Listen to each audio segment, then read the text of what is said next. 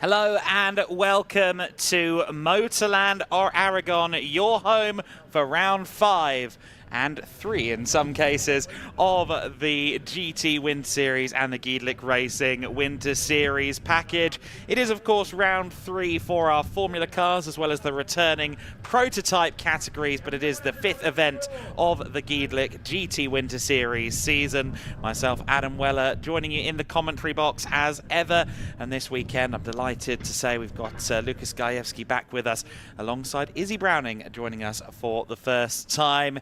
We're running into the evening this time around. We're going to have some racing into the night in the prototype Winter Series as well as some of the GT classes a little later on. So it will be formulas out there first today at this circuit. A really spectacular circuit, a lot of elevation change, 18 corners total. And certainly a circuit revered by a great many drivers. There are several sections of this circuit that can really catch you out if you get it wrong.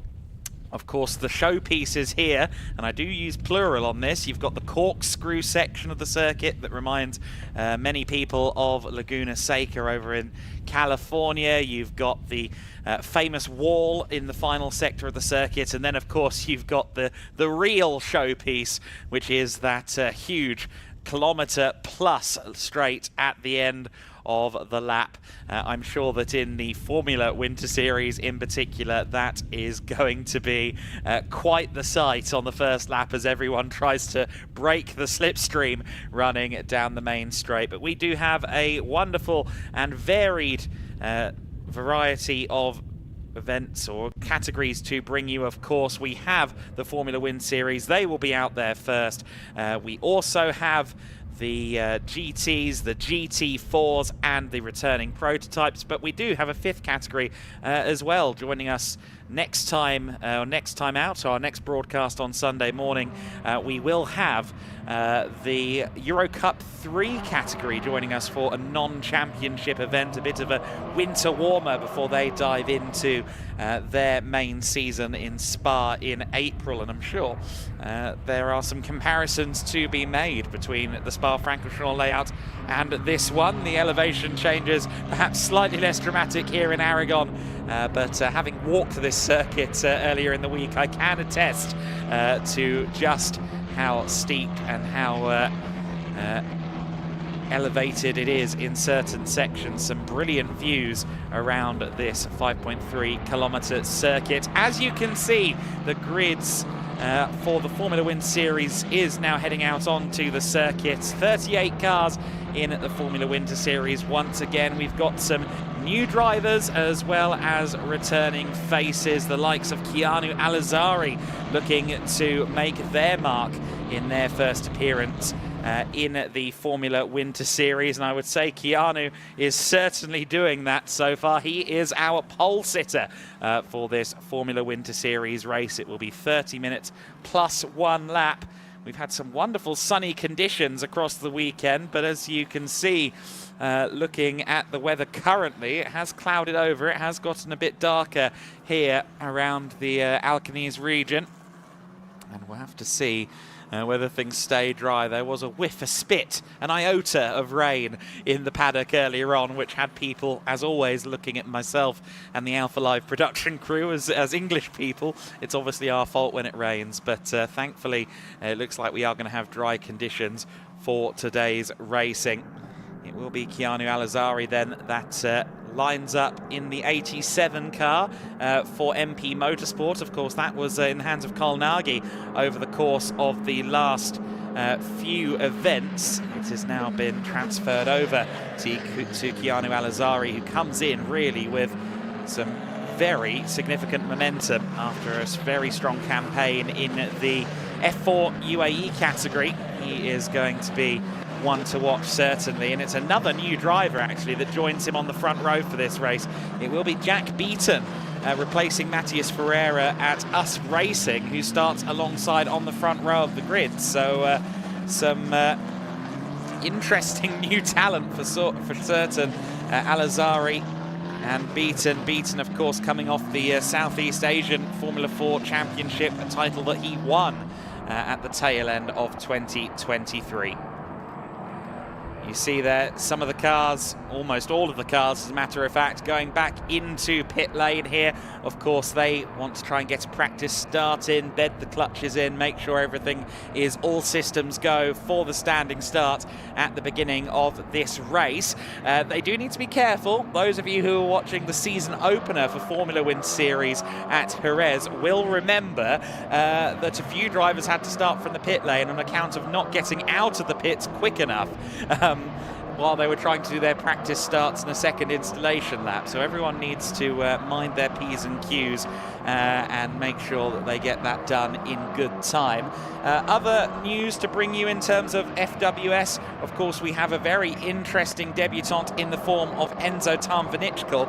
Now, Enzo did not have a particularly smooth qualifying. He was one of a couple of drivers who received a black flag for track limits during qualifying earlier on in the day, so he's going to be starting this race from 36th on the grid, so he's going to have a lot to do. Enzo Tarnvinichkal wearing the distinctive Red Bull livery, the full Red Bull livery. Both he and James Agozi are Red Bull backed, albeit the car is completely decked out in the case of Enzo Tarnvinichkal.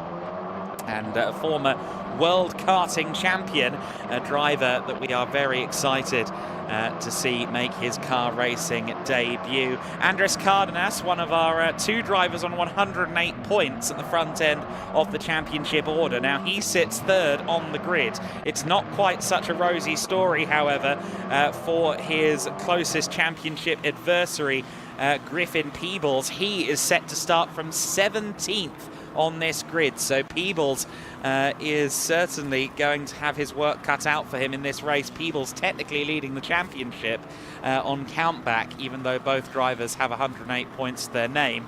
That statistic is likely not going to hold weight beyond race 1 of the weekend. It is a very close battle there. Of course, their closest competition in the championship was Matias Ferreira, so he currently sits, well, second in the championship, third in the championship in reality, since we got a tie for P1. So that means that the next closest competition is Maciej Guadish, and Maciej Guadish has once again shown what he is capable of. He will line up 5th place on this grid behind Gianmarco Pradel. Of course, Gianmarco Pradel was on the podium in Valencia after a infringement for Maciej Guadish. Maciej Guadish was judged to have started beyond his pit slot in the Valencia second race as a matter of fact, but that was then overturned. Some more data yielded a lifting of the penalty, so Gianmarco Pradel was on the overall podium, but Maciej Guadish then inherited it back. So Pradel, starting from 4th on the grid, will be very keen to try and get a podium in this one. We can get a better view though of the cars lining up on the grid though. For the first time this weekend and for the first time in the Winter Series package, we can head down to Izzy Browning, who'll bring you all the news and information from the grid.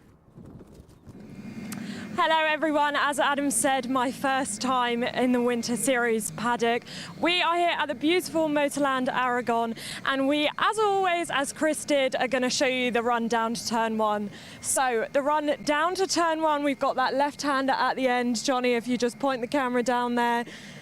As Adam's kind of talked you through this circuit, we've got some elevation change, we've got a corkscrew style thing, we've got just a bit of everything. So we're really excited to be down here, and we're just waiting for our pole sitter to come down now.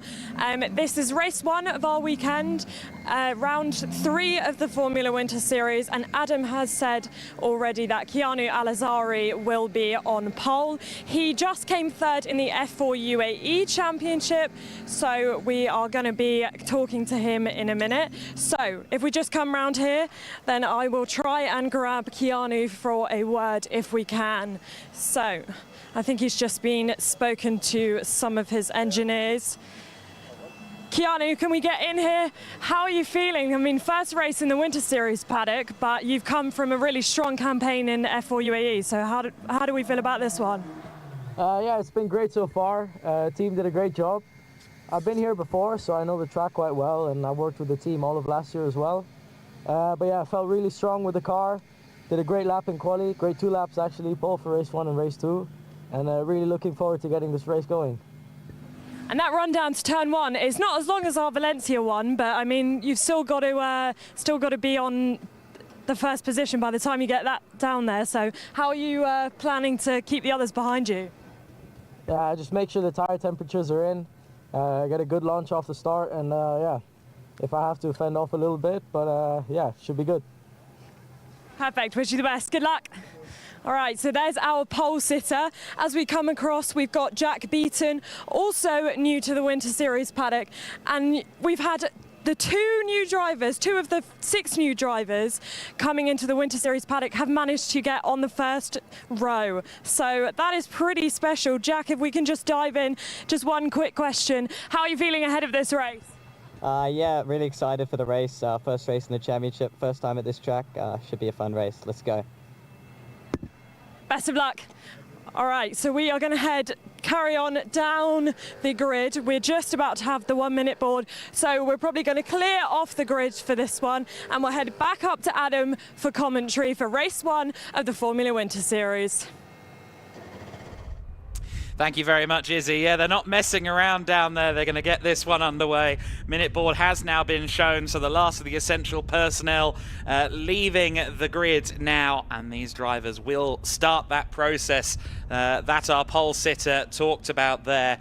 That process being getting the heat into these hand-cooked tyres. Keanu Alizari will be looking to try and fend off Jack Beaton into the first corner, of course.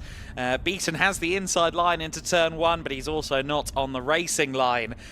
So in theory, he should have a slightly less grippy piece of tarmac to work with. He may well try and lay some nice black lines down there to try and get a little bit more traction and adhesion when they launch the cars. So then the cars will be rolling in just a few seconds here in the Formula Winter Series. And it will be our first race of the weekend. 5 different categories to bring you, but none of them more numerous than FWS. We are rolling then on the formation lap, and with that I will talk you through the grid in full. It is Keanu Alizari that will start this one from pole position. Jack Beaton is to line up alongside him on the front row. Of course, we heard from both of them with Izzy just a few moments ago. Andres Cardenas starts from row 2 of the grid for Campos, making it 3 teams from 3 at the top end, as Alexander Savinkov struggled to get underway there further back, but he has now done so. Gianmarco Pradel is 4th on the grid alongside Matchai Guadish. 6th place is Thomas Strauven, so Strauven lines up on the outside of row 3, or the inside of row 3, I should say. Let's see what he can do from there. That's the strongest starting position we've seen from a road-in car so far this season. Maxime Riem is next alongside René Lammers, a good qualifying for René. Francisco Macedo, with his best qualifying performance of the year, lines up alongside Kabir Anurag. Lucas Flusha is 11th place, and Akshay Bora rounds out row 6.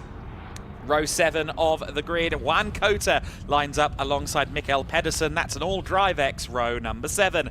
James Agozi in the 48 car lines up in 15th. Flavio Olivieri is in 16th place. Then it is Griffin Peebles with a lot of work to do from 17th. He's alongside Douwe de Decker, who will be newly motivated by his podium last time out in Valencia. Peter Pasinilos is next alongside Adam Hideg.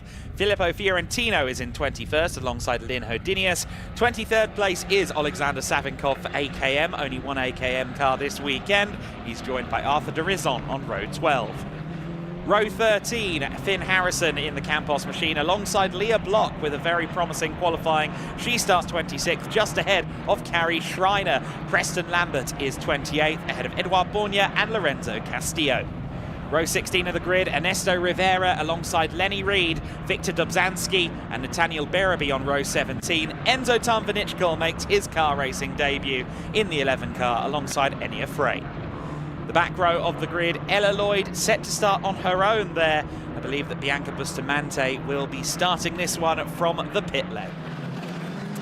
So then the cars have already come to the end of the mighty long back straight here at Motorland Aragon. We will be racing in just a few moments. It's that last opportunity now to bed those tyres in, those vital rear tyre temperatures as they get off the line. And then, of course, the front tyre temperatures become important once they get to the first corner.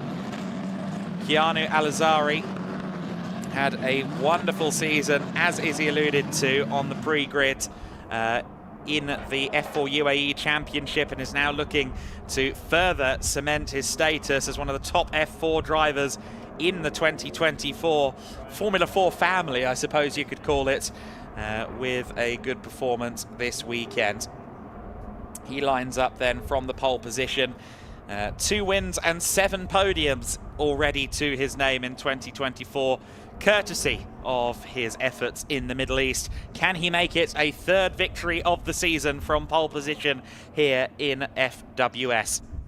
A great variety of colours and cars, shapes and sizes of driver as well. We've got some very tall lads in the FWS, but young driving talent all throughout this paddock. Every race has been exciting to watch one way or another. Some of them have been great racing, some of them have been chaotic racing. Let's see what's on the menu this time at Motorland Aragon. The green flag waves at the back of the grid. The lights will be out then in just a second. 3 lights, 4 lights, 5 lights, and very quickly they are underway. There's a stall further back. Kabir Anurag and one of the Campos cars, Maciej Gedlich. Oh, Maciej Gedlich gets collected, and that is a big crash, taking out, I believe, no less than 3 of the Campos cars. That is a big impact on the first lap of the race. Everybody else cleanly through the first couple of corners, but already the red flag has been waved. So the race immediately has been nulled for the time being. The MP Motorsport car of Maciej Gedlich not getting off the line. And a couple of other drivers had issues there trying to avoid the number 7 of Gedlich. Gedlich is just getting out of the car now, I can tell you from my commentary position.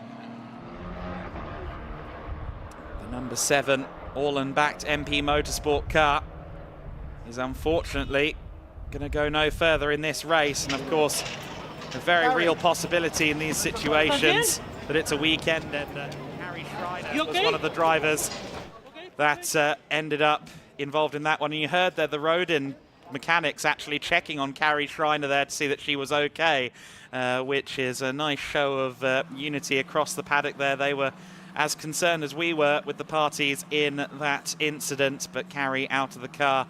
One of the other Campos machines, I think, skittled off in that one as well, possibly Finn Harrison in at the 49, but certainly no lack of carbon fibre, unfortunately, strewn across the main straight here at Motorland Aragon at the moment. I can tell you that the third car has also had its driver walk away unscathed, so thankfully every driver that took an impact in that one is up and walking, but nonetheless not the start to this race that we wanted.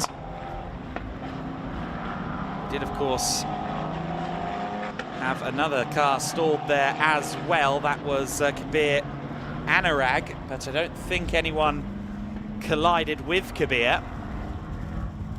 However, the Maciej Gedlich car was indeed collected in a big way. It was Nesto Rivera in the 44, the other Campos machine, that was involved in that, but Ernesto has walked away. Ernesto had a very unfortunate weekend as well at Valencia last time out, so unfortunately his run of form has not improved to this point in the weekend. Campos will now have to work exceedingly hard to try and get all drivers back out onto the circuit, and MP will also have to do a big job to try and get Maciej Gedlich back into this weekend's racing in race 2 and 3. Of course, he really sits theoretically third in the points with Matias Ferreira not present this weekend. And he is the first of the rookie standings competitors as well, has been the fastest rookie pretty much all season long. But this is a big blow to his hopes and aspirations.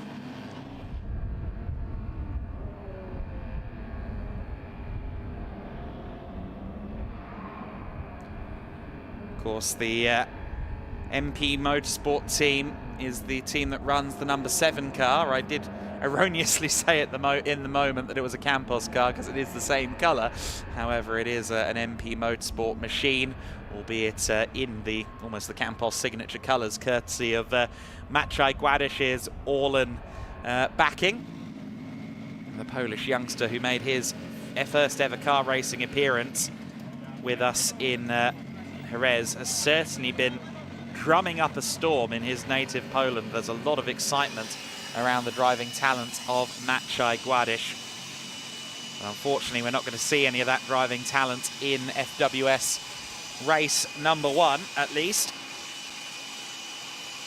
As I'm sure you can imagine, there's currently conversation ongoing. We'll see how long it's going to take for this race to resume. I can tell you that the marshals are currently working incredibly hard to get some cement dust down there on the grid. Maciej Gedlich's car was leaking fluid as it was craned away, understandably, and obviously a lot of carbon fibre down as well, and you don't want carbon fibre shards at any section of the circuit, much less the main straight, by which time these cars will be doing somewhere, I'd suggest, in the range of 190 to 200 kilometers an hour by the time they get to the point where the accident happened, maybe a little more than that even.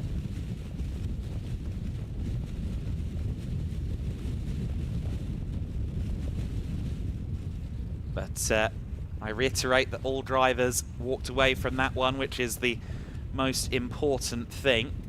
I'm sure a few of them may take the opportunity to see to themselves, get an ice pack or something on, because an impact that large can leave you feeling sore in the morning. But I'm sure the teams themselves have the right staff on board to make sure they're looked after as best as possible. There's also a resident Gedlich racing physiotherapist as well, in the form of Marcus Schreiber.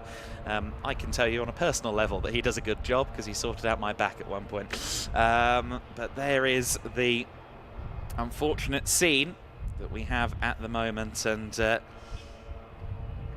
course the big question really in these situations is tub damage, whether or not these cars have any damage beyond the suspension, beyond the wishbones and the bodywork. Chassis damage, tub damage, something that you can't really fix at the circuit. Spare parts are there in abundance, but less so things like spare chassis, spare tubs. Of course, Campos and MP, two of the more numerous teams on the grid. I dare say that if Maciej Gedlich does get out there tomorrow, it's going to be with a car with a bit more orange on it than what we have seen previously. Given that MP's signature colour reflects their Dutch heritage. There are a nice couple of statues around the circuit here at Motorland Aragon. One of them is to signify Marc Marquez and his various achievements. As you can see on camera, that's just sitting on the inside of the corkscrew at turn 8 and 9. So that is, of course, a testament to the legendary rider who is going to be on a Ducati this year. Wrap your head around that if you can. I've been trying to remember he's no longer a Repsol Honda rider. And then also Carlos Checa. Carlos Checa, another big Spanish name of the previous generation in the 2000s in MotoGP and latterly in World Superbikes, where he had some great successes here at Motorland. But a lot of Spanish history, Spanish motorsport history here in Aragon, and indeed in the wider surroundings of the venue as well. The city, or the town closest to Motorland Aragon, that is Alcañiz, has a street circuit situated around the castle, the Parador Castle, around the outside, or rather on the highest point of the city. There is the Parador Castle, and they used to run street races there through the 60s, 70s, 80s, 90s, and into the 2000s. Unfortunately, that was eventually scrapped, but just a few years later, the local populace's interest in motorsport was once again renewed with the building of this fabulous facility that is Motorland Aragon, opened in June of 2009. That's some really fascinating stuff if you look back at the street circuit, Guadalupe Street Circuit as it was called. Some of the top Spanish drivers at the time would make appearances in the Spanish Touring Car Championship event to try and get a win in Alcañiz.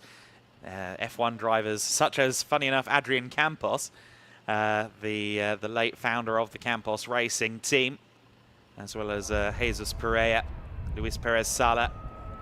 A lot of big names from Spanish motorsport at the time. As you can see, the crew doing a good job here of trying to get the circuit back to race-worthy condition. Looks like most of the sweeping has been done, but it's now just a matter of making sure there is no excessive slip on those grid slots there by where the leaks were sprung Unfortunately, that is seemingly looking like it's covering rows 2 and 3 on the outside line. So if you're Gianmarco Pradell or Thomas Strauven, you might be looking at that with quite an annoyed look in your eyes that seemingly your grid slot may now be a little bit more slippery than originally advertised. If you are just joining us, a 3-car collision at the start of this race. Maciej Guadish being collected by Carrie Schreiner and Ernesto Rivera. The 2 Campos drivers, unfortunately, getting caught up as Maciej Guadish tried to get the car back underway. 2 cars stalling as we got this one going, but thankfully all parties out of their respective cars. As you can see, it's not the brightest or sunniest day here in Aragon. However, the backdrop of this facility remains truly spectacular from the hairpin, or indeed from the wall at turn 12. We can see the city and you can see the mountains on the opposite side of the circuit. Meanwhile, Izzy Browning is down in the pits, and I believe she has an interview lined up. So let's go down there now. Hi everyone, I managed to come down into the pits and with Finn Harrison, who saw some of the incident. Finn, just tell us what you saw from your perspective. It was a good race start, but I think we were like 3 or 4 wide, and from what I could see there was a car that stalled on the straight, and then 2 corners later, red flag. So I assume the car involved one of them was stalled. Looked like quite a scary incident as well, so how do you regroup for yourself when the race restarts? I guess we just go again, forget the incident, that was an incident, and we just carry on driving like it didn't happen. All right, perfect. Thank you very much for speaking to us. Good luck. All right, Adam, we're going to go back up to you. Thanks, Izzy. Yeah, Finn Harrison will be readying himself back up to go out there, and we'll see how he does in this one. He had, I think, a toe link let go, or a wishbone potentially, at Valencia. I was actually doing some very good running at Valencia as well. Was firmly impressed by Finn, who is one of those who has come up through Ginetta Juniors before moving into single-seaters, and is now using Formula Wind Series as his first effort within the single-seater sphere. I believe he's set to compete in the GB4 category later in the season over in the UK. So then, progress continuing abound on the main straight. And I understand we also have progress from down in the pits, because Izzy has caught up with another driver. So let's go down. We do have progress down in the pits. I've come down to see Preston Lambert. Obviously his first racing in Europe in an F4 car, and what a way to start. Preston, just tell us what you saw from your perspective. Yeah, just someone stalled. I think it was near the front, and some unfortunate cars. Unlucky they hit the car, unfortunately. I hope everyone is all right. But yeah, I mean, I guess it happens. So hopefully they're able to bounce back in the next race. And when an incident like that happens, obviously you've got to regroup. But other than that, how's the car been feeling this weekend, and how comfortable are you feeling for when the race restarts? Yeah, I feel quite confident. I think we're quite quick on the used tire and on the race runs. So yeah, we'll see how it goes. But yeah, I feel confident. Best of luck. Thanks for speaking to us. Okay, back to you, Adam. Cheers, Izzy. Great to hear there from Preston Lambert. Preston, American racer with some Hungarian lineage, actually. His mum is Hungarian. Got to speak to her in hospitality a little bit earlier in the weekend. Really lovely family. And Preston, with the Rodin team behind him, could well be one to watch over the course of the next couple of weekends. Didn't get the best of qualifying sessions, but he will surely be improving over the weeks to come. A really solid record out in the US in the karting scene, and good to welcome Preston in to the Formula Winter Series, having raced in the West Coast Formula 4s in the USA.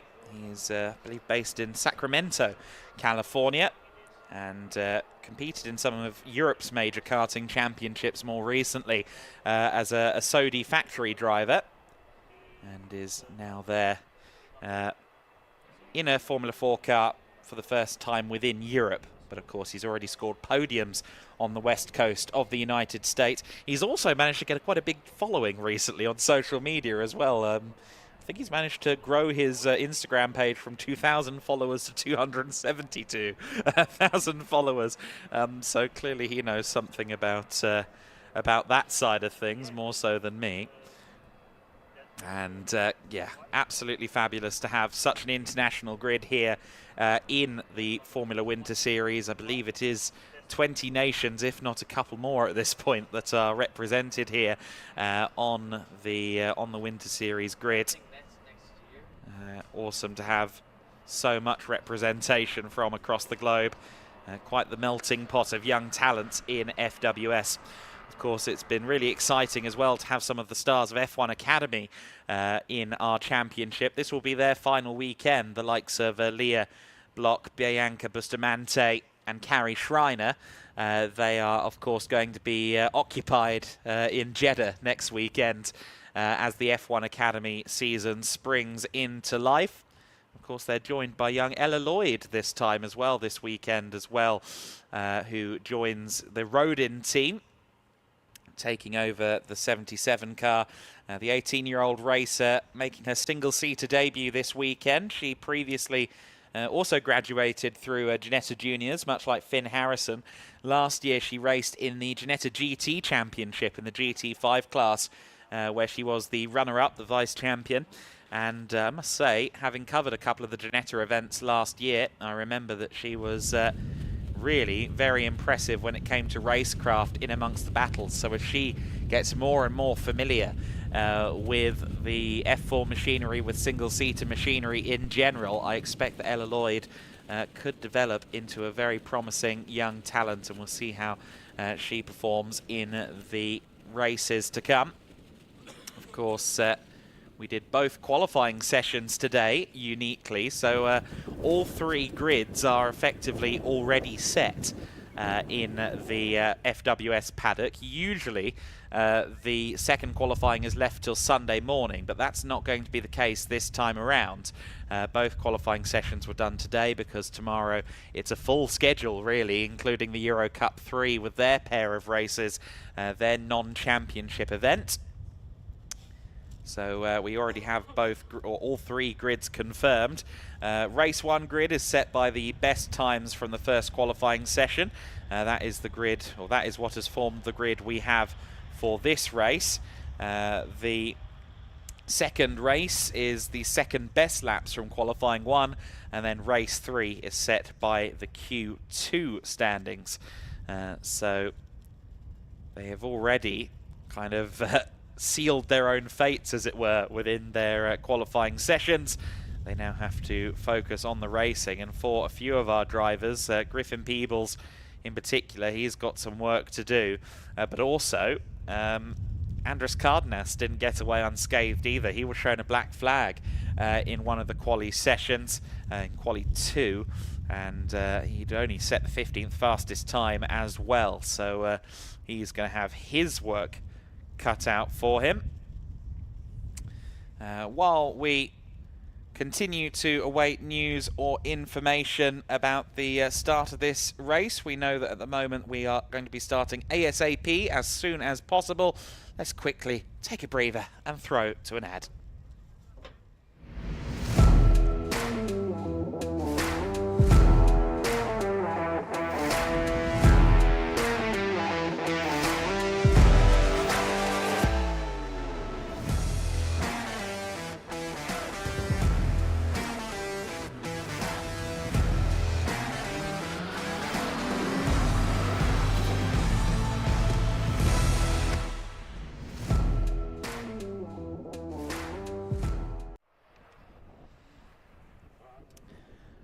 So then you see that the marshal crews, the safety crews, have now vacated the main straight. So hopefully We will get an information as to what happens next in a few moments. We have had a couple of bulletins that the race is to restart behind the safety car.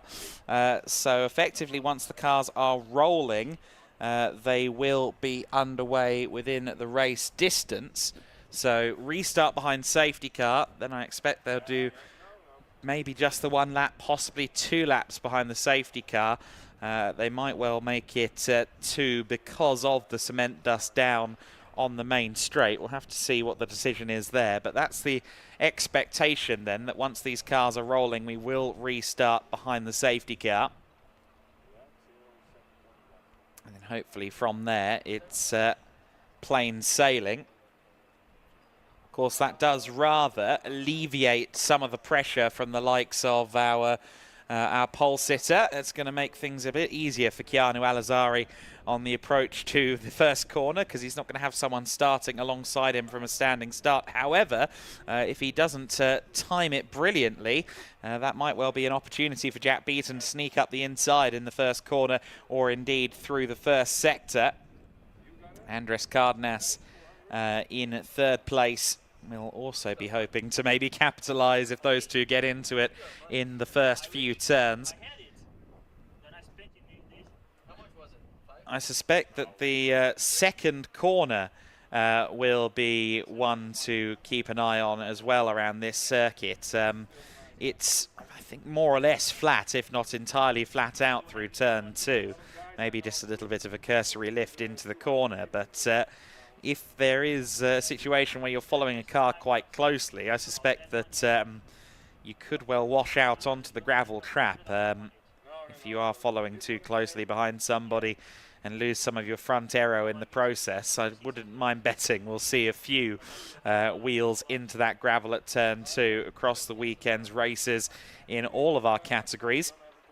Another zone that is often the scene of a little bit of a gravel excursion, maybe a bit of a kick up and a slide, is turn 15, the run out onto the back straight. Of course, you want to get a brilliant run where you can, going down this long straight, and therefore you try and take as much corner speed as possible at turn 15. But it's not infrequent to see somebody try a little bit too hard coming out of turn 15, getting a wheel on the gravel and just compromising their run through that turn down the long straight. And those that do compromise their run down this straight surely know about it. I've seen 3, 4, 5 positions lost on the basis of a bad run through 15 before. I think once the FWS cars are running here in anger under race conditions again, we will no doubt see almost something a bit like Moto 3 with the slipstream train down this main straight. And well, we can understand now that Izzy Browning has managed to get hold of one of the drivers involved in the incident earlier on. So let's go down to Izzy Browning. Yeah, I'm down with Maciej Gedlich. Maciej, it's good to see you out of the car. Good to see you're okay. Just tell us what happened with that. I think when it was the bit of the clutch, I think I was already off, and I think I just released too much of the clutch, and then I was trying to press the button on the steering wheel to start again the engine, press the wrong one. Then I was just looking in the mirrors, hoping for no one to hit me, and unfortunately crashed. But I'm happy, I'm all right. But sorry to the team for this. I mean, started P5, couldn't get top 3. And this mistake cost me quite a lot. In the championship, we are 4th. We could have been 3rd and catch maybe top 2. So a bit very disappointed. I'm very sorry to the team. Yeah, it's a scary incident. We've seen the damage to your car. I mean, the good part is that you're okay, but what do the prospects look like for tomorrow? I think it will be very tough to drive, but yeah, it doesn't look okay. So yeah, again, very sorry to the team. I'm happy I'm okay, but yeah, the car is not looking good, so this is a problem a bit. Yeah, well, we're happy to see that you're okay. Thank you for talking to us. Yeah, thank you very much. All right, Adam, that's Maciej on his scary incident. Glad to see, obviously, that he's okay and out of the car, but you have seen extensive damage to the car, and as he said, it is going to be difficult to get that car back out for tomorrow morning, so we'll see what they can do, and hopefully we'll get the race restarted soon. So we'll go back to you for the restart of the race. Thank you very much, Izzy. Yeah, great to hear that Maciej is doing okay, but a shame that potentially we are not going to see him back out there in this race, or well, not in this race, but in this weekend. But understandably, heavy rear impact like that could well have caused some tub damage, maybe some gearbox damage. We'll have to keep our fingers crossed that the MP team will look into it and maybe find a way to get the car back out there, but they won't do so if the car isn't perfectly safe to go out there, of course, and if there are certain things that cannot be fixed trackside. And we'll have to see whether we see Maciej Gedlich again this weekend, but the talented young Pole will surely be back and fighting before the conclusion of our season. So then, while we were talking to Maciej, we have had a little bit of an update. The race now reduced to 25 minutes plus 1 lap. It does look as though everyone is anticipating the cars rolling, and sure enough, the cars are rolling. So the clock is ticking once again. The race clock resumes with 24 minutes and 45 seconds now left to go. The race is back underway under safety car conditions, so a great job from everybody to clear up the circuit, to clear up the cars and ensure that we can return to racing conditions. So Keanu Alizari now leads them away back into the race. The order will of course be unchanged from what we saw on the grid, so it will be Alizari from Beaton, from Cardenas and Pradell, your top 4. Of course, we've lost Maciej Gedlich, but Thomas Strauthen therefore moves up to P5. Maxime Ream, René Lammers, Francisco Macedo, Kabir Anurag, Lucas Flusha and Akshay Bora should round out the remainder of the order. And if that is the case for Akshay in particular, and I did see him towards the front of the queue, to be honest, I think he's got a bit of a get-out-of-jail-free card there, because, of course, he had also stalled as they got the race underway, so he might well have a bit of a second chance there with that. Of course, we're not going to go into another standing start. This is a safety car procedure that we now have as this race gets back underway. We'll keep an eye on the information screens as to whether the safety car is coming in anytime soon. We haven't yet had a bulletin to suggest that the safety car is in this lap, and as I alluded to previously, they might well run the cars behind the safety car once so that drivers can, for one extra lap, to make sure that the drivers can see where the cement dust is down on the main straight. So that could well be the reasoning.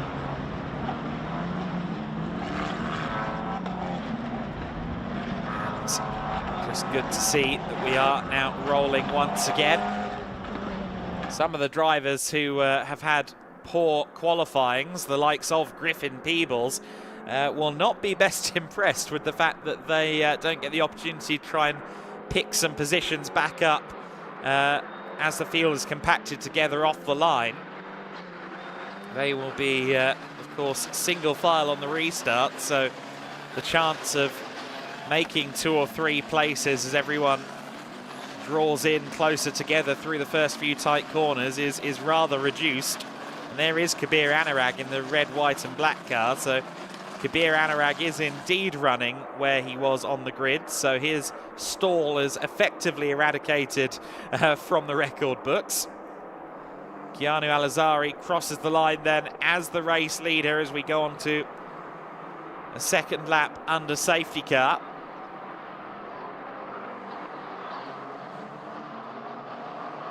It's going to be maybe something in the region of a quarter of an hour of racing.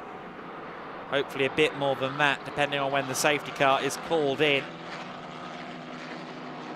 When we get this one underway, Gianmarco Pradel, as I alluded to in the pre-race, is going to be someone desperate to get a podium this time, having lost it last time out in Valencia.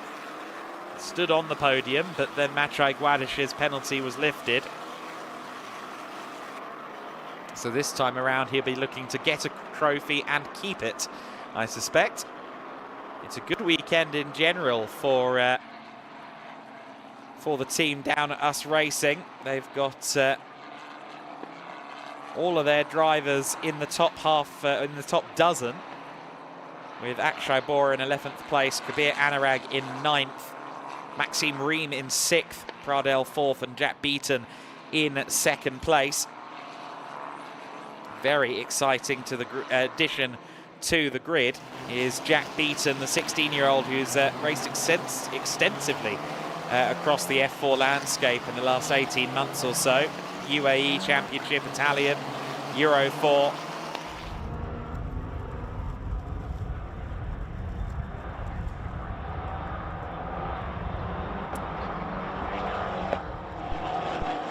In addition to that, also, of course, raced in the Macau Formula 4 race in November. Managed to finish 4th in that one. And comes to us from the Middle East, having scored 2 podiums in F4 UAE. And the safety car lights have just gone out. Oh, and we've got a spinner further back in the pack. That's one of the DriveX cars.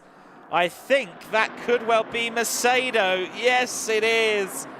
Oh, Francisco Macedo, who had his best qualifyings of the season by far earlier on, has unfortunately looped the car. Now, hopefully, he's kept the car going so he can get this back underway under green flag. Yes, he's going to be turning the car around. So Macedo, oh, he's got it into the gravel, though. He's managed to get out of the gravel as well. So thankfully, Macedo looks as if he is going to be able to take the restart.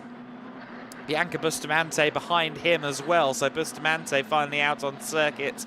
Of course, was always scheduled to start from the pit lane. So then Keanu Alzari bunches the field up behind him and immediately takes off. That was a very early start from Keanu. He looked back in his rearview mirrors, saw that he had a car length or two over everybody else and went, okay, well, if now is the time, so be it, I'm off. And he leads into the first corner. Some dicing for 3rd place between Cardenas and Pradel. We've already got a front wing missing. That is off of one of the Us Racing cars, and Cardenas has had a spin. Cardenas has had a moment. There are cars skittling across the gravel and the grass to avoid him, but the 31 car of Akshay Bora is down a front wing. Now, is that in connection maybe with Macedo? I don't think it would be. They weren't together on the circuit, I don't think, when Macedo had his moment, but nonetheless, we do have, unfortunately, Akshay Bora running without his front wing in the position it should be. Everybody else working their way through the first few corners, but Andres Cardenas spinning could well be a lifeline here for the title aspirations of Griffin Peebles. Peebles will be delighted, frankly, to have realised that his closest title competition is now behind him on the road. Here are your leaders, though. It is Beaton and Pradel following Keanu Alazari. In 4th place, it's Maxime Ream. Then it's René Lammers in 5th place. Lucas Fluscher in 6th. Thomas Strauven in 7th place. Kota, Anurag and Egozi currently your top 10. But Keanu Alazari had a very, very good start to that green flag running, and he leads it into the hairpin for the first time. Beaton and Pradel not able to get a good enough run to draw alongside him on the straight. We've got some movement further back. That's Egozi trying to pick off some places by the looks of it. Has he gotten past Kabir Anurag, or is he defending from Olivieri? It was the former scenario. He's gotten past Kabir Anurag for 9th position. We've got a car into pit lane in the back of shot. Unsurprisingly, that's Akshay Bora. Meanwhile, René Lammers and Lucas Flusha, the two MP Motorsport competitors, are going at it for 5th place. They, however, have to be worried about Thomas Strauven. We've seen a lot of these three racing each other. René Lammers, Lucas Flusha, Thomas Strauven. This time, though, they're further up the order. That was a big dive, though, from Thomas Strauven. Now, is it a dive that's paid off? No, he's still there in 7th place behind Lucas Flusha. To be honest, I'm quite surprised and relieved that they're all still running after that. It looked a bit ambitious from Strauven, but he's now defending up against Juan Cota. Cota is the first, of course, of the DriveX cars running now. Mikael Pedersen in 13th place, and unfortunately right down at the back of the grid is the driver that was in the top 10, that being Macedo. Everybody through the kink known as turn 11 before the braking zone at turn 12. One of the Cram cars there diving up the inside. You see the Red Bull back car there of Tan Vinichkal as well, further back in the field.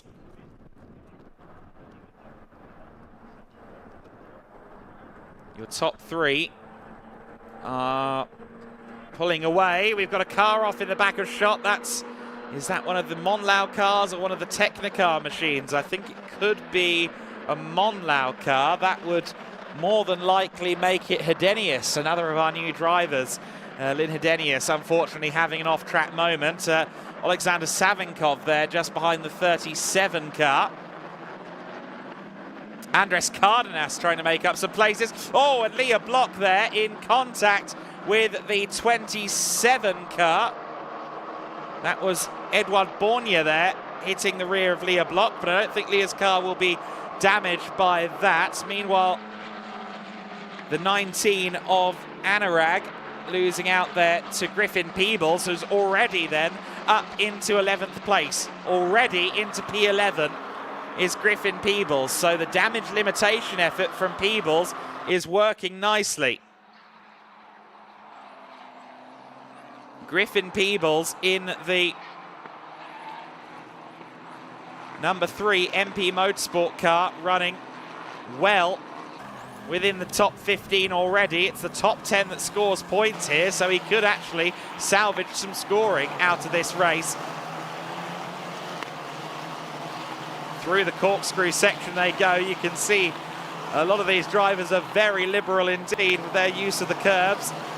The Rodin drivers getting into it there with Leah Block. I think that might have been, was that Ella Lloyd potentially? If so, Leah has lost a few places on that lap. Hopefully her car is okay after getting a little bit of a knock from behind.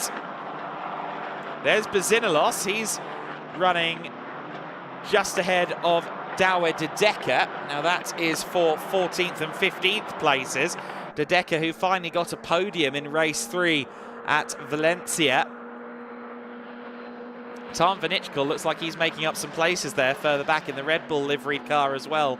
Looks like he's a position or two further up every time we see him. Juan Cota diving to the inside of Kabir Anurag. Douwe de Decker trying to find a way past Bazinalos. In fact, that wasn't Juan Cota, that was Mikael Pedersen, I'm sorry, on Kabir Anurag. So 12th and 13th just ahead of these two cars.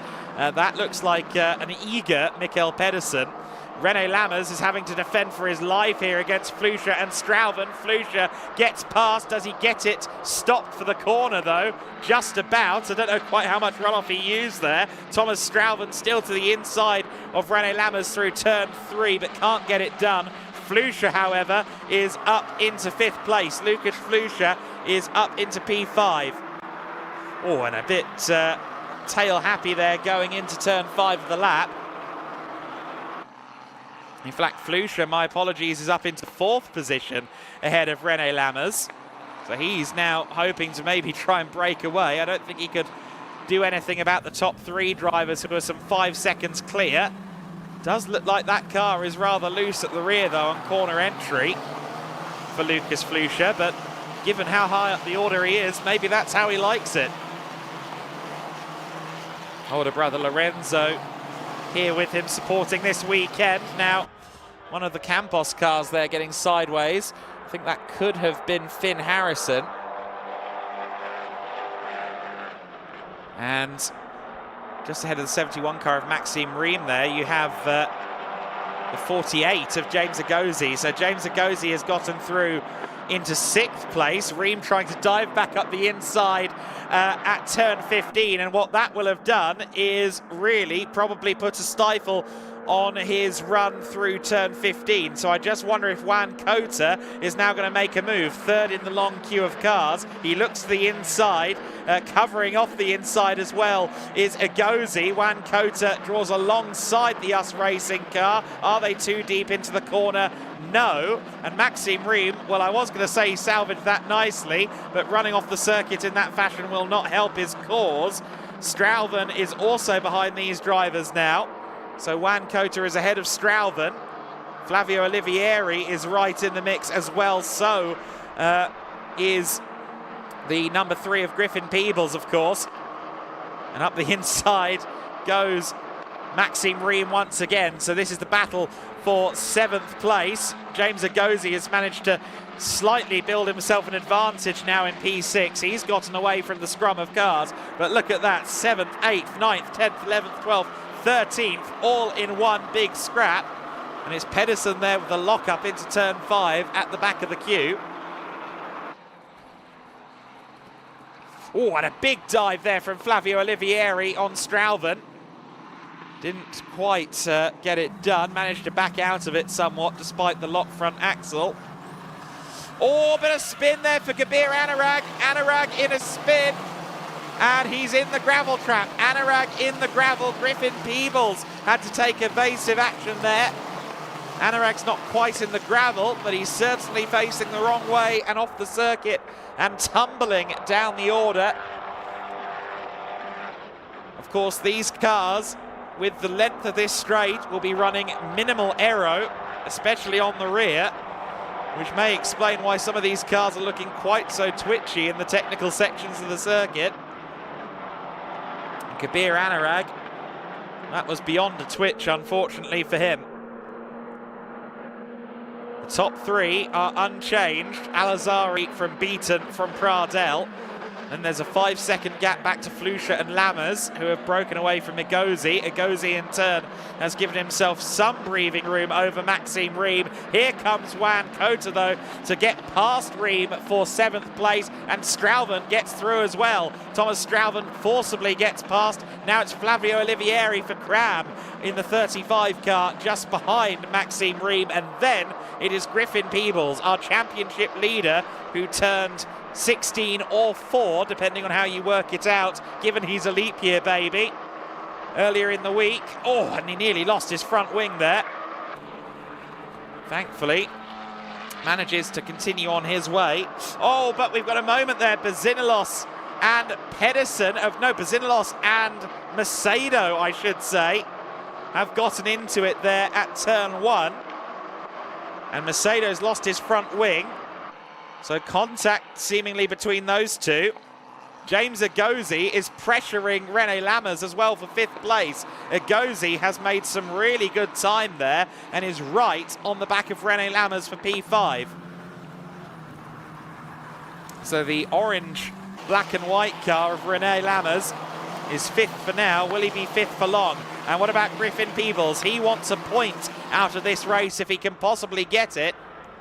Your top 3 go streaming through turn 12. There's a big gap back to Flusha in 4th. Then it's René Lammers with James Agozi for company. Cota, oh, and there goes Peebles. Peebles up the inside for P10. Griffin Peebles gets through into 10th position ahead of Maxime Riem. Riem not quite with the race car underneath him seemingly in this one. Less than 7 minutes plus 1 lap remain of this first FWS race. There is a bit of Francisco Macedo's DriveX car. Team might send someone around to pick that up later. Juan Cota in 7th place then, no longer has quite the train behind him that we saw for 7th earlier on. René Lammers and James Agosi still at very close quarters for P5. And in fact, Agosi has gotten through into 5th position. So James Agosi is now ahead of René Lammers in 5th and 6th position. The 48 and the 9 car have swapped places. James Agosi started a little way further down the order. Oh, and we've had a moment there for Bianca Bustamante. Bianca running again. Hopefully that car's undamaged. Yes, it looks like it might be. I was a bit worried there that I spotted something loose on the car, but no, I think that car is relatively okay. But James Agosi is now in 5th place, having started, technically speaking, in 15th place. Of course, we did lose one car in the top 15 from that start line collision, but nonetheless, Agosi has had an absolutely spectacular race to be as high up the order as he is right now.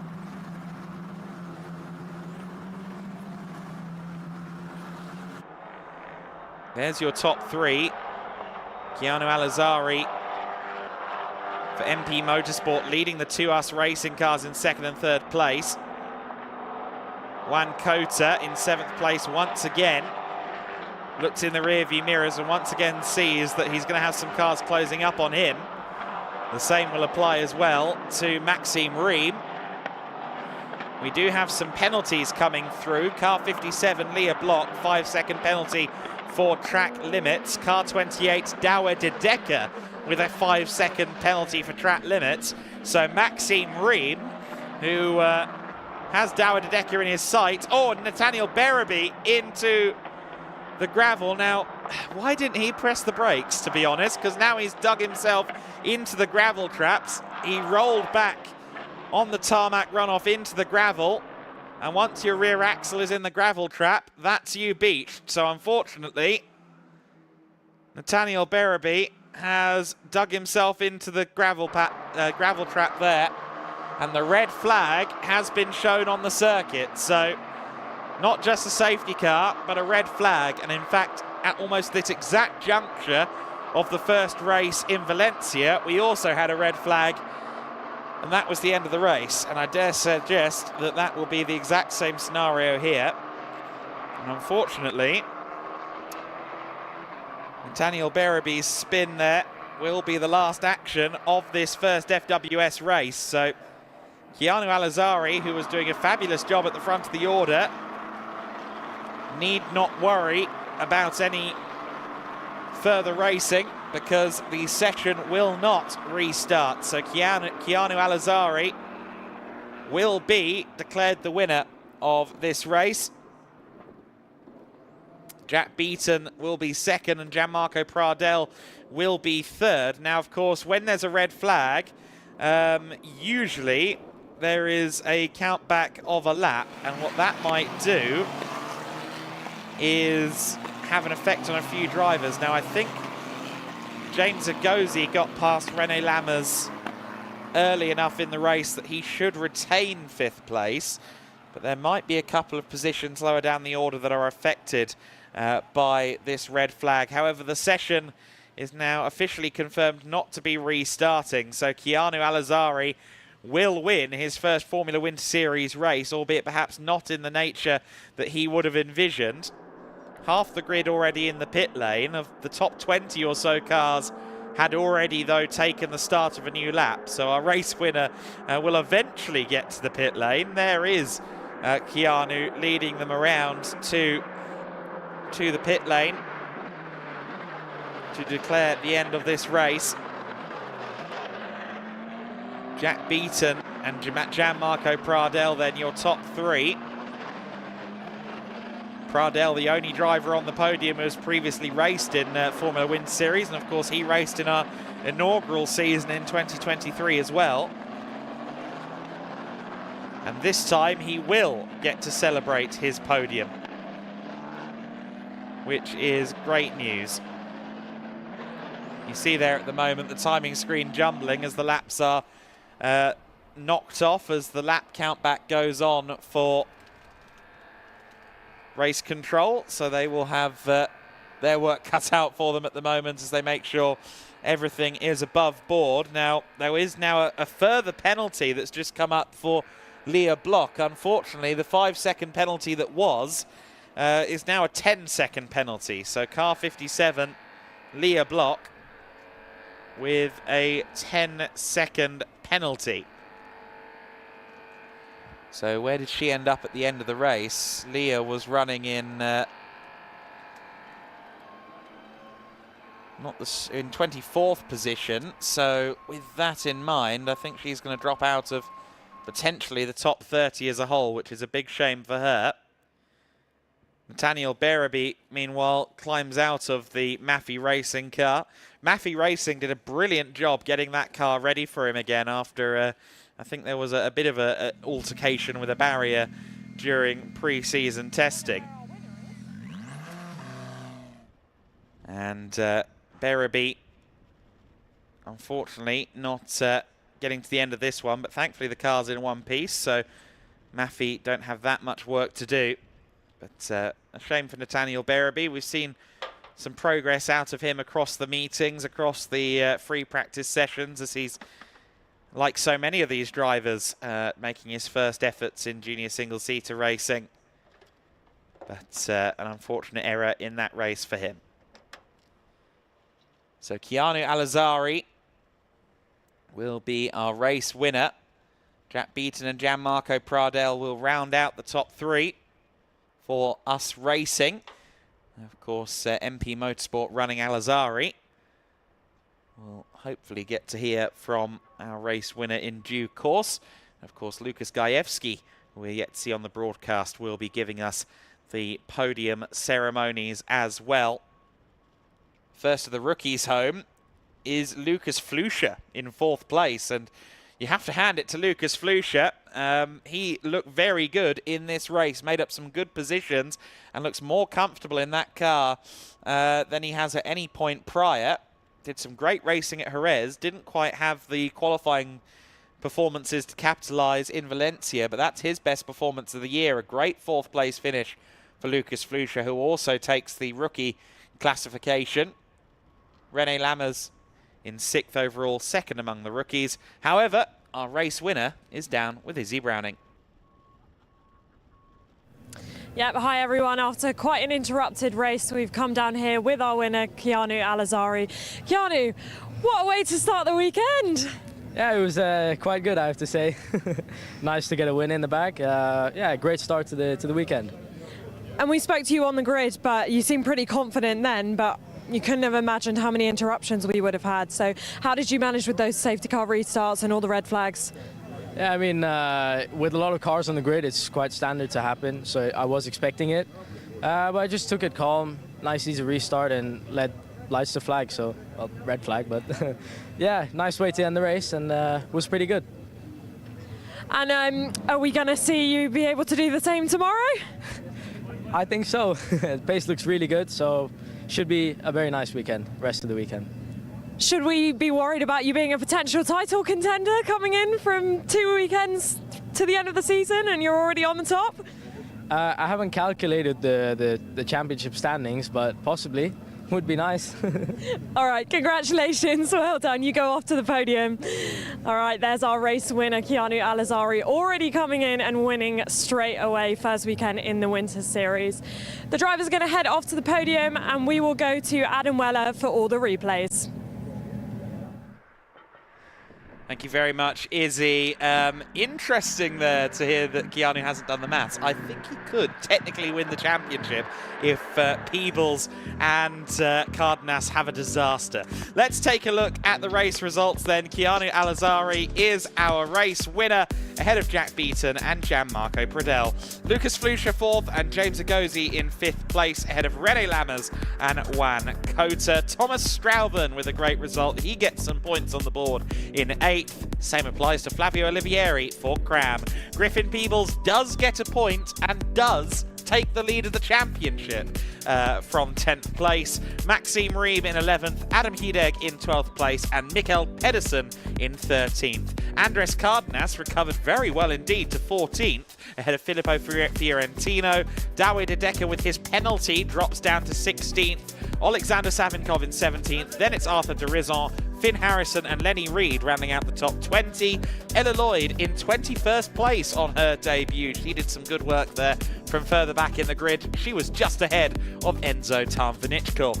Preston Lambert in 23rd, Enia Fry in 24th, Edouard Bornia in 25th, Lynn Herdinius in 26th, and Lorenzo Castillo in 27th. 28th place for Victor Dobzhansky, Nathaniel Berraby in 29th. Leah Block, unfortunately, with those track limits penalties, is demoted down as far as 30th. Peter Bezinilos in 31st place, ahead of Akshay Bora, Kabir Anurag, Francisco Macedo, and Bianca Bustamante.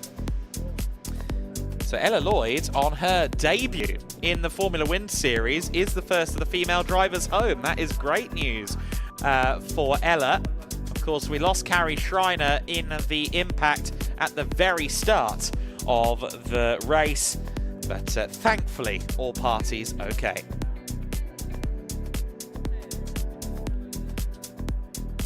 So then Keanu Alazari with remarkable confidence in that interview with Izzy. Said, yeah, I think I can do that again. Well, he's got 2 opportunities to do that. So then, let's move on to our race highlights.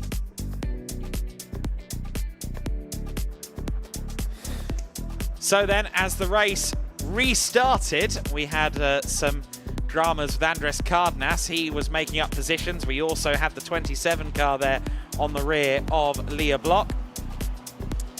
So then we had, of course, some great pack racing. René Lammers involved in battles with the likes of Maxime Ream and Lucas Fluscher in the 21 car, getting past there René Lammers and also, of course, Maxime Ream. René Lammers with his best result of the season nonetheless, eventually finishing in 6th place. James Agozi got past Maxime Ream and would ultimately finish in 5th place, having started in 15th. That's potentially one of the best drives we saw in that race. He was, however, having to defend hard as Juan Cota tried to find his way past Maxime Ream. Thomas Strauthen was involved in this battling as well. And unfortunately, Maxime Ream drew the short straw there, getting rather cast aside by James Agozi. He would disappear up the road and continue to fight for higher positions. And Kabir Anurag would have a spin. Anurag not in the gravel, but unfortunately facing the wrong way. He would end up well down the order. Juan Cota with a committed dive on the 71 car further back in the pack. Thomas Strauthen also sneaking through. Bezinilos and Macedo had a bit of a collision, a bit of a coming together at the first corner. And Griffin Peebles managed to get up into 10th place again at the expense of Maxime Ream, who didn't seem to have a car for the race underneath him. Bianca Bustamante eventually was classified a lap down, and unfortunately a red flag ended the race. Nathaniel Berraby digging sandcastles. So then, the cars are cleared from the FWS race. I'm sure that in a few moments' time we will head up to the one and only Lukas Gajewski. He is still herding drivers with Ana Esteves of Gedlich Racing at the moment. And we will see our drivers up onto the podium in short order. Lucas, sure, will be welcoming some fairly happy drivers as well. I think Gianmarco Pradel will be happy to get another podium, hopefully this time a permanent podium. Jack Beaton and Keanu Alazari will also be in great spirits. They are the top 2 in this race on their respective debuts in the Formula Winter Series.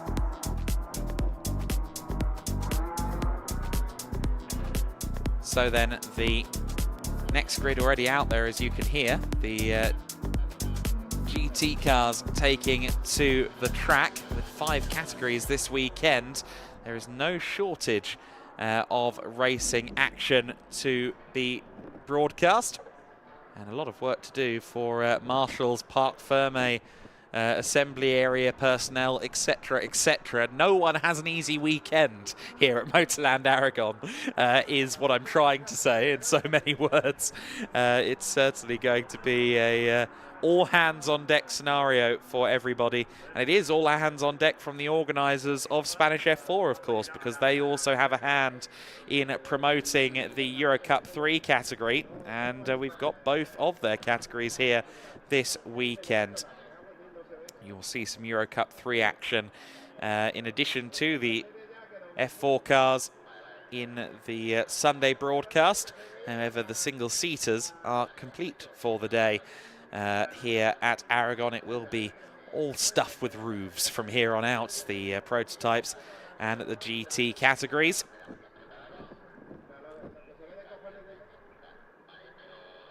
But a great race here in the Formula Wind Series to get us started. A slightly disrupted race, but we saw some exciting action over the course of that one.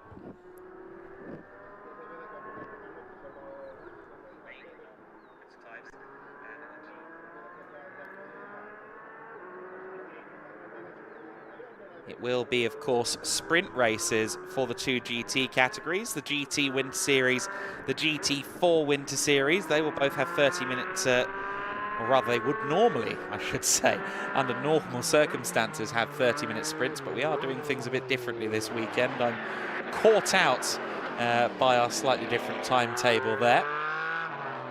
We are doing things a little bit differently here at Motorland Aragon this weekend. It's a bit of an endurance Saturday here.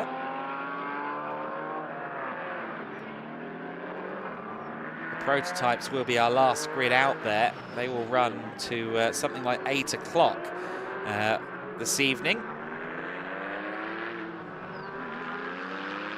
In fact, I do apologise. It is, of course, half-hour sprint races for the GT4s and the GTs coming up next. So the GT4s and the GT cars with their half-hour sprint. You can see that the GT4s are already circulating. So hopefully Lucas is lady on the podium, and I just heard that he is. So let's go down there now. Let's not waste any more time. Lucas, over to you. Just in time, and really only just. Thank you very much, Adam Weller. Here we go for the podium ceremonies in Formula Winter Series after a very busy first race this weekend here in Motorland Aragon. And we start with our best female podium. Please welcome onto the top step for GRS, Ella Lloyd. Well done to Ella, her first victory in Formula Winter Series, as we proudly welcome Miguel Angel Esteban, who is the Major of Alcanis, presenting the trophy to our winning female driver. Congratulations once again, and big round of applause from the pit lane to Ella Lloyd, everybody.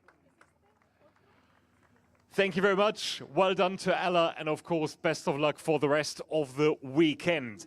Next up, ladies and gentlemen, is the rookie podium, where we are about to welcome 3 drivers onto the top steps. And in third place of the rookie class for Rodin Motorsport, congratulations to Thomas Strauven. In second place, second podium of the season, for René Lammers. Congrats to René as well. And your winner for MP Motorsport just as well is Lucas Fluscher. Well done to Lucas, as we welcome 3 people onto the podium. Stefan Lehner from the Gedlich Racing organization presenting the trophy to Thomas Strauven. We've got Julia Rizzo from our tire partner Hankook presenting the trophy to René Lammers in second place. And of course, the Major of Alcanis, Mr. Esteban, once again to present the trophy to our winner, to Lucas Fluscher. Congratulations once again, and big round of applause to our top 3 finishers, Thomas Strauven, René Lammers, and your winner, Lucas Fluscher.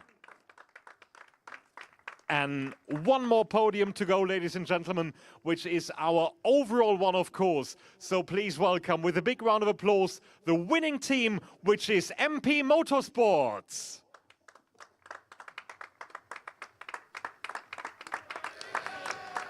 In third place, for us racing, it's Gianmarco Pradel.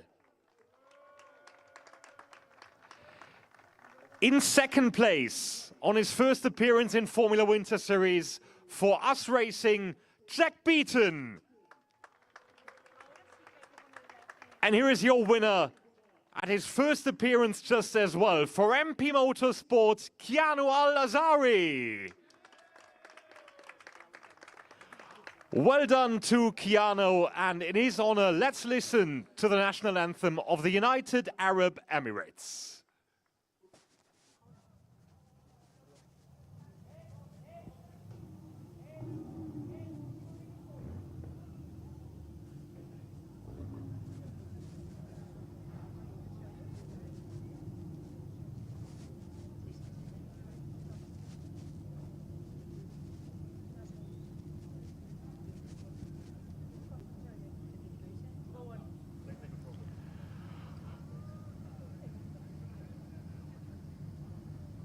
Sorry, a bit of a technical glitch there. Sorry, Keanu, our apologies there. So next up are the trophies. Sorry for skipping the national anthem as we welcome Andres from the Formula 4 Spanish organization, of course, a partnership in place with Andres Mendres and his team. He's providing one of the trophies along Stefan Lehner, alongside Julio Rizzo, and of course our mayor, Miguel Angel Esteban.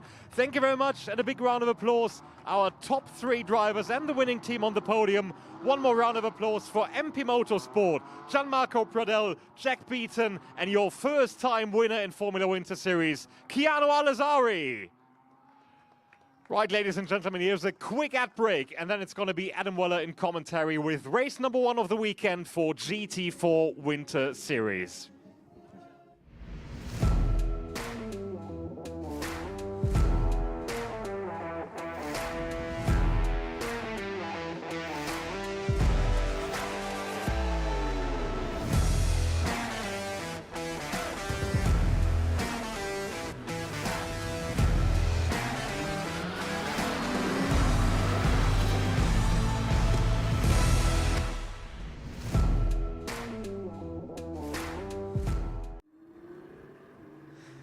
So then, the GT4 Winter Series race has, well, already started. They've started this one under safety car to save some time. So with that, I suppose if we can run through the grid, let's do that. It is Jamie Day in the 19 car that will start this one from pole position. He is alongside Tom Leben on the front row of the grid. In third place, Schnitzlaum Racing's Joel Mesh starts alongside the CV Performance 84 car. Great to welcome a second CV Mercedes. Lachlan Robinson, at the wheel of that one, alongside Charles Dawson. The first of our Pro-Am runners, Nicholas Kalus, is next in 6th place. In 7th place, Igor Kishin, or Yegor Kishin, I should say, on his return to the category. Daniel Drexel in 8th place in the 77 alongside Huber and Asso. 11th place for Richard Wolf. Mikael Sander starting from 12th place. Your back row of the grid will be the number 99 car. Jan Nicholas Sommershoff is set to be at the wheel of that one, but Richard Wolf will line up from 14th. At least that is the order they are on my timing screen. But you see there, we've got some nice onboards for this as well. Riding on board there with Daniel Drexel, running solo as a pro class entry, but he's going to pick his way through some AM and Pro-Am cars. It's a remarkable qualifying performance from Nicholas Kalus in the SRS Team Sur Rennsport entry. He has had a very good qualifying indeed to start from 6th place as the first AM driver. See if that upward momentum can continue as we go racing. So then, Jamie Day, who is undefeated so far in, well, would have been undefeated in solo sprint races if he weren't penalised, unfortunately, post-race in Valencia. Be looking to avenge what was eventually a 2nd place owing to a penalty, with a race win this time in the GT4 Winter Series. He's got Tom Leben and Joel Mesh behind him. He'll be looking to extend his lead in the championship alongside Mikey Porter. Jamie Day leads them way into the first corner as we go racing in the GT4 Winter Series. Tom Leben and Joel Mesh, your top 3. Robinson in 4th and Charles Dawson in 5th place. Great to see the two identically liveried CV Performance cars. Not great for me, albeit. One of those used to be black and gold, and they changed the wrap on it in the paddock on Wednesday, despite my best efforts to convince them otherwise. So those two cars, Charles Dawson and Lachlan Robinson in 4th and 5th place. Dawson will be the AM driver then in amongst the pros in the early stages, and Dawson has really come on weekend by weekend. Drexel there with a big dive up the inside of Yegor Hishin. So Hishin fires back though into the corkscrew, not brave enough on the brakes, however. Drexel through into 7th position then, and now Max Huber fancies a piece of this as well. Huber alongside Guillermo Eso. Now Guillermo is part of a Pro-Am entry, the second NM Racing Team Mercedes-AMG GT4 this weekend is running in the in the Pro-Am category rather than the AM class. Alberto Di Martin not here this weekend, so it's Guillermo Eso and then Alex Papadopoulos sharing the car. Guillermo with a background in rally sprints and all sorts of other Spanish competition, with a bit of a wheel on the grass there, but he holds it nicely. That's the rallying experience. Oh, but Daniel Drexel slowing down there at turn 15. Everyone takes evasive action. But what's happened to Drexel? The car just coasting away. You hear him talking to the team. And if he doesn't get that car well off the circuit, this could be a problem for our race control, for our marshals. Our leader, Jamie Day, crosses the line. He'll know nothing about that. Meanwhile, we've had Nicholas Callas up and past Charles Dawson. So Charles Dawson has lost out to both Lachlan Robinson and Nicholas Callas. Callas, though, going wide there through turn 1. Callas there just slightly bouncing across the curbs. But Charles Dawson maybe looking to try and fire back here. He's certainly not losing touch with the Porsche.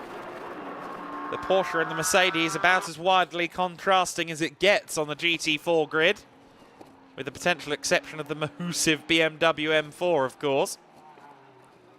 Speaking of the BMW M4, we haven't had Richard Wolff take the start of this one, so hopefully we get to see that 81 car back out again. Across the curbs and indeed the runoff go the cars there, taking a lot of curb and runoff area through turn 10. They've got to be careful not to exceed track limits too often, of course. Jamie Day exceeding expectations, I would say, in the early stages of this race. You saw the gap there between he and Tom Leben in 2nd place, Leben and Mesh in 2nd and 3rd.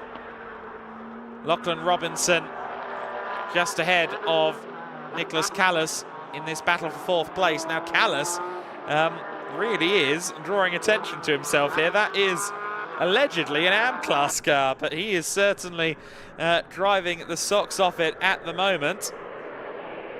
In the slipstream there of Lachlan Robinson at the moment. Robinson going defensive in the 84 car. However, will he be in 4th place by the time they exit turn 16?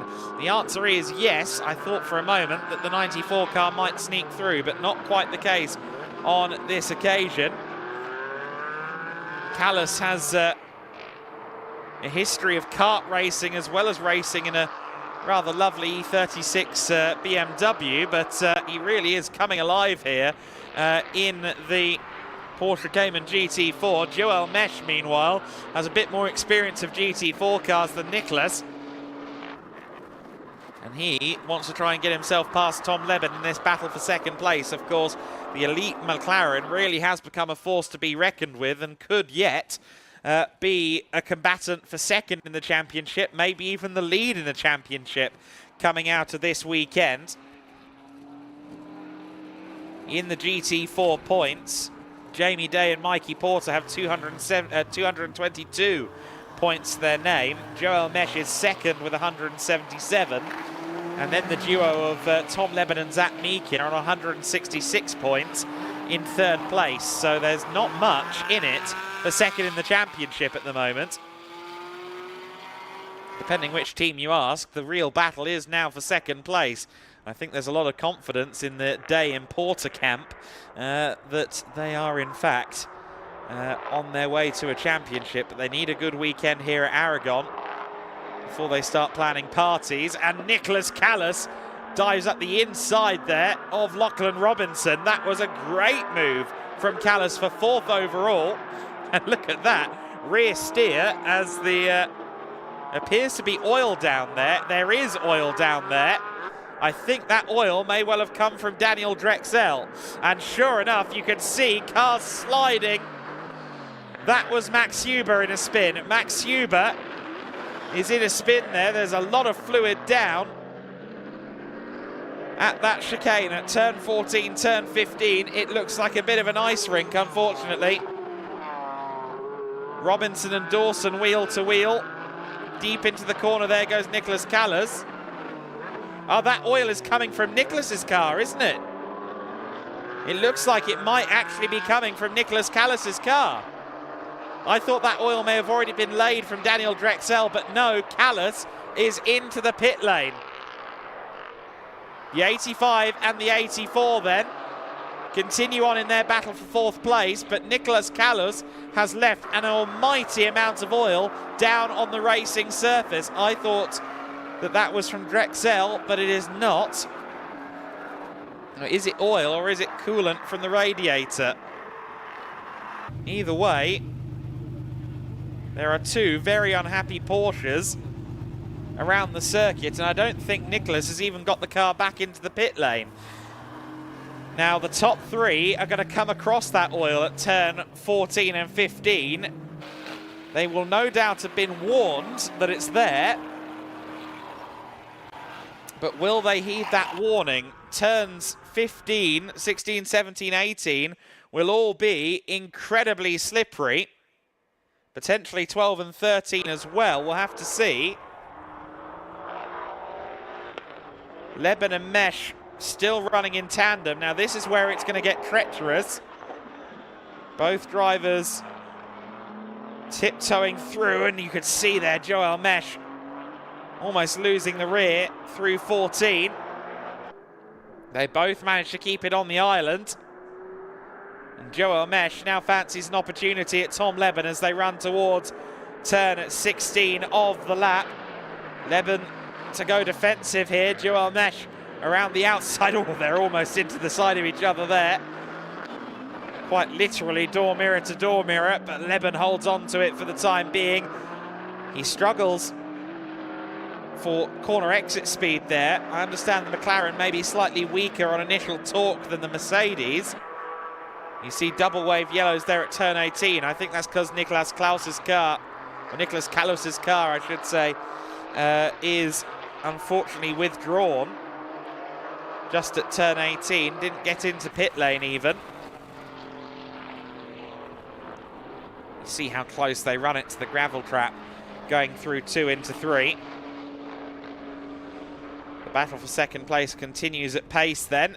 Kicking up the dust there is Joel Mesh, leaving no stone unturned in this battle. There is the Sir Sport Porsche, so that's where the car ended up, and it looks very, very warm by the looks of it. Lots of heat emitting from the rear of that car.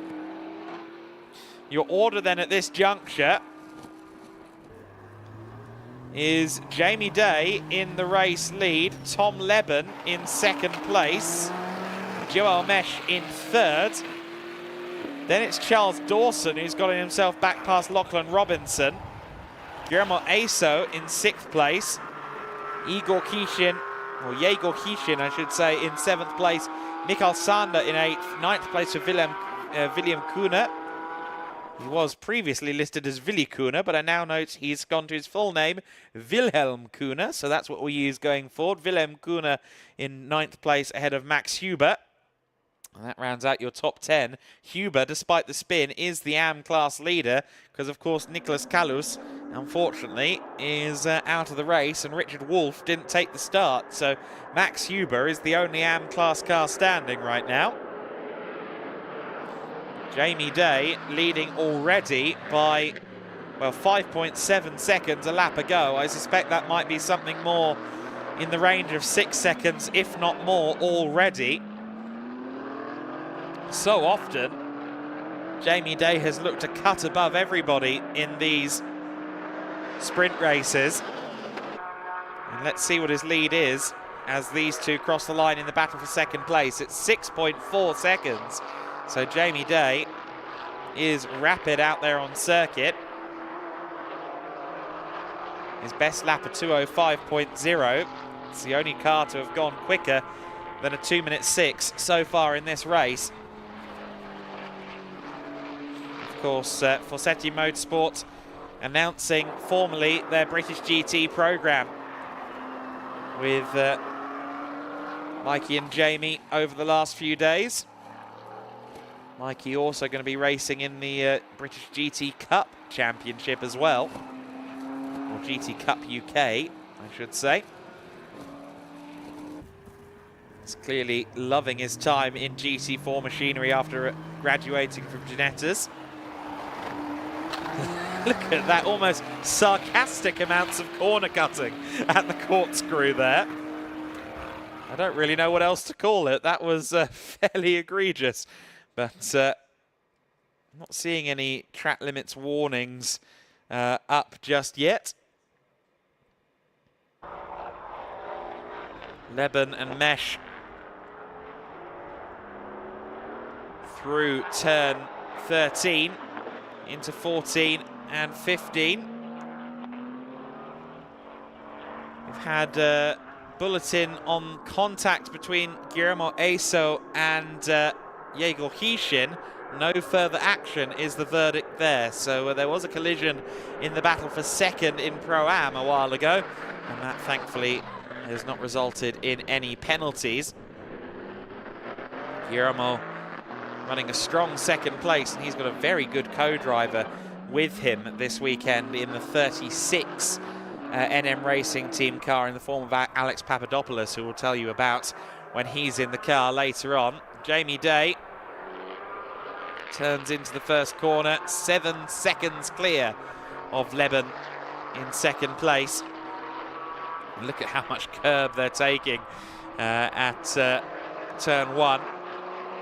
There's Charles Dawson, just ahead of Lachlan Robinson. There's Guillermo Eso, second among the Pro-Am class runners. And he'll see ahead of him the dueling cars from CV Performance Group, one of which, of course, is Charles Dawson, the adversary to Guillermo Eso in the Pro-Am class. I don't think Guillermo is going to get close enough to challenge for a top 5 overall position unless there are dramas, but this is the GT4 Winter Series where, well, there are dramas. So he's not out of the hunt yet by any means. Charles Dawson is doing an admirable job in that battle for 4th place, the CV Performance Group battle just up the road from this NM Racing team car. Dawson being coached, of course, by Seb Morris, the British GT ace. We'll see more of them together in the summer, as I understand it. There is the battle for 4th place going through shot. There it is, still Charles Dawson just ahead of Lachlan Robinson. Robinson, previously a handy Rotax karter,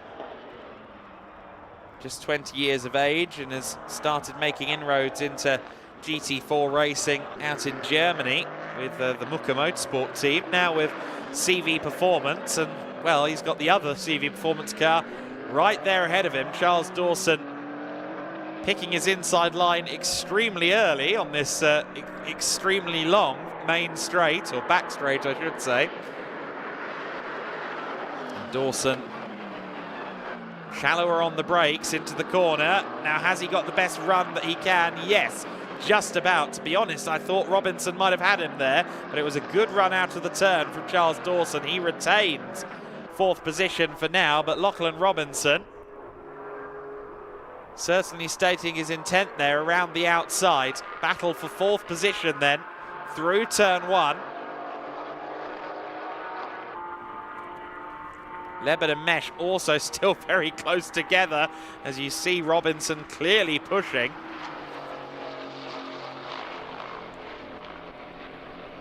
But as yet has not got the opportunity to get up the inside of Charles Dawson. Dawson, I feel, has made some serious progression over the course of the GT4 Winter Series. Leben and Mesh there going through the corkscrew. And there's a big gap back to Dawson and Robinson, almost 20 seconds. So it's going to be waiting a while there to see our next scrap. There is Dawson and Robinson. Still fascinated by the approach to turn 9, which is what turn 9? We're just going to go straight over the green stuff. There is Mikael Sander with. No, sorry, that's Willy Kuhne. Wilhelm Kuhne has just gotten past Jan Niklas Sommershoff on the circuit, so Kuhne has made up a position. Of course, Kuhne is one of the 2 Cayman Trophy entries, along with Mikael Sander.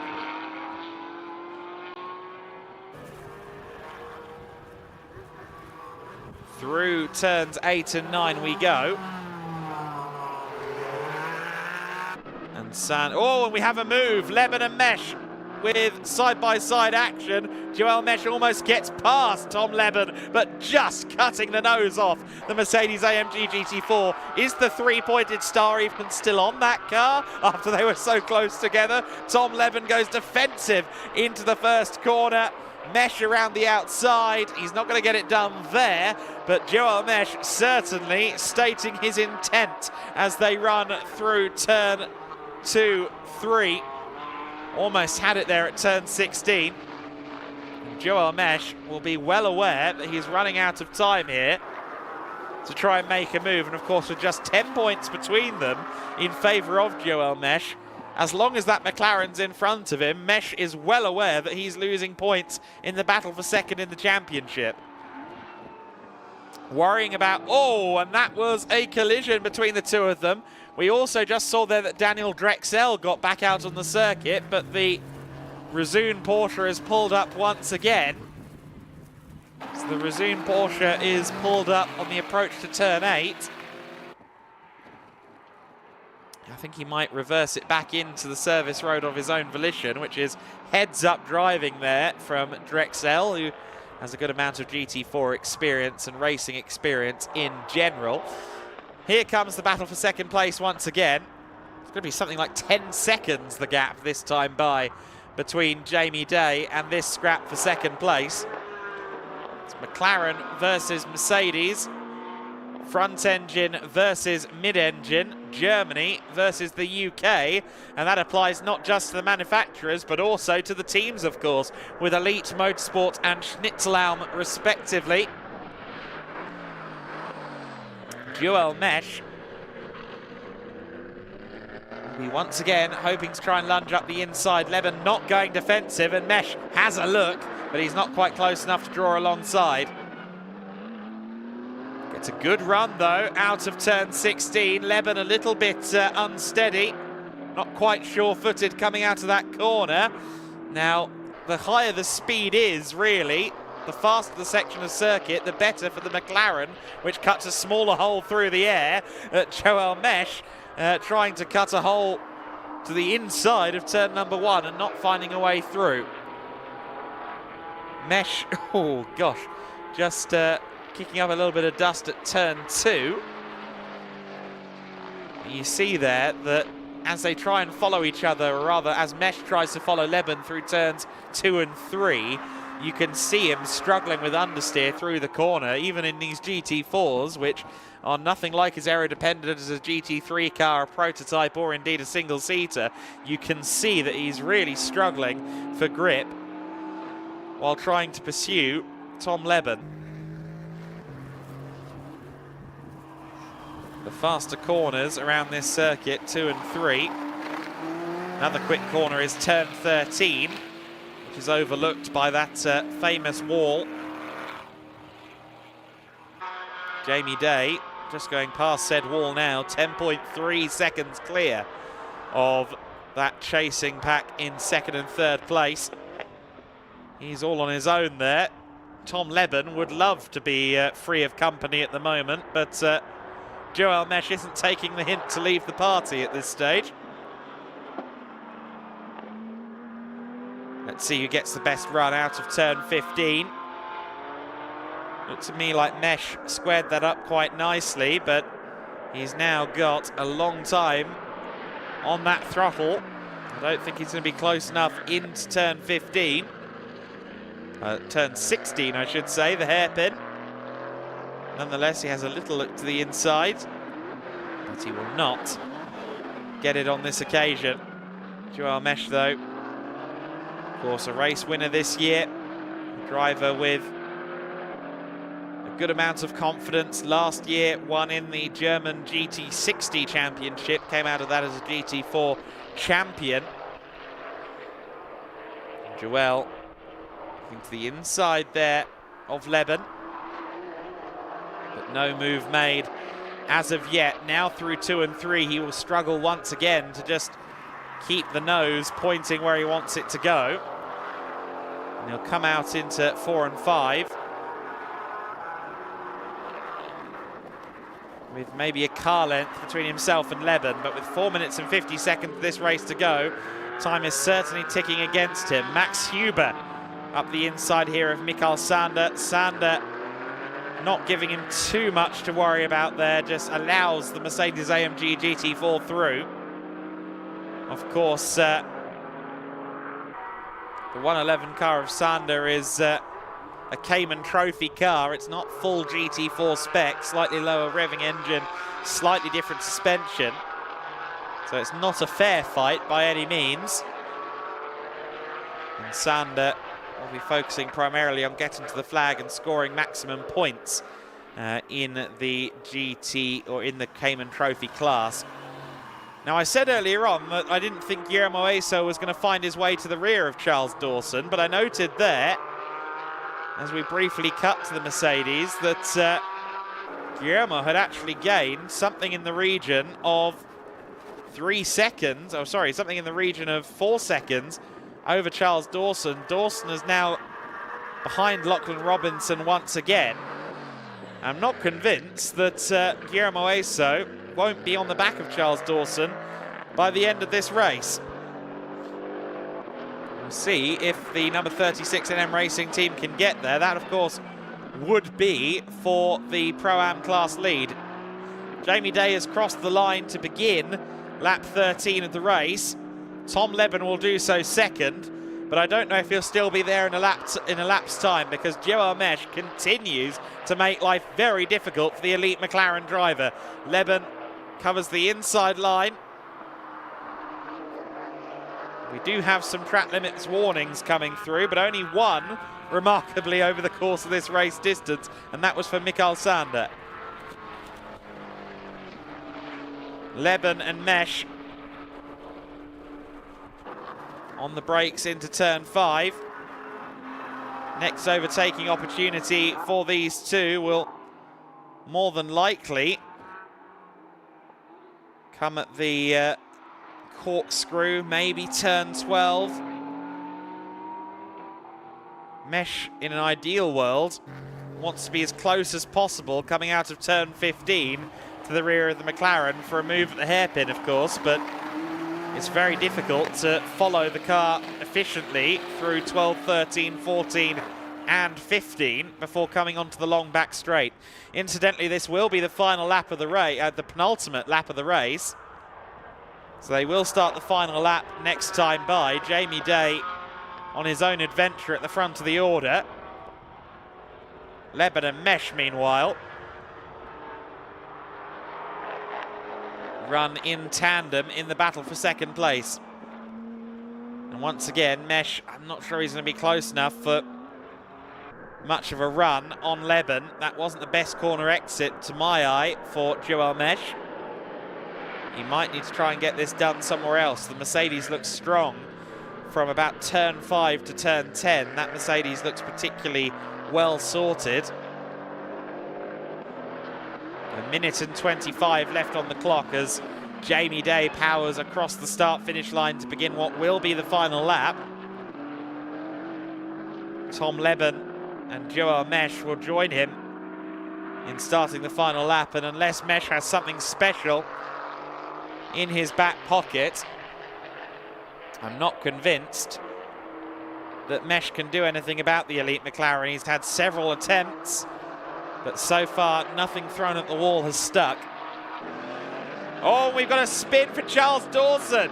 Dawson having a moment there. Did he do a full 360 or something like that? Because he's hardly lost any time.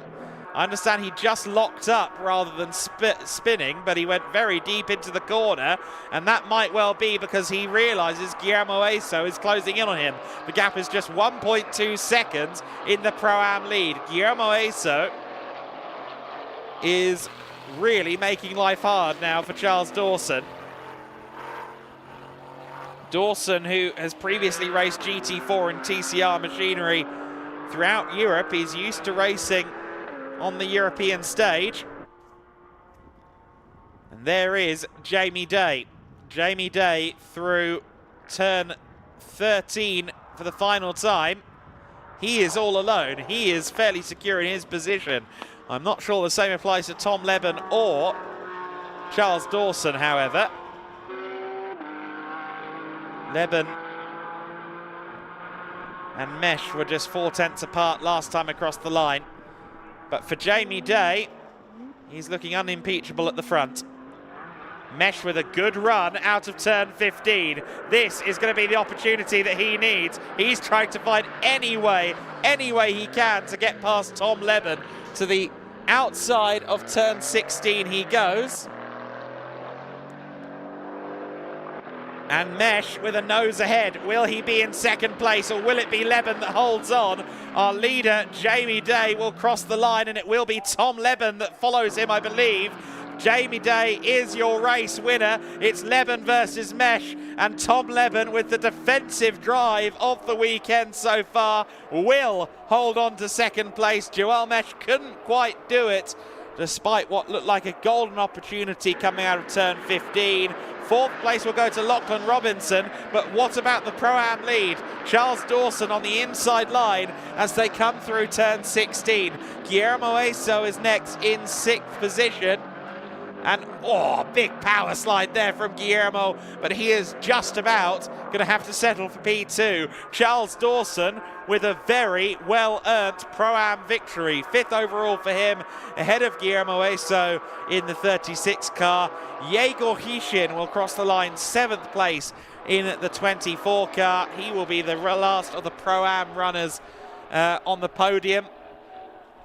Max Huber will follow him, of course, taking an AM class win, albeit with no other AM class cars reaching the flag.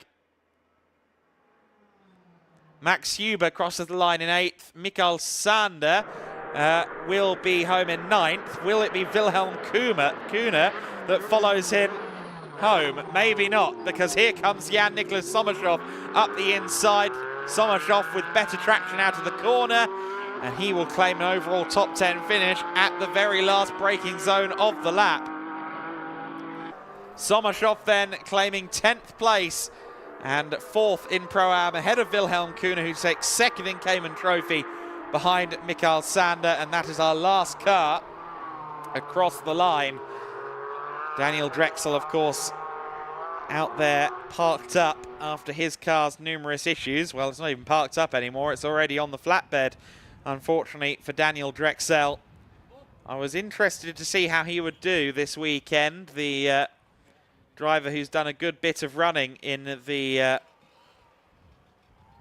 Rezoon cars, be it the KTMs, be it the Porsches, and unfortunately he's ended this one on a flatbed. Jamie Day, your winner then in this race by 14 seconds. That is a huge result for Jamie Day.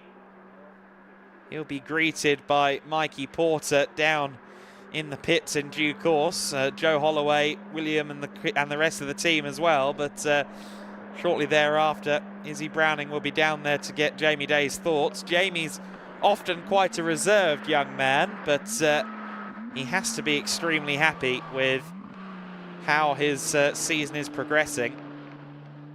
Did great work at the Dubai 24 Hours in January and has been a superstar in the GT4 Winter Series so far this year. Jamie Day from Tom Leben from Joel Mesh, your podium, as we get a look over the Motorland Aragon site. And what a site that is. This facility celebrating its 15th anniversary of opening this year. And it is one of the most exciting facilities in Europe for my money. I think it's rather underutilized in the world of car racing. Obviously hosts both the World Superbike and MotoGP championships, but I'd certainly like to see some more major car categories around this circuit.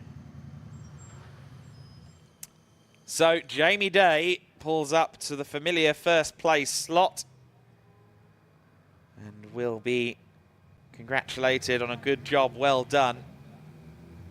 Tom Leben will also be, I'm sure, congratulated immensely for his defensive drive against Joel Mesh. That will bring the gap down to less than 10 points in the battle for second in the GT4 Winter Series overall points.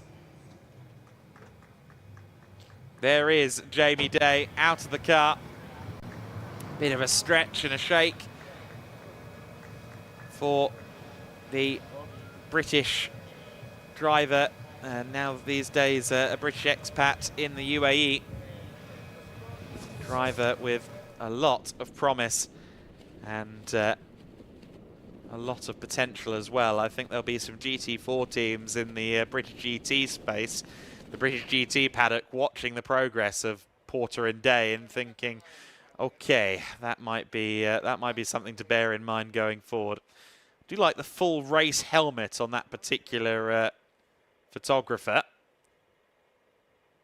Wonder if that's one of the drivers who's just nicked an e-scooter to have a look. That's always a risk, but he does look like a proper media person.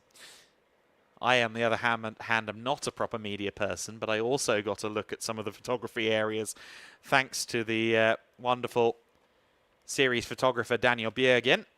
He even lent me one of his cameras, and a couple of the photos were even in focus. So, you know, good job.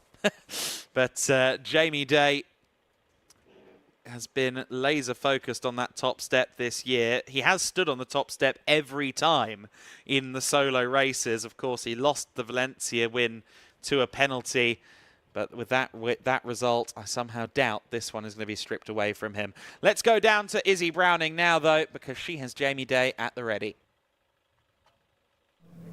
Yeah, hello everyone. I'm down here with our race one winner, Jamie Day. That looked like a nice Saturday afternoon drive to me. How was it for you? Yeah, it was pretty good. Just once we got the gap from the start, it was pretty chilled, and then just at the end, just tried to be nice and consistent, and then just pull away even more. Yeah, you had a pretty good gap going across the end there, but kind of helped by the guys behind you fighting a little bit. So did you know that they were fighting? Yeah, I was getting some radio calls that they were fighting, but again, just the main thing I was focusing on was just keeping consistent, and then yeah, just trying to pull away, and then at the end, just having a nice gap. And you've got quite a good record, quite a record that some of the other drivers are probably jealous of. You won every sprint race that you've done. So, going to do it again tomorrow in the endurance race? Hopefully, that's always the aim, and we'll just see how we get on in the morning in the sprint race with Mikey, and then, yeah, that's always the aim tomorrow in the endurance. And good learning today as well on the track. So do you feel like this is a track that suits your car? Yeah, 100%. I feel like the Aston's hooked up round here, and all week we've shown that we've had good pace, and it's just getting stronger and stronger. Perfect. Congratulations. We'll let you get off to the podium. Thank you. All right, there's our race one winner, Jamie Day. We'll see if the Forsetti boys can do it again tomorrow and extend their championship lead. For now, we're going to head up to Adam for the replays. Thank you very much, Izzy. That was a dominant performance then from Jamie Day in the GT4 Winter Series race. He claims the win by 14 seconds over Tom Leben. Joel Mesh takes third. Lachlan Robinson takes 4th place. Charles Dawson just about holds on to the Pro-Am win. Performance of the weekend in the defensive stakes from either him or Tom Leben, I'm not quite sure. Guillermo Eso taking 6th place. Yegor Hishin in 7th place. Max Huber, the first and only AM car to take the flag, in 8th place. Mikael Sander in 9th. Jan-Niklas Sommershoff in 10th place. Wilhelm Kuhne in 11th. Nicholas Kalus, unfortunately, leaking fluid and going no further after a few laps. Daniel Drexel also with issues in another Porsche. And that was all of the cars. Unfortunately, we also didn't get to see the number 81 BMW M4 GT4 of Richard Wolff. Let's take a look then at some highlights of that race. The race got underway under safety car to save a little bit of time, frankly, after the big delay in FWS, and Jamie Day would have been hoping for what exactly transpired in this race. A good start to the race as we got under green flag conditions. He could get away while everyone else battled. Daniel Drexel with an early move on Yegor Hishin. However, his race wouldn't go much more than a few corners after this. He would come to a halt effectively coming out of turn 15. Perhaps electrical gremlins or something of that nature for the driver of the 77. Charles Dawson was in a scrap with Nicholas Kalus, as well as his teammate, his new teammate Lachlan Robinson in the second CV Performance car. The Team Sur Rennsport Porsche looked very strong and was fighting with Robinson for 4th place overall in the middle phase of this race. Robinson was holding off the Porsche as best he could. Second and third place battle between Mesh and Leben continued to entertain. And then unfortunately, we started to see the 94 car losing fluid, and that would make the turn 14 and 15 in particular very, very slippery, and would lead the CV Performance cars to their own battle. Lachlan Robinson was passed by Charles Dawson. However, Dawson would later lose back out to Robinson. Joel Mesh, meanwhile, would never find his way past Tom Leben, albeit he would try on many, many different occasions to find his way through. Often, of course, at the hairpin at turn 16, also at turn 1. But Tom Leben knows a thing or two about getting his elbows out from his time in junior single-seaters and staved off the young German racer. A little bit of a bump between the two of them at one point as well as they went through turn 5. There was a drag race down to turn 1 and a switch of lane as well from Joel Mesh, as again he tried any way he could. Did everything except burrow under the 78 McLaren over the course of the race. Max Huber, the only AM car left standing after various other issues. He was having a good battle with Mikael Sander, but Sander eventually made it look fairly easy. Leben and Mesh with a drag race down to the turn 16. However, with Leben on the inside line, it was only ever going to go one way. Leben crossing the line in second place, Jamie Day winning, and despite this one last desperate attempt at the final corner, Joel Mesh had to settle for third behind Tom Leben. Meanwhile, the Pro-Am battle came down to the wire as well. Guillermo Eso trying to get a good run through turn 17, fully sideways as he tried to get past, but it wasn't to be on that occasion. And Jan-Niklas Sommershoff actually get into the overall top 10 at the very last opportunity as he got past Wilhelm Kuhne. A great race then from the GT4 Winter Series once again. A great piece of action in the battle for third and fourth place as well. Lots of exciting racing in the GT4 Winter Series. And we, of course, have another sprint to come in race 2 and enduro in race number 3 as well. It is certainly the series that most consistently delivers always exciting action in the GT4 Winter Series. And we are not done with GT cars. The GT Winter Series grid is currently making its way towards the start-finish line. Meanwhile, Lukas Gajewski is still herding some drivers to hopefully get a GT4 series of podiums underway post-haste. And in fact, he's ready. Let's go to Lukas now. Yes, I've finished herding. Thank you very much, Adam Weller. Let's go with our podium in GT4 Winter Series race number 1 this weekend. What a fabulous competition it was. So let's please welcome our top 3 finishers onto the podium. And in 3rd place for Schnitzelarm Racing, it's Joel Mesch. In 2nd place for Elite Motorsports, Tom Leben. And continuing his impressive record is your race winner for Fossetti Motorsport, Jamie Day. Let's welcome Stefan and Sergio from the team of Gedlich Racing onto the podium, joined by Marco Scherlich from our tyre partner Pirelli, presenting the trophies to our top 3 finishers. Jamie Day victorious, and behind him it was a glorious fight between Joel and Tom for 2nd and 3rd as we gather our top 3 guys on the top step of the podium for the pictures. And then afterwards, of course, we need another huge round of applause after this fantastic competition for your top 3 drivers in Pro class, Joel Mesch, Tom Leben and Jamie Day. Thank you very much. Well done, guys. Already looking forward to the 2nd race tomorrow morning, of course, live from Aragon. Next up then is the Pro-Am class with another set of 3 podium finishers. And in 3rd place for Wimmerwerk Motorsport, it's Igor Kichin. In 2nd place, his first podium for NM Racing, Guillermo Asso. And your Saturday evening Pro-Am winner for CV Performance is Charles Dawson.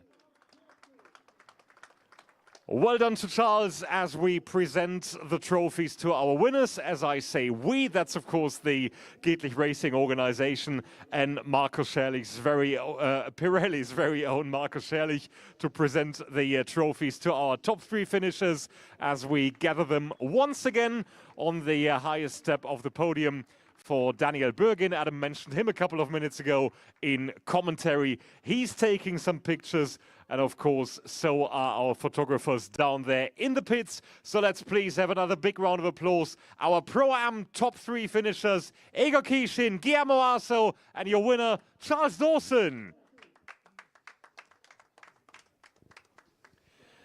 Next up is our AM-Class podium, which is fairly easy because it's just, well, I say just, but it's the winner. We welcome onto the top step of the podium for NM Racing. Congratulations to Max Huber.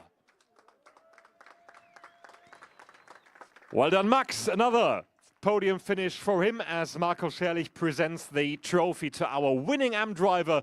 Of course, having a fantastic battle in the overall classification out there on the circuit just as well. Big round of applause once again. Thank you very much, as there is another shot taken there from Daniel. Max Huber, thank you very much. And then it's one more podium to go until we kick off race number 1 for the GT Winter Series here in Aragon. And this is our Cayman Trophy podium. Please welcome in 2nd place for SR Motorsport, Wilhelm Kühne. And his teammates victorious for SR Motorsport just as well, Michael Sander. Well done to him just as well as we present the trophies to our top 2 Cayman Trophy finishers, both entered by SR Motorsport with Wilhelm Kühne in 2nd place and Michael Sander, former champion of course in GT Winter Series, which is next up tonight on a fabulous Saturday night of racing live from Aragon. One big round of applause please, Michael Sander and Willy Kühne. So that's your Cayman Trophy podium done and dusted, as are all the podiums for GT4 Winter Series tonight. Of course, we're back tomorrow, but for now, it's GT Winter Series action live from Motorland Aragon. Well, thank you very much, Lucas. And yes, indeed, already on the formation lap we are for the GT Winter Series, the GT3 cars and the single-make machinery out on the circuit for this one. The GT Winter Series set for their first 30-minute sprint race. And it is a compelling little grid for this one. It is Martin Kazmarski who will be our pole sitter in the 147 PTT racing car. Kazmarski with a 157.740, our pole sitter for this race. SR Motorsports' Kenneth Heyer will line up alongside him on the front row. In third place, David Thelinius, the American racer, lining up in third position. Hubert Darmetko, he's got some backup this weekend. Matthias Lazowski will be with him in the endurance race. He's fourth and first of the Cup 2 runners. Heyer and Darmetko, two of the championship protagonists. Pablo Brass in fifth place in overall standings. Fifth on the grid and second among the Cup 2s. And then it's Leandro Martins. Martins is second in the championship, just 3 points or so back from Heyer and Hartling, our championship leaders. Joachim Bulting in seventh place in the 38 car, alongside Pierre Ehret in the Porsche 991.2 GT3R rather than the Ferrari 296. He's expecting to be out in that car, the 296 Ferrari, in a week's time in Barcelona, but the Porsche has been pressed into service for this weekend. It's another pair of Porsches on the back row as well, in the form of Miguel Gomez and Werner Panhauser. I've just noticed that it's a Fiat Panda 100 HP that is leading these cars around the grid for this race. That is absolutely excellent. I want one of them. Martin Kazmarski, though, with much more power than 100 underneath his right foot. He will be leading this one from pole position. Kazmarski, who made his GT3 racing debut in the GT Winter Series at Jerez and took a win on that weekend. He took a win up against Kenneth Heyer, so he'd be looking to do much the same in this one, but Kenneth isn't going to let him have it all his own way. Equally, David Thelinius, the American who is new to the GT Winter Series, will be looking to make his mark from third in the newly entered Schnitzelalm Racing number 111 Mercedes AMG. That car entered under the Schnitzelalm banner, but it is a sister car to the SR Motorsport Mercedes of Heyer. Thelinius, who has regularly raced at the N24 in recent years. Great to see him with us at Motorland Aragon. It's a big pile of V8 engines at the front of the order then. 3 6.2 litre Mercedes AMG GT3 Evos at the sharp end of the order. Which of them will be leading into the first corner? It's a great start by the looks of it from one of the Cup 2 cars further back, Joachim Bulting. And look at Darmetko. He's trying to go around the outside of some of the GT3 cars. Ends up third overall, so he's gotten past Thelinius. And Pierre Ehret there into the side of I think that might be Werner Panhauser, yes. Thankfully, both cars okay, but everyone is rolling and racing in the GT Winter Series. Kazmarski from Heyer, from Darmetko then, your top three, and I suspect that these two will very quickly disappear up the road. Thelinius will want to make very short work of Hubert Darmetko ahead of him in the battle for third position. Darmetko, of course, in the Porsche 992 Cup car. Just the two classes represented this weekend, GT3 and Cup 2.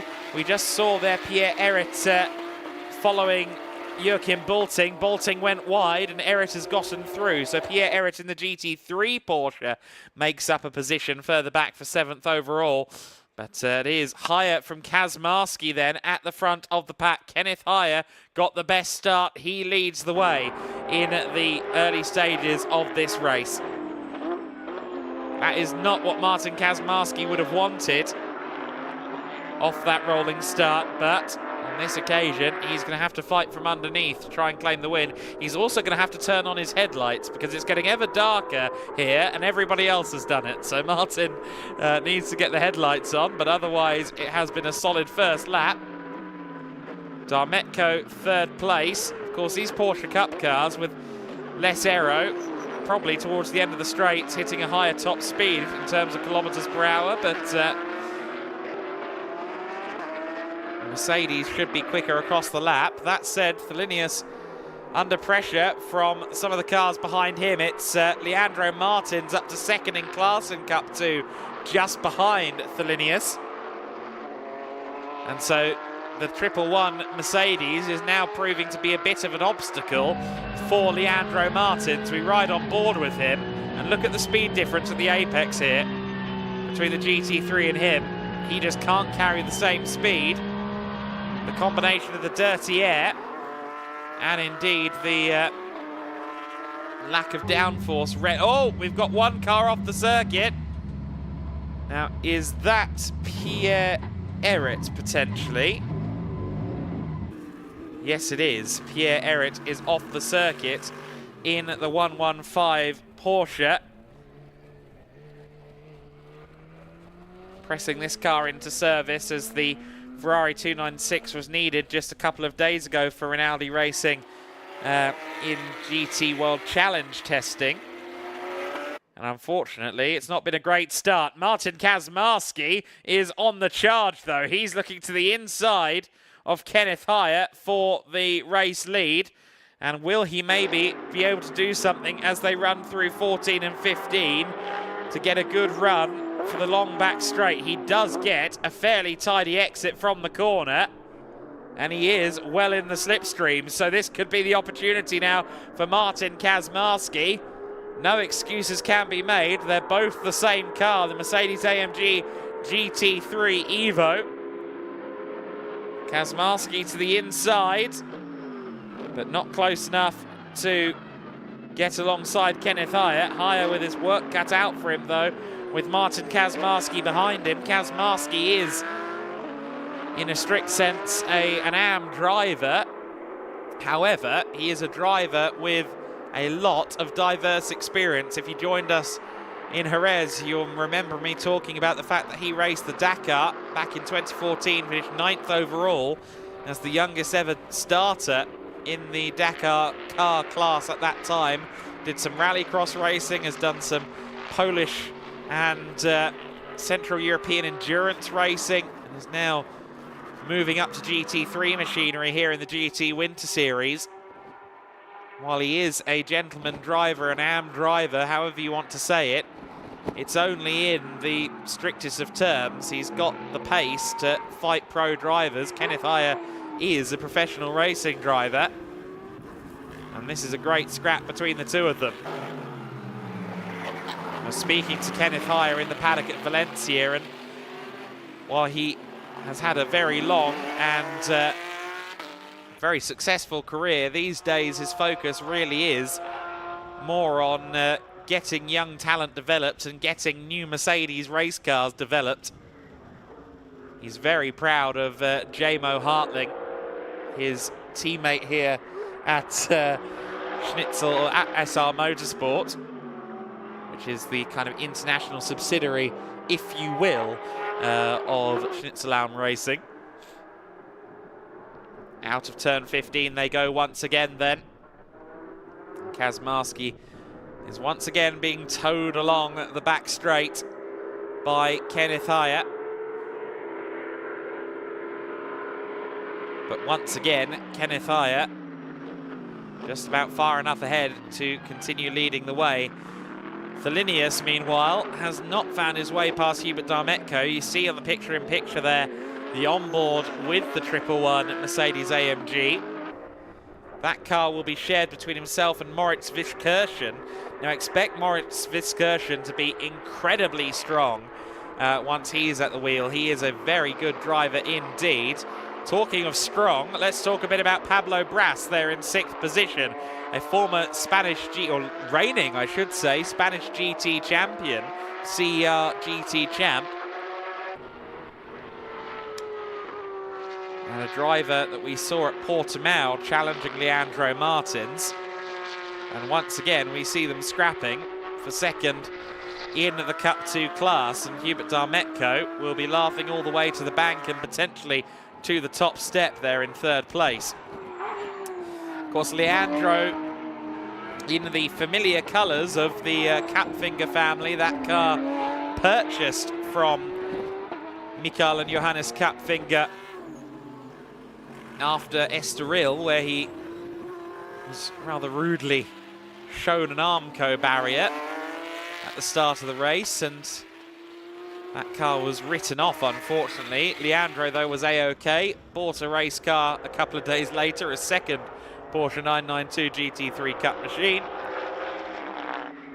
and is now back in the thick of it in the Aragon Motorsport 911. I talked about the title fight a few moments ago, and it is just on 3 points between the Aragon Motorsport car second the championship and Kenneth Heyer and Jamo Hartling in the lead of the championship. 80.96 points for Hartling and Heyer, 77.76 points for Leandro Martins, who thus far in the season has been joined in the cockpit by Dieter Swepes, but is now partnered this weekend by Dylan Pereira, the Porsche Super Cup champion of 2022, a driver who is going to be a force to be reckoned with, has taken the kind of double crown of Porsche Carrera Cup racing, the German Championship and the Super Cup. Won the Porsche Carrera Cup Germany in 2020, won the Super Cup in 2022. So Dylan Pereira is going to hop into that 911 car in Sunday's race and in the endurance race, and that car is going to fly in his hands, and it's not as if it's very slow with Leandro Martins at the wheel either.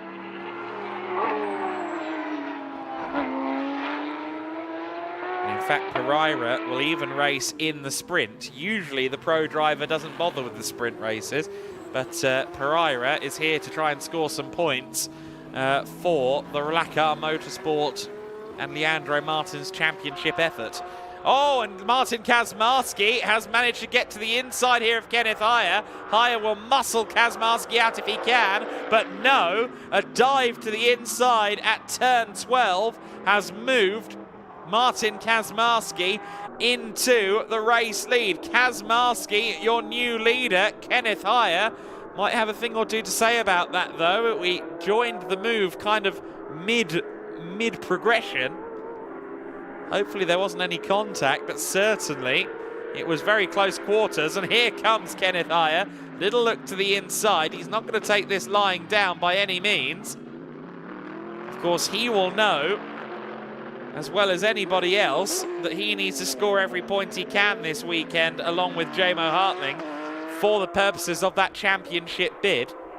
If you're unfamiliar with GT Winter Series, the points are scored in the respective classes. So Kenneth Heyer and Jamo Hartling will only be considering the other GT3 cars when it comes to the points battles. And the same applies for Leandro Martins. He will be concerned with the other Cup 2 cars, the Porsche 992 Cup machinery. Only 4 cars in GT3, while there are 6 in Cup 2, and that means that the Cup 2 class is worth slightly more points. You get more points if you've got more competition in your class, and that could work against Heyer and Hartling this weekend. We ride on board with David Felinius, one of the GT3 competitors for this weekend. Great to see a second car from the Schnitzelhelm camp. Felinius has previously raced in Canadian Formula Fords, the Grand Am Coney Series, which was a precursor to the current Michelin Pilot Challenge. So production car racing, and has recently been a regular at the N24. We've got a double yellow flag at turn 2. Now, I'm not sure for whom that is, but double waved yellows are out there as Martins and Brass continue to scrap. I think it could be for Miguel Gomez, because Miguel Gomez has dropped down the order. Now, hopefully he's not beached in the gravel. There's a lot of gravel here. Ah, he is beached in the gravel. And while that has been going on, we have quite a significant bulletin on the timing screen. Car 911, that's the Raccar Motorsport machine of Leandro Martins. Car 951, that's the car behind him of Pablo Brass, who dives to the inside for second in Cup 2. Who's going to come out ahead, I don't know, but both of these cars have drive-through penalties, as does Pierre Elliott, as does Werner Panhauser, for the wrong starting position at the start of this race. So the Cup 2 second place battle are going to both have to drive through the pit lane before the end of this race. In fact, within the next 3 laps, of course. Double waved yellows at turn 2, as we can see. Emergency lights on for Miguel Gomez, who'll be hoping no one finds his car in the gravel trap. Gomez with a background in the CER Championship in Spain, much like Pablo Brass, much like Pedro Brass as well, who is going to be sharing that 952 car. Good to see some Spanish teams entering GT Winter Series. Historically, it's a very Germanic grid in GT Winter Series. The Gedlich Racing organisation inviting teams down to Iberia from the Eifel region of Germany and beyond, and recently we've seen much more international participation in all of our classes. Unfortunately, we're going to see some more participation from the safety car, as that has just been declared on the circuit. The safety car is out, and it's rather unsurprising because that 952 car is more than a little close for comfort to the racing surface. Really no choice but to get that car recovered. And what that will do is potentially, I'm not sure what the regulations say on this, but it could create an opportunity for those with drive-through penalties, Martins, Brass, Errit and Panhauser, to serve them at a minimal loss. I would not be sure quite what the decision is there. Typically drive-through penalties can't be served under safety car. I suspect that is the case here also. Kazmarski and Hire, of course, will be pushed back together effectively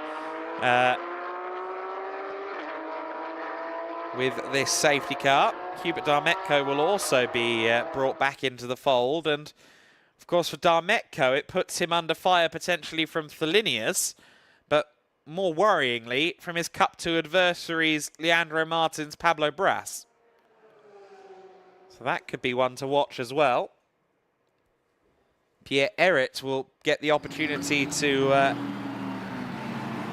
maybe gain some track time after his spin earlier on, or gain some time back after his spin earlier on. But of course he is, again, one of 4 drivers who need to serve a drive-through penalty. Now, Werner Panhauser has served his drive-through there. He's gone through the pits. We'll see if the others do the same and whether race control has anything to say about it. Of course, this race is 30 minutes in total. Once the clock hits 0, we are on the final lap, and I tell you what, look at the light at the moment. It has just started to be a sunny day once again. The sun fighting its way through the clouds here at Motorland Aragon. We are in golden hour. Photographer's delight, if you please. And I'm sure our camera ops and our videographers, such as Emilio from Gedlich, are loving the lighting that we've got here. It's becoming a beautiful evening here at Motorland Aragon, and we are racing into the evening here. We have a prototype Winter Series race to come after this, which of course will be the standard 50 minutes with a pit stop in the middle. Martin Kazmarski will not appreciate the fact that there's a safety car in the middle of this race, as it has brought Kenneth Hire right back into play. I don't think the safety car is going anywhere on this occasion either. Yeah, the lights are still on the car, so at least one more lap under safety car. This is a 2-minute lap anyway, so with a Volkswagen Polo dictating the pace, I suspect it's something more like 3 minutes.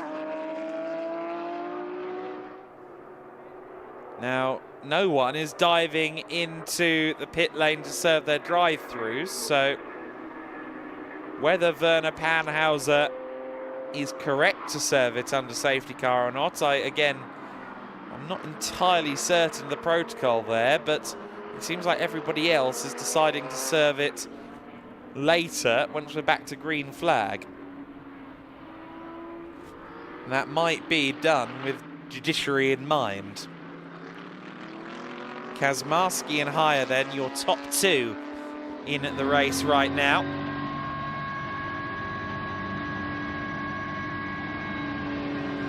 There is the onboard with Leandro Martins. Just ahead of him still is David Thelinius in the 111 machine. Mercedes-AMG's pretty well dominating the GT3 class this weekend. Of course, we do have, as you see there, a Porsche 991.2 as well. Porsche 991.2 with a glorious engine note. Both the 992 Cup car and the 991 GT3R, I think, are fairly referred to as screamers. The GT Winter Series is always an auditory treat.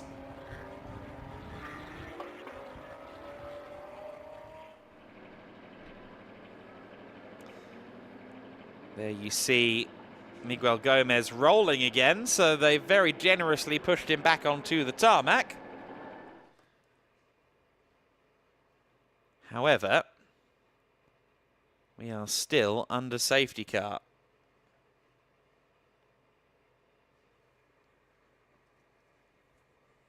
Will we see the safety car in this lap? We haven't had a bulletin to that effect yet. I'm not aware of anything else hindering a resumption of the race, but as of now, no trace of a safety car in this lap bulletin. We'll keep an eye on the lights of the safety car. Are they on? Are they off? The sun is causing me to struggle to tell. The safety car is going to be in this lap, so we are going racing with almost exactly 10 minutes left on the clock. Miguel Gomez has been rescued from the sandpit, and Martin Kazmarski will be hoping to run away from Kenneth Hire. He'd started building the gap over Hire when the safety car came out. Gomez is back into the pit lane, so he might not go any further in this race. Werner Panhauser's drive through the pit lane has been acknowledged as him serving the drive-through. Let's see when the other three elect to make their drive-through penalties happen. Martin Kazmarski and Kenneth Hire then lead the field away. Once again, we return to racing.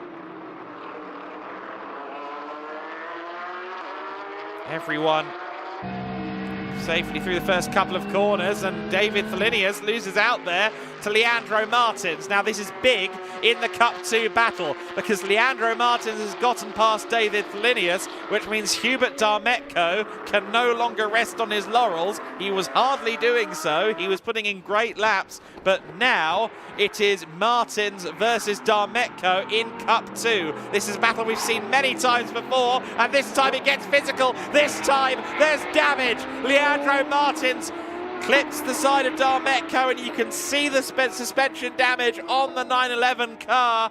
Darmetko in the gravel as well. Both of those cars aren't going any further without intervention from a recovery crew. And Leandro Martin throws open the door there. And to me, that gesticulation was more of an apology than a query. I think, yes, he's saying that was me. In fact, yes, look, he's even going to try and push out Hubert. That is lovely to see from Leandro Martins. He knows that was on him. And he thought that perhaps Darmetko wasn't going to get a car going and went into action. So, well, Hubert Darmetko continues on, albeit he continues on well behind his Cup 2 adversaries. So Pablo Bras is your Cup 2 class leader now, and you see him behind David Thelinius. Of course, Pablo Bras, though, is one of the drivers with a drive-through penalty. So that is not going to last, is it? Is he going to come into the pits this time? He does take a shallow entry into the final corner, and yes, Pablo Bras peels into the pit lane. Pierre Elliott continues on his way. Of course, Leandro Martins was meant to come in for a drive-through, but now he is in the gravel.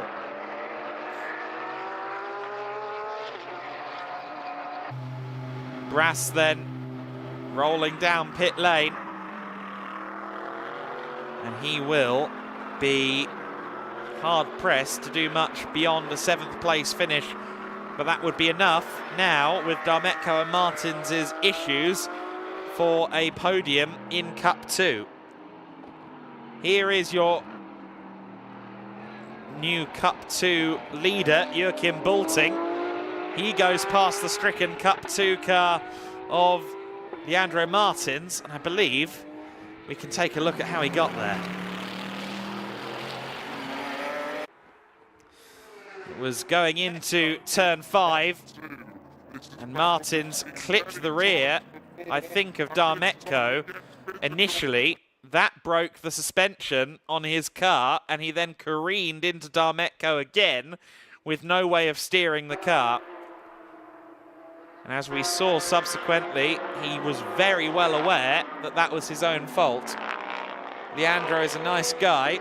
He would not be at all pleased to have cost Leandro, or to have cost Hubert Darmetko a chance at winning the race in Cup 2. Pierre Elliott is also a nice guy, but he's a guy that's on the gravel at the moment, and unfortunately he loses out a bit of time there then to Joachim Bulting, who of course has inherited this Cup 2 lead, but look at his bonnet flapping away as they head down into turn 16, and unfortunately as they head to turn 16 we see that the safety car board is illuminated once again. Now, this race hasn't been shy of interruptions. There was only a second between Kazmarski and Haya when they crossed the line this time by, but unfortunately they will now discover that a Volkswagen Polo is the new leader on the road. And with 4 minutes and 55 seconds to go, and a car with suspension damage in the gravel, I just wonder how much racing we're going to get. This is a 2-minute lap at race speed. It's a 3-minute plus lap at reasonably priced family hatchback speed. So, touch and go whether we get this one back underway under checkered flag. Once the clock hits 0, the race is not over, but we are on the final lap once the clock hits 0. It may well be the race gets started next time by, or it doesn't get started at all. We'll have to keep an eye on that, but for now we see that Leandro Martins is being pulled away, and now I know there is an access road just a few meters away, so we may well get this one back underway again. We ride on board, unfortunately, with the car that is being craned away by our marshals. They're now steering it and the crane or the tractor away towards the access road. So hopefully we'll get this one underway. There's, of course, a small mercy of a kilometre-long back straight that allows you some time to stall if you're a safety car driver. And the safety car has been declared in this lap, which means it's going to be a 2-lap dash. Unfortunately, with only 10 cars entered this weekend, we could do without losing any numbers, but we have done so in this race. We also did so, unfortunately, on Thursday when Uwe Lauer damaged the chassis of his Ferrari 488 GT3 in a crash. Uwe was A-OK, but the car, unfortunately, is too damaged to compete here and too damaged to compete in Barcelona, our season finale, where we are expecting, I won't say the number, but I will say a lot of GT cars in the GT Winter Series. The appeal of the Spanish Grand Prix hosting facility is plain to see on the entry list for that event. The grand finale of the 2024 Gedlich Winter Series event calendar is going to be very, very fun to watch, as will the run to the flag in this race. Now, 2 minutes and 12 left on the clock. Depending on how quickly Kazmarski gets the car underway, this is either the penultimate lap or the final lap that we're starting now. Oh, he's going to cross the line with almost exactly 2 minutes left on the clock. Well, I'm not the flag man, so it's not my concern. We are going racing, and we are back underway. And that's a big dive from Werner Panhauser. That's not a dive. That is inventing a new layout. He goes straight on, and unfortunately falls to the back of the order. Hubert Darmetko then, right on the back of Pablo Bras. Now, we still have drive-through penalties to serve for Pablo Bras, for Leandro Martins and for Pierre Elliott. None of them have taken their penalties yet. So maybe they're all going to get converted to, I think it's usually a 30-second penalty. We'll have to wait and see, but nonetheless, the race has begun. Again, I am not sure whether this is the final lap or the penultimate. It's going to be touch and go. I suspect they might be presented the checkered flag this time by. So we'll keep a keen eye on the flag man as the cars emerge over the crest of the hill this time by. But Martin Kazmarski has got the launch that he needed. He's got the lead that he needs over Kenneth Hyatt. And he could well be on the way to his second GT Winter Series win of the 2024 season. Of course, joined us for the first time at Jerez and has been great to watch ever since. Errit under pressure from Pablo Bras and Hubert Darmetko, who launches one up the inside of Pablo Bras. That's a very nice move between the former leader of Cup 2 and the former second place runner in Cup 2, both of whom have had their own dramas. And again, fighting for second place with Joachim bolting up the road. Bras to the inside of Darmetko. And does Darmetko go deep? Yes. Pablo Bras gets back through. Is the checkered flag out? I think we're going to get one more lap. Where's Kazmarski? He has crossed the line to do one more lap. So we are getting one more lap of racing. We are not getting the 115, the 911 or the 951 car serving their drive-throughs. Of course, Leandro Martins can't. He's in the gravel. But what about the two cars that have yet to serve their penalties? Pablo Bras and Pierre Elliott in 5th and 6th place. For Darmetko, while he's clearly fighting hard to try and get past Pablo Bras, he doesn't really need to, because that drive-through is more than likely going to be converted into a postscript time penalty. Martin Kazmarski has been driving an exemplary race here through all of the pauses, through all of the dramas, through all of the fighting with Kenneth Hire. Kazmarski now has a 2.4 second lead at the front of the pack. Hubert Darmetko seems to be struggling a bit with an understeery car as Werner Panhauser follows him through corkscrew for the final time at turn 8 and 9. There's Kenneth Hire in second place. David Thelinius will make it an all GT3 overall podium. I was speaking to Martin Kazmarski in hospitality a couple of days ago. Asked him what he thought of this circuit. He really, really likes this place. First time here.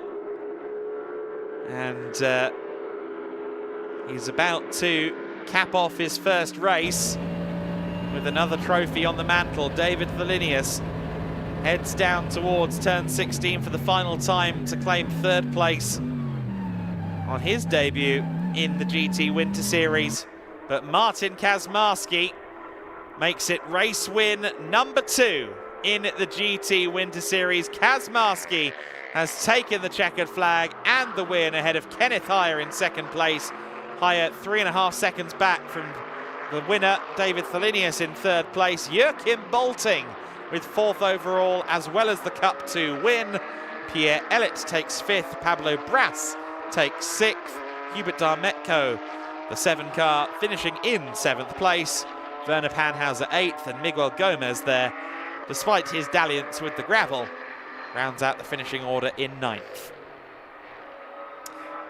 Well, we are running a slightly reduced grid this weekend. Not everybody willing to drive headlong into the Aragon desert this weekend, seemingly, to join us in the GT Winter Series, but no shortage of action, no shortage of wonderful machinery, as always, in the GT Winter Series. Of course, there will be some postscript here with both Pierre Elliott and Pablo Bras owing us a drive-through penalty, which is typically converted to a time penalty when that's not served. So I'd suspect that Elliott and Bras are going to drop down to 7th and 8th place respectively and elevate Darmetko and Panhauser to 5th and 6th respectively. But that will be confirmed either imminently or indeed in the time after our racing is concluded on Saturday evening. But for Martin Kazmarski, the confirmation was in crossing the line. He is, for the second time, a race winner in the GT Winter Series. He relishes competition, and he's also very harsh on himself. He was giving himself a bit of a bad rap, frankly, in the post or in the interviews he did with Chris McCarthy at Valencia, where he had the likes of Nicky Thiem and Finn Wiebelhaus and Quanda Mokoena to compare himself to. Hopefully he's a little more buoyant and positive this time when he speaks to Izzy Browning down on the pit apron. Because certainly he did a great job there getting himself past Kenneth Hire, and he'll be looking to try and get his second victory on Sunday morning as well. He's only ever taken 1 win in a weekend. That was at Jerez, of course. And he's taken 1 win this weekend, so could he make it 2 wins when we go racing on Sunday? He's going to face Jamo Hartling, of course, in race 2. And Jamo has been the lightning bolt of the SR Motorsport team this year, so he might be hard pressed, but we'll see how things pan out there. Kazmarski out of the car. I do love the open face helmet look in a GT3 car. We don't see much of that these days, but it is rather old school. Greets our physiotherapist, Marcus Schreiber, and also Kenneth Hire as well. Good job, well done by Martin Kazmarski, who gets greeted by his PTT Racing team. the Kazmarski Group Mercedes-AMG GT3. Did you hear that there? Almost happy, he said. You want to talk with me, yes? Yes, I do. Martin Kazmarski is already down there with our interviewer Izzy Browning, so I suggest we don't waste any more time. She's ready, he's ready. Let's go down there. Okay, you ready? All the time. I'm down here with Martin Kazmarski, our race 1 winner. I mean, you said as you got out of the car that was an absolute pleasure with Kenneth Heyer. I mean, that was a fantastic drive to hold on to that. You must be really happy. Really? I was outside. I don't know how is the rest of the race, but to be honest, it's nice. I'm not so happy because I forgot to get the sunglasses, and it was really big sun to my eyes. And I'm happy. That was nice, and the another car is really good, and we had a quite nice fight, I think. But it was really nice race. Did you feel the pressure of Kenneth behind you the whole way? You sort of built a gap, then there's a safety car, built a gap again, safety car. So how was that to cope with? No. No, I didn't feel the pressure. I think the kind of drivers which are really professional and at that level, it's really good. It's having fun to spend the time with them on the race, and I didn't feel the pressure, and it was nice race with them. And your second win, obviously you're fairly new to GT3 racing, so you must be pretty proud of yourself to come and get the second win and start the weekend on a high. Not yet. I need more wins to be proud of me. And of course, this is just like I told you before, that's my third race right now.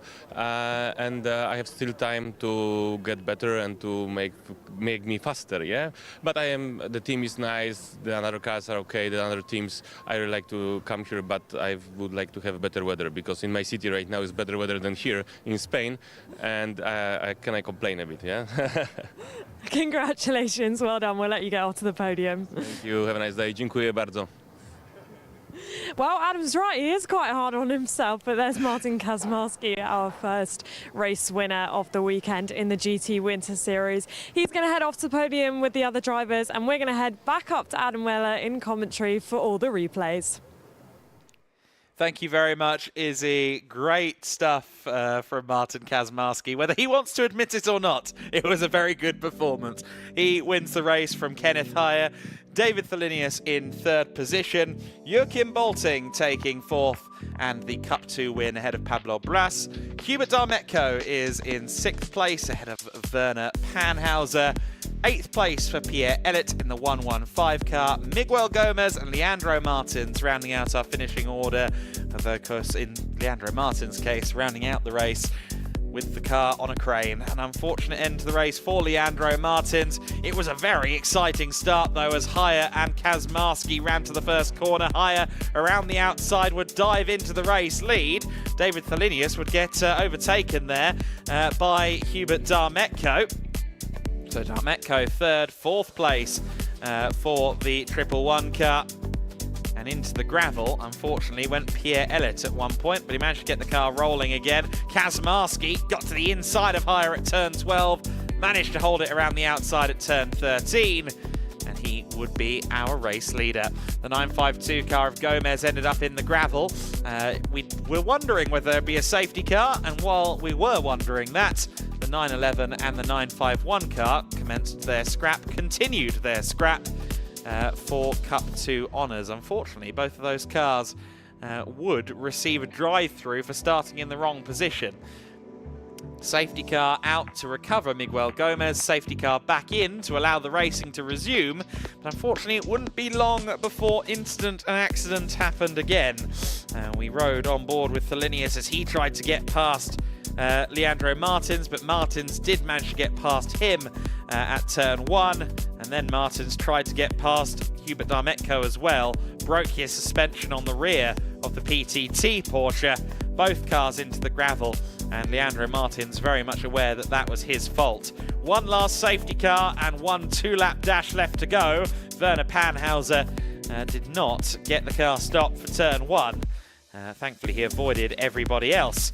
Pablo Bras got to the inside, or rather, Pablo Bras was overtaken on the inside by Hubert Darmetko.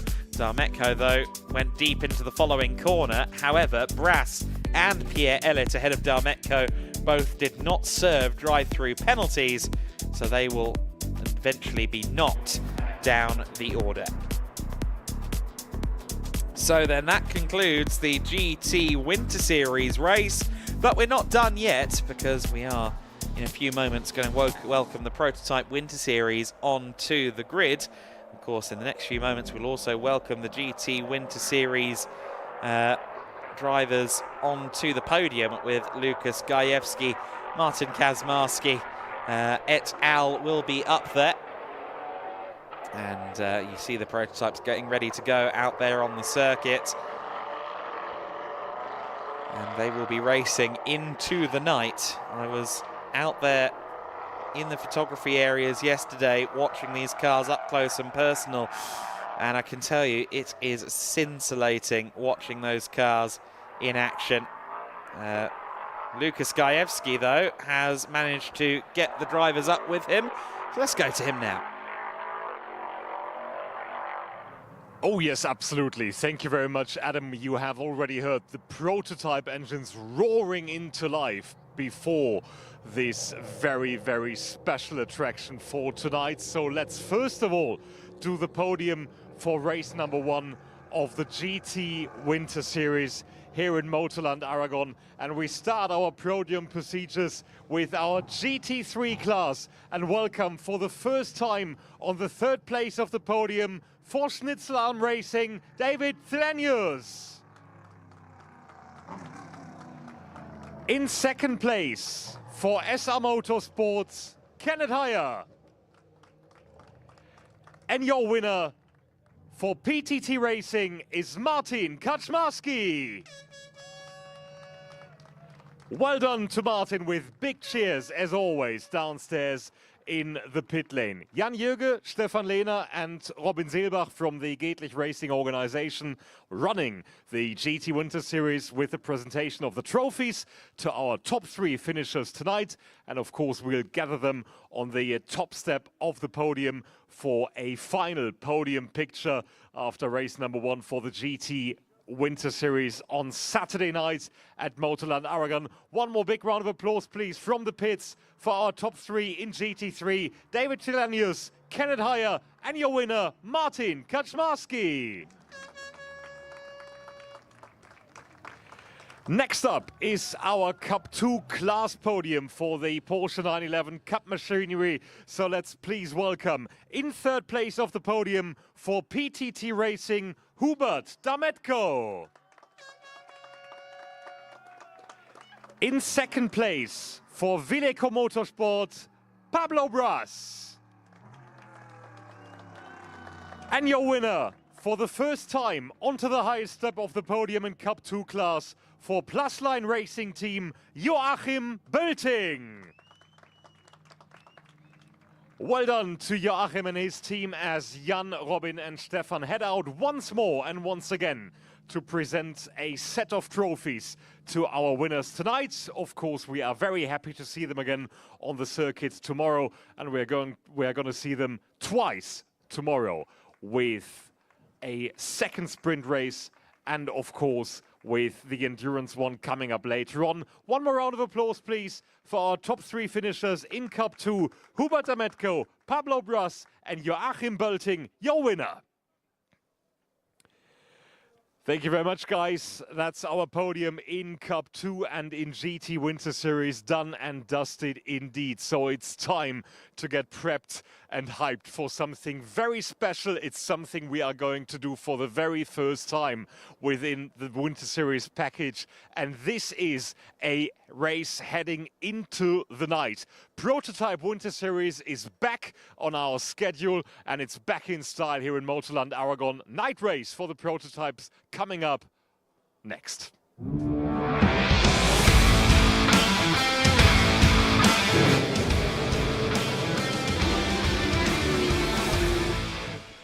Well, let's hope you're not afraid of the dark then, because we are racing into the night in the Prototype Winter Series. Back with a vengeance, back with a loud, sonorous grid of prototype machinery.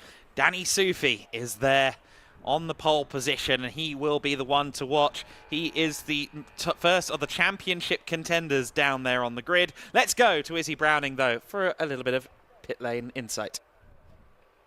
Everybody, welcome back down to the grid. The light is fading behind us, as you've heard Lucas and Adam say. We are having a night race, which is one of the things we have been most excited about all day for the Prototype Winter Series. It's our final race of the day, and we're going to see if we can speak to some drivers quickly. We've got Danny Sufi on pole over here, and for the first time, he's actually going to be sharing his car. Danny, how are we feeling heading into the night race? Yeah, feeling good. I always love driving at night, so I'm looking forward to it. We have a pretty solid car, so, just keep our nose clean and get to the mandatory stop, hand it over to Glenn, and see where we finish. And you said there you're sharing your car for the first time with Glenn Van Berlo, so how does that feel? It's good. It's been fun working with Glenn. He's driven here before in the P3, so I've been kind of leaning on him and learning a lot. So yeah, it's been fun working with him, and I'm enjoying it. Should be a good race for you then. Absolutely. Good luck, best of luck. So that's our pole sitter, Danny Sufi. And then just over here, we've also got the 71 of Kevin Rabin. Kevin Rabin is in the Nova, so the Class N. And for the first time, we've also got a Class 4 at the back of the grid too. We're just going to grab one quick word with Kevin. Kevin, how are we feeling ahead of this race? Yeah, it's okay. Thank you. Going to have a good one? Yeah, I hope to get a good result on this, but yeah, I'm getting quite good, so yeah. All right, best of luck. Thanks for speaking to us. Okay, we're going to head towards the end of the grid now because we're going to get the 1 minute board very soon. So we've got the number 42 car over here. That is Julien Lemoine. He's taken one win in the series so far, but that, as you hear, the cars are starting up, so we're going to have to get on the grid. We'll head up to Adam. It's good noise, that, isn't it? Great stuff. The LMP 3 cars fire up, and we get ready to go racing once again. The Prototype Winter Series is back, and they're back under the cover of darkness with Danny Sufi leading them away. Sufi second in the championship as it stands to Sandro Holtzum, but Sandro isn't present this weekend, so it's going to be Danny versus Kevin Rabin on the run down to the first corner. We've got some new drivers that I'm sure I'll get the chance to tell you about as well during this one. One of them is Maxim Dirks, and he is here with Gebhardt Motorsport. Great to welcome Gebhardt Motorsport. They, incidentally, welcome a new car into their fold.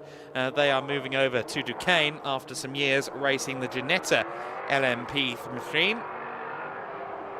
The cars are rolling for this night race. It is a truly spectacular sight to see these cars under the cover of darkness. It is a 50-minute race, and we'll have a mandatory pit stop in the middle. Let's take a look then at the grid for this one. Danny Sufi is our pole sitter, 153.003, good enough to put him ahead of Kevin Rabin on the front row. Maxim Dirks for Gebhardt Motorsport in third. Race winners from Portimao, Clement Moreno and Julien Lemoine, will be hoping for a good start from row 2. Steve Parrow, he'll hand over to Daniel Kalvitz later on, of course. He's joined by Juan Pablo Vega, the number 18 Molnar Motorsport car. John Brownson is next in the number 3 DKR engineering machine, and just behind him will be Eco Sigret, Eco Sigret, I should say, in the ANS Motorsport Ligier JSP4. So ANS Motorsport entering 3 cars, all different cars. They've got the Nova Proto, they've got the Ligier JSP4, and of course the Ligier JSP 320 from ANS Motorsport. So then, Conrad Motorsport's Danny Sufi will lead the way. Just to circle back around to Gebhardt Motorsport and Maxim Dirks for a moment, I do think this is going to be a strong team, so I'll cover them. Dirks is now 19 years old, having started karting at 16. He's a karting champion previously in the Netherlands and in Belgium. His parents are both from a racing background as mechanics and driver coaches, and he himself is being coached by Marco Werner. He's tested LMP3s before, he's never raced LMP3s before. The racing driver and marketing student sharing with Valentino Catalano, who has raced for the last couple of years in LMP3 machines, came fourth in both the Asian Le Mans Series and Prototype Cup Germany last year, taking a victory in each of those series. So I do suspect that the Gebhardt Motorsport crew is going to be one to watch. I note that Julien Lemoyne is third on the queue of cars. Now he needs to be fourth on the grid, so let's just make sure that is rectified in due course. We are doing an additional lap under the safety car by the looks of it, which I was not anticipating. In fact, I should have been anticipating it because it has been written into the regulations. The crews, the teams requesting 2 laps of safety car because it does take a little bit more time to get these cars under temperature versus some of the others. And the Fiat Panda has 1 more lap at the head of the queue. Danny Sufi, as he alluded to, will be handing over to Glenn Van Berlo. Glenn Van Berlo, who of course has raced Lamborghini GT3 cars to a very prolific degree in GT Open, in World Challenge, in just about any series. He's a very, very quick hand indeed. Also, of course, competed in ELMS in an LMP3, including here at Aragon, as Sufi alluded to. Danny, of course, with a slightly more diverse background of drifting and MX-5 racing before jumping over to Germany from his native Texas to pursue the dream of racing in high-level international sports car competition. Julien Lemoyne and Clement Moreno alluded to their race victory, of course, in Portimao. Lemoyne did the Ligier European Series and GT Winter Series last year. Clement Moreno is formerly a racer in the Lamera Cup Silhouette Series in France. Both of them fairly rapid and consistent. We've seen that rewarded with victories before. Of course, a factor to consider here is the mandatory pit stop times, which vary depending on how strong your driver lineup is. For Lemoyne and Moreno, because they're both bronze drivers, they have an 86-second time to serve in the pits from pit in to pit out. For John Brownson and Lawrence Herr, it's 119 seconds. Lawrence Herr is a gold driver, of course, and the same applies to Steve Parrow and Daniel Kylvitz, who are also bronze and gold respectively. So they will have 119 seconds from pit in to pit out, whereas the rest of the field all have to stop in the pit lane or all have to be in the pit lane from pit in to pit out for 148 seconds. That is 2 minutes and 28 seconds. So that is a very long pit stop. And of course, if there's a drama out there on circuit, such as someone in the safety car, someone in the gravel causing a safety car, that means that the pit stop handicap really does swing the momentum in favour of the bronzes of the driver lineups that aren't silver or above. So then, this time, the drivers will get into formation. Those at the front of the order with the big pit stop handicaps to consider, which is 3 of your top 4. They will be hoping to get away, build a gap, and most importantly, not get held up by any safety cars. It's Danny Sufi on pole position. Kevin Rabin is next. He really hustles that Nova NP02. Can he hustle his way into the lead as the race gets started? Red lights on, red lights off, and we go racing for 50 minutes under the cover of darkness in the Prototype Winter Series. We ride on board with Maxime Dirks into the first corner, and it is Danny Sufi that leads the way. Sufi at the front of the order from Rabin in second place, from Maxime Dirks in third, Julien Lemoyne in fourth, and Juan Pablo Vega in fifth place. The 66 car of Steve Parrow follows in 6th position as they get underway for this 50-minute race plus 1 lap. The pit stop window will open once the race is 20 minutes old, and then remain open for 10 minutes. So it'll open with 20 minutes of the race complete and close with half an hour of the race complete. Danny Sufi has had an electric start then to this race. He is our race leader. Great to see that Ligier JSP4 as well at the back of the field. Makes a very different sound, the 3.7 litre V6 versus the big V8s and all the other cars. Of course, the LMP3s, so distinctive, so loud, so thunderous. 5.6 litre Nissan V8s in those things. The NP02 Nova of Kevin Rabin is a 5 litre Ford V8. They are all running in separate classes, of course. The LMP3 cars have their own class, the Novas have their own class. Just Kevin Rabin entered into that category. And the new for this weekend, Class 4 for the Ligier JSP4. Just one car in that class, but great to see that Ligier there on the grid for the first time. It's Sufi from Rabin, from Dirks then, our top three. Of course, Kevin Rabin making his initial steps into car racing here in the Prototype Winter Series. Solid karter before, the 16-year-old Swiss racer. And if I remember correctly, our photographer for the series, Daniel Bjergin, was telling me about having some pictures that he found from a couple of years ago while Rabin was still in karts, and he is as bemused as anyone as to just how quickly Rabin has taken to driving a big V8 prototype. He runs second overall at the moment.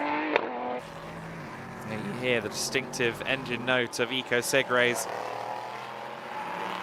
Ligier JSP4. There it is. Really impressive machine in the hands of someone who is racing a JSP4 for the first time, as I understand it. That being Eco Segre, who raced a CN class car, the kind of precursor to LMP3 open top prototype in France, and is now moving into the Ligier European Series in 2024. So getting his eye in the Ligier JSP4 this weekend. There is Kevin Rabin in the ANS Motorsport Nova MP02. Of course, ANS Motorsport, that stands for Activity Nicolas Schatz. Nicolas Schatz is a very, very quick driver, and also the team boss, of course, a driver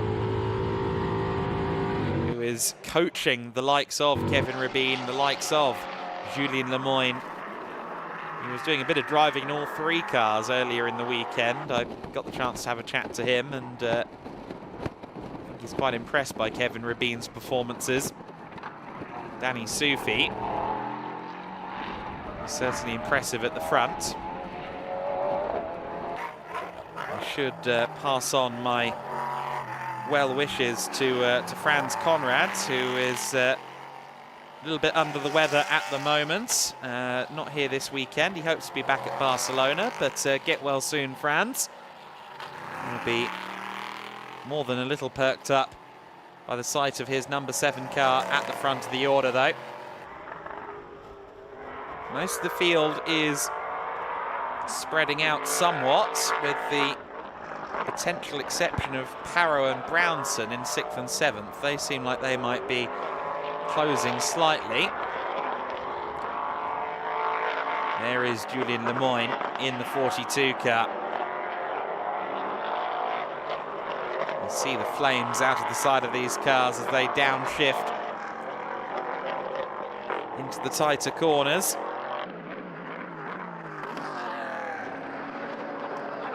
You can see that there are floodlights installed around the circuit for this race to try and shed some light onto the important parts of the circuit for our competitors,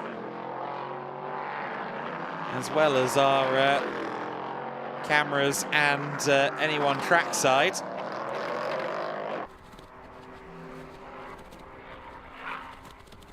Danny Sufi already 3 seconds clear at the front of the order, so building a lead here with Glenn van Berlo waiting in the wings.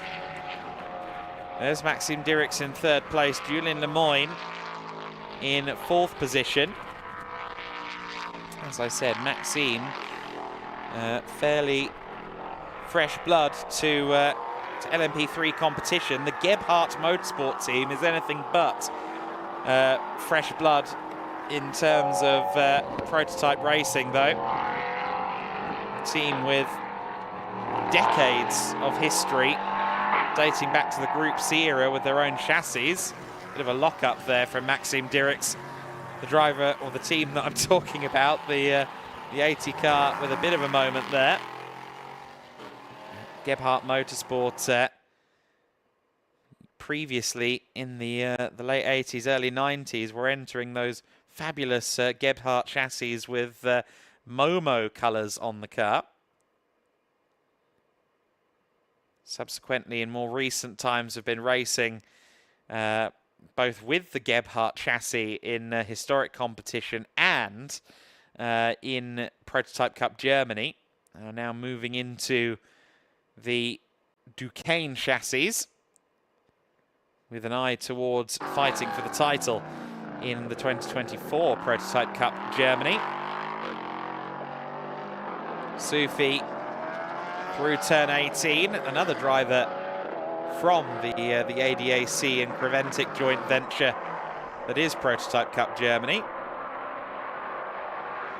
Of course, the Prototype Wind Series is new for 2024, so he made his first appearance in the paddock at Estoril in January, and also last year made his first appearances at the Nordschleife in the NLS and subsequently in the Nürburgring 24 Hours in a GT3 Lamborghini Huracan entered by Conrad Motorsport.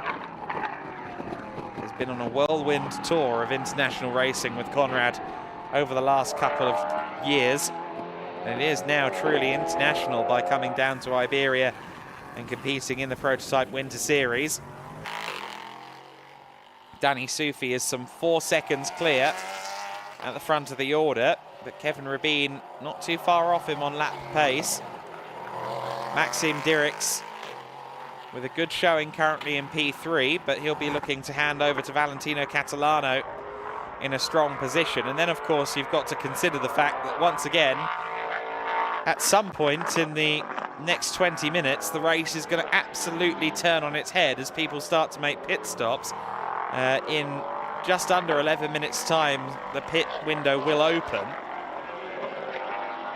and things will get a little bit crazy out there on circuit as Julien Lemoyne and Clement Moreno make their pit stop, which again, I remind you, will be 86 seconds in length, 1 minute and 26, versus the 2-minute 28-second pit stop, 148-second pit stop that will have to be served by our race-leading car, Danny Sufi. Let's ride on board with Sufi for a little while if we can then. Well, maybe not, but Sufi running there through the last couple of corners. You could see the bouncing there. There's not at all any give to have in the number 7 car. These LMP3 machines not with much in the way of suspension travel, and you can really feel it when the surface is smooth and really feel it when the surface is rough. Danny Sufi's first ever race in an LMP3 car occurred at the Lausitz ring, which hasn't been repaved for a while, and when the LMP3 cars are on the circuit, you can kind of tell. It was quite the bouncy ride for Sufi and co that weekend. Of course, the season starting at Estoril, and starting, unfortunately, with the wrong kind of bang for Danny Sufi. collided with Sandro Holtzem in the first race in what were torrential conditions. Race 2, though, was a victory for him. Portimao was actually quite dramatic for the Conrad Motorsport driver. Mechanical issues et al. Causing problems. It was a mechanical issues in race 1 and a drive-through penalty in race 2, unfortunately, for Danny Soufi. So 6th and 4th was all he could manage at Portimao. So he needs a strong weekend here to secure himself a shot at the championship. Again, he's the first driver in the championship standings who is here this weekend since Sandro Holtzem isn't present. There is Juan Pablo Vega in the number 18 car. Molnar Motorsport continuing to compete here in the Prototype Winter Series, also continuing with their driver shootout process. Juan Pablo Vega and Will Stowell, both part of that. Stowell has been selected for the final of that shootout, where the prize is a full season ride with Molnar Motorsport in 2024. A lot of very promising talents have entered that shootout process. Most of those shootouts have been going on in the precursors to our events, in the build to our events. And it has been interesting to see the Molnar Motorsport car piloted by different youngsters every weekend. Danny Soufi then continues to build his lead, 6.3 seconds to the good at the sharp end of the order. Kevin Rabin is there in second place. Of course, both of those drivers and the Gebhardt Motorsport crew all have to make 2-minute 28-second long pit stops. So come what may, we suspect that all things going well, Julien Lemoyne and Clement Moreno will at some point lead this race because of the shortness of their pit stop. The question will be, can the likes of Soufi or Rabin or Gebhardt Motorsport's Derricks and Catalano do anything to catch them back up again? That's kind of the beauty of the format. It's a bit like a handicap race in that sense.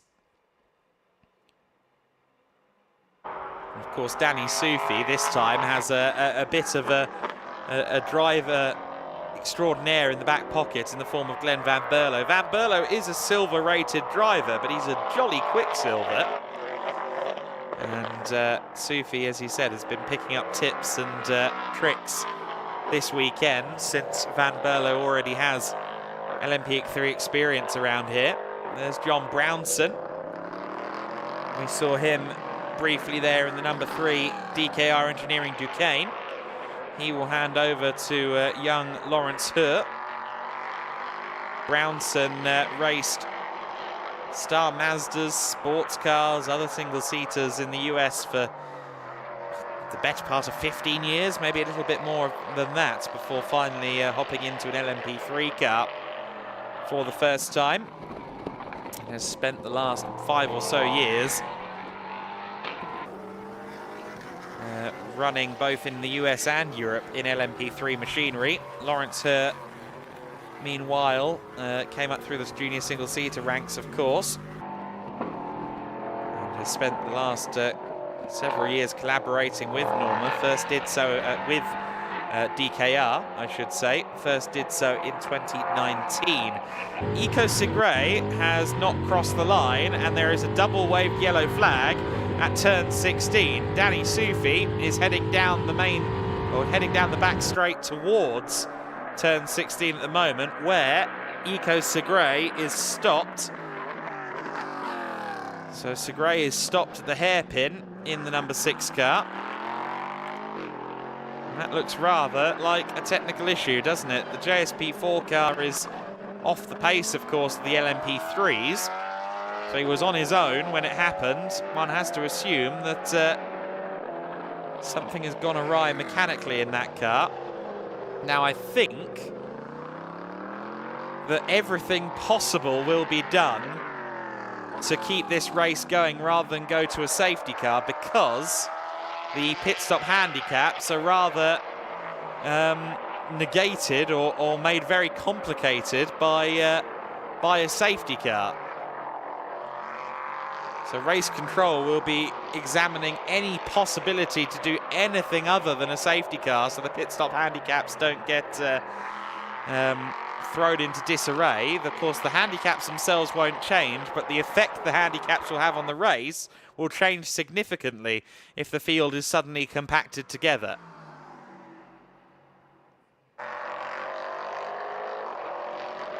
Danny Sufi will be firmly crossing his fingers that the race stays green. Of course, Julian Lemoyne and Clement Moreno were the beneficiaries last time a safety car came out in the prototype Winter Series, claiming that race win in Portimao after their pit stop cushion was rather further extended by the safety car period. Danny Sufi continues to run well. Lovely drone shot there as we run into the night. Maxime Dirix, the glowing brake discs there into turn 14.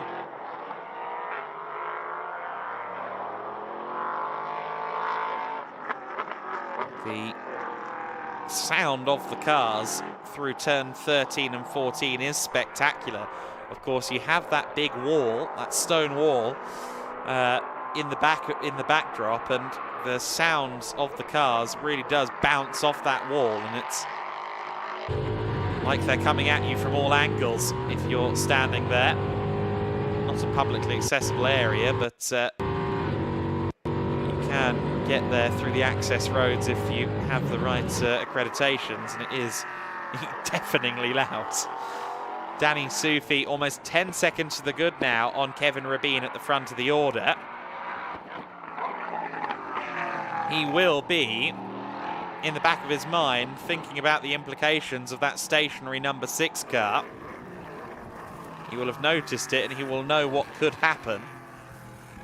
But for now, he's focusing on building that gap. He's 34 seconds clear of Julian Lemoyne in 4th place. That is the car, the 42 Ligier JSP 320, that, of course, has that 86-second stop, whereas this Conrad car has 148.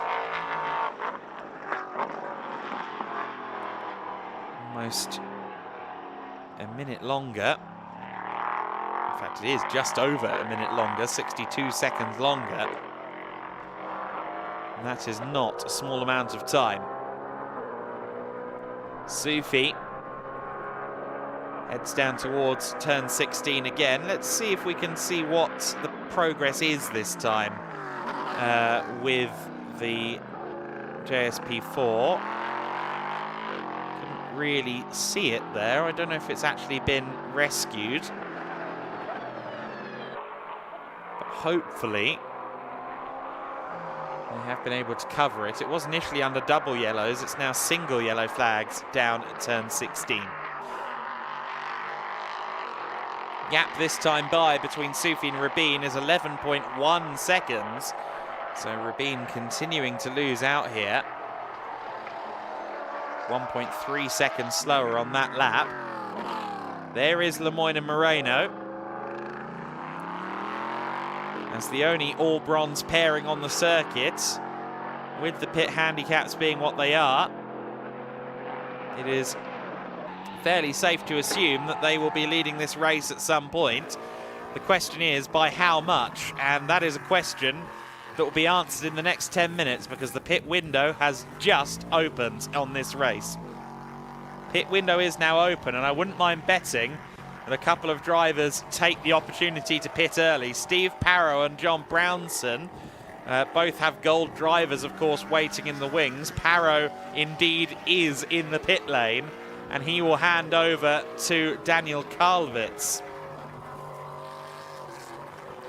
So Karlwitz, a former ADAC GT Masters and FIA GT3 European champion, is there with his seat insert ready to go. And the 66 car pulls up into pit lane, of course, with a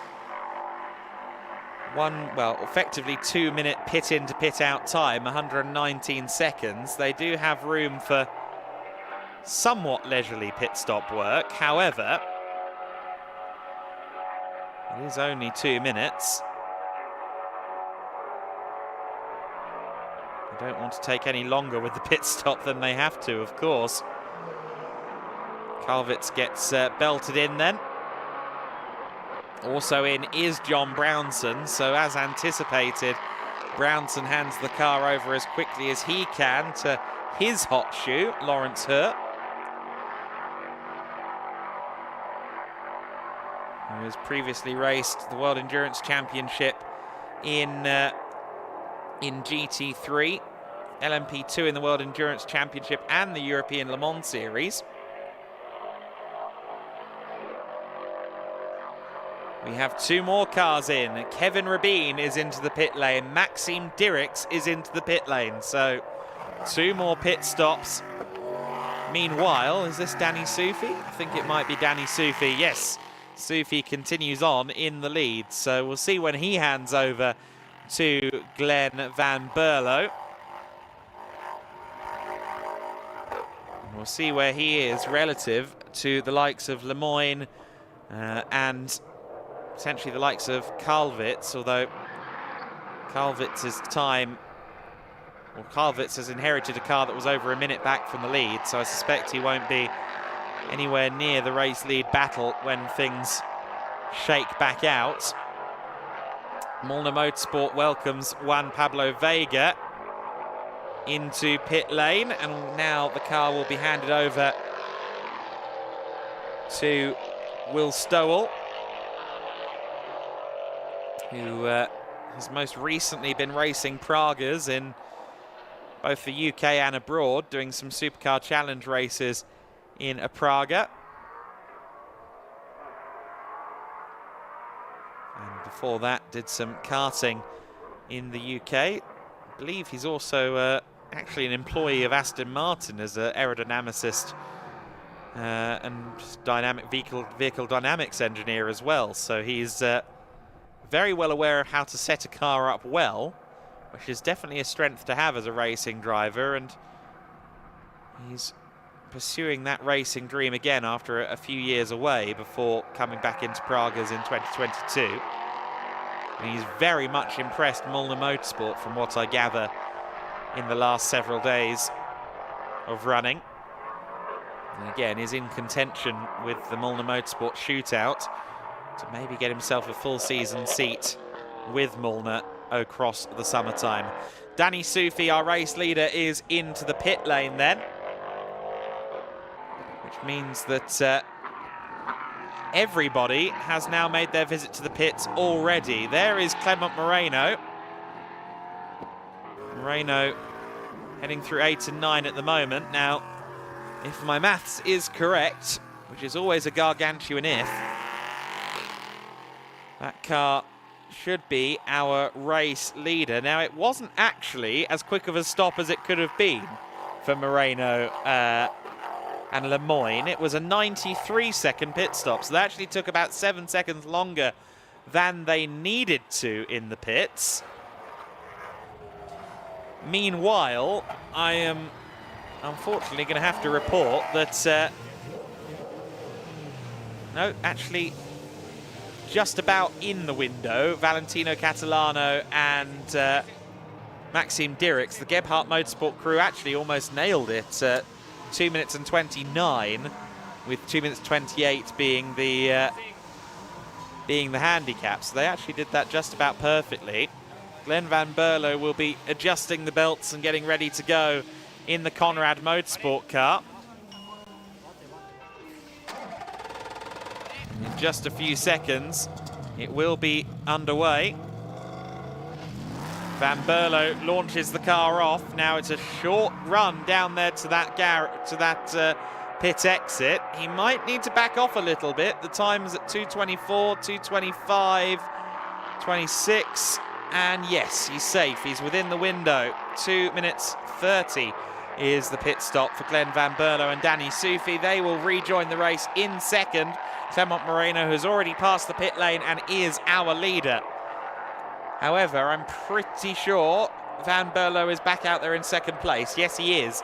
Kevin Rabin goes through shot now in the Nova Proto in third place. So this, as anticipated, is your race leader, Clement Moreno, in the number 42 A&S Motorsport Ligier JSP 320.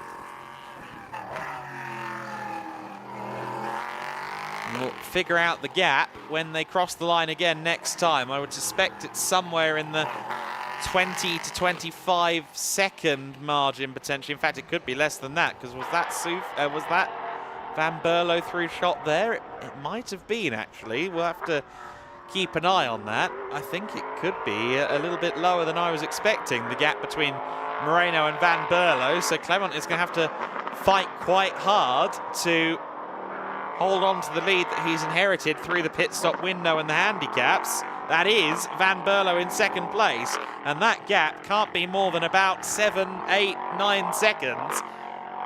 So Van Berlo is now hunting, and he's certainly got less than the length of the massive back straight here to make up. Moreno powers out to the hairpin. Van Berlo arrives at the hairpin. I'm not used to this driver combination. Sufi and Van Berlo is a bit of a worlds collide lineup, it must be said. Catalano under some pressure then from Daniel Kalvitz in the battle for fourth overall. Kalvitz, of course, the gold-rated driver. Both of these drivers are strong. I expect this to be quite an exciting fight. The gap between the top two is now confirmed at 5.2 seconds. That is a gap that Moreno is going to have to work very hard to try and use to his advantage. Frankly, most of the smart money would be on Van Berlo, but maybe Clement Moreno can pull something out of the bag. Pit window is still open, of course. However, it is already been really used for its purpose. Everybody has made their stop. So two interesting battles on circuit. Catalano and Kalvitz for fourth position. They're also in danger of being caught by Lawrence Herr, who is setting an electric pace in the Duquet in a 153.7 last time across the line. Here is your battle then for fourth place, bouncing across the curbs. The pair of Duquesnes from Gebhardt Motorsport and DKR. Kalvitz is flashing the headlights. Meanwhile, Moreno and Van Berlo are something closer to 2 seconds apart now out there on the circuit. So the gap that was 5.1 in half a lap, more or less, is already more like 1.5 seconds. I think as they come across the line, they are going to be very close this time. As are Catalano and Kalvitz. It is 0.8 of a second for the leads. 0.8 of a second between Moreno and Van Berlo. Van Berlo has caught up exceedingly quickly, as one may expect of a driver of his caliber. And it will not be too long before we see him challenging for the lead. In fact, is he already through? I don't think he's there yet, but as we come into turn 5, we might get a slightly better view of who is in the lead. It is going to the inside, Van Berlo, and he is now your race leader. Glenn Van Berlo makes it look easy there at turn 5. Glenn Van Berlo is your new race leader, and while that was going on, unfortunately, we had to pick a side. Daniel Kalvitz has gotten past Valentino Catalano as well. So we've had two changes for position there. Kalvitz and Catalano will be heading through turns 2 and 3 at the moment. In fact, already I think at 4 and 5. Yes, they are. We see them through shot. And Daniel Kalvitz has moved into 4th position for he and Steve Parrow. Now it's going to be a big task for Daniel Kalvitz to close in on Kevin Rabin. Looking at the lap times, perhaps Kalvitz can make something happen, but I think it would take a slip up from Kevin Rabin. Kalvitz's last lap was a 54.8, however that was a lap that included an overtake, so we'll see his true pace in due course. But the driver that is setting the circuit alight right now out there on the circuit is Lawrence Hur, who is about 11 seconds back from Valentino Catalano, and I would not mind betting that there will be a battle for 5th place before the end of this one. 18 minutes and 35 seconds remain in the first of 2 races in the Prototype Winter Series. We are in the dark here for the first time ever at a Gedlich Racing Winter Series event.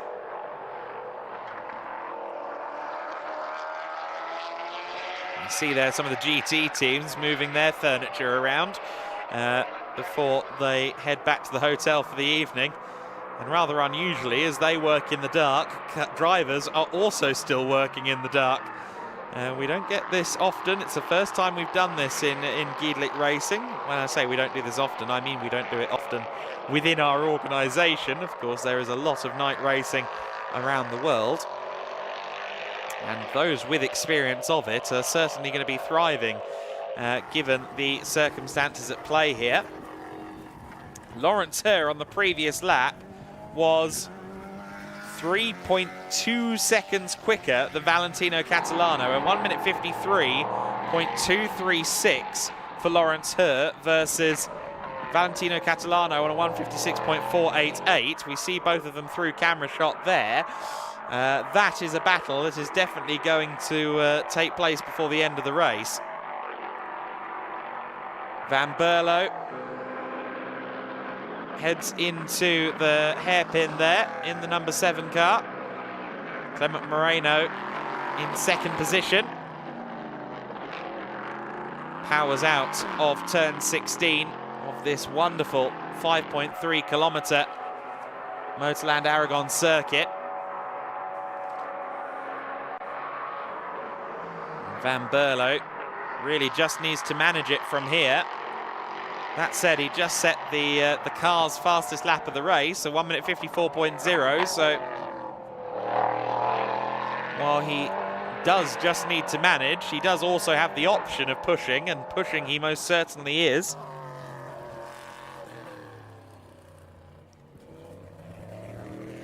.1 seconds the gap now between 1st and 2nd place. There is Lawrence Hur, who's again gone fastest in the middle sector. And again, the gap will go down in the battle for 5th and 6th place. It's down to 5.1 seconds now. Incredible speed then from the DKR Engineering driver Lawrence Hur, who of course has appeared in the World Endurance Championship, in LMP2s as well as GTE cars. He's done a bit of GT and a bit of LMP in the World Endurance Championship and the European Le Mans Series. Has developed into a very, very capable endurance racing driver, has Lawrence Hur.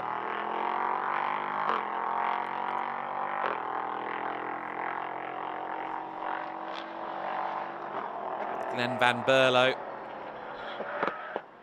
is, of course, maybe slightly newer, slightly earlier steps of his endurance racing adventure.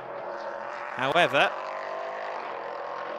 he is one of those silvers that I suspect is waiting for the phone call from the FIA at the end of the season to say, sorry mate, you're gold. Of course, being a silver-rated driver can be quite a handy thing, especially as championships like the World Endurance Championship now require a bronze, a silver and a gold or platinum in the GT3 class in the World Endurance Championship. And in general, if you're a bronze or a silver rated driver and you're a quick bronze or silver rated driver, that can lead to some really exciting opportunities for you. Van Berlo, 8.5 seconds clear. Last lap was a 1:53.610. So he's going quicker and quicker still. Gap between Catalano and her is down to 3.8 seconds in the battle for 5th place. So again, we expect those two to get close together on circuit soon enough. Will Stowell there in the Molnar Motorsport car. Last lap was a 1:58.7. I don't know how much racing in the dark Will Stowell has done before. I'd hasten a guess that it's not much. At least maybe not in cars. He might have done some karting in the dark under floodlights, but certainly not cars. He's getting to grips with it and improving his pace as he goes at the moment.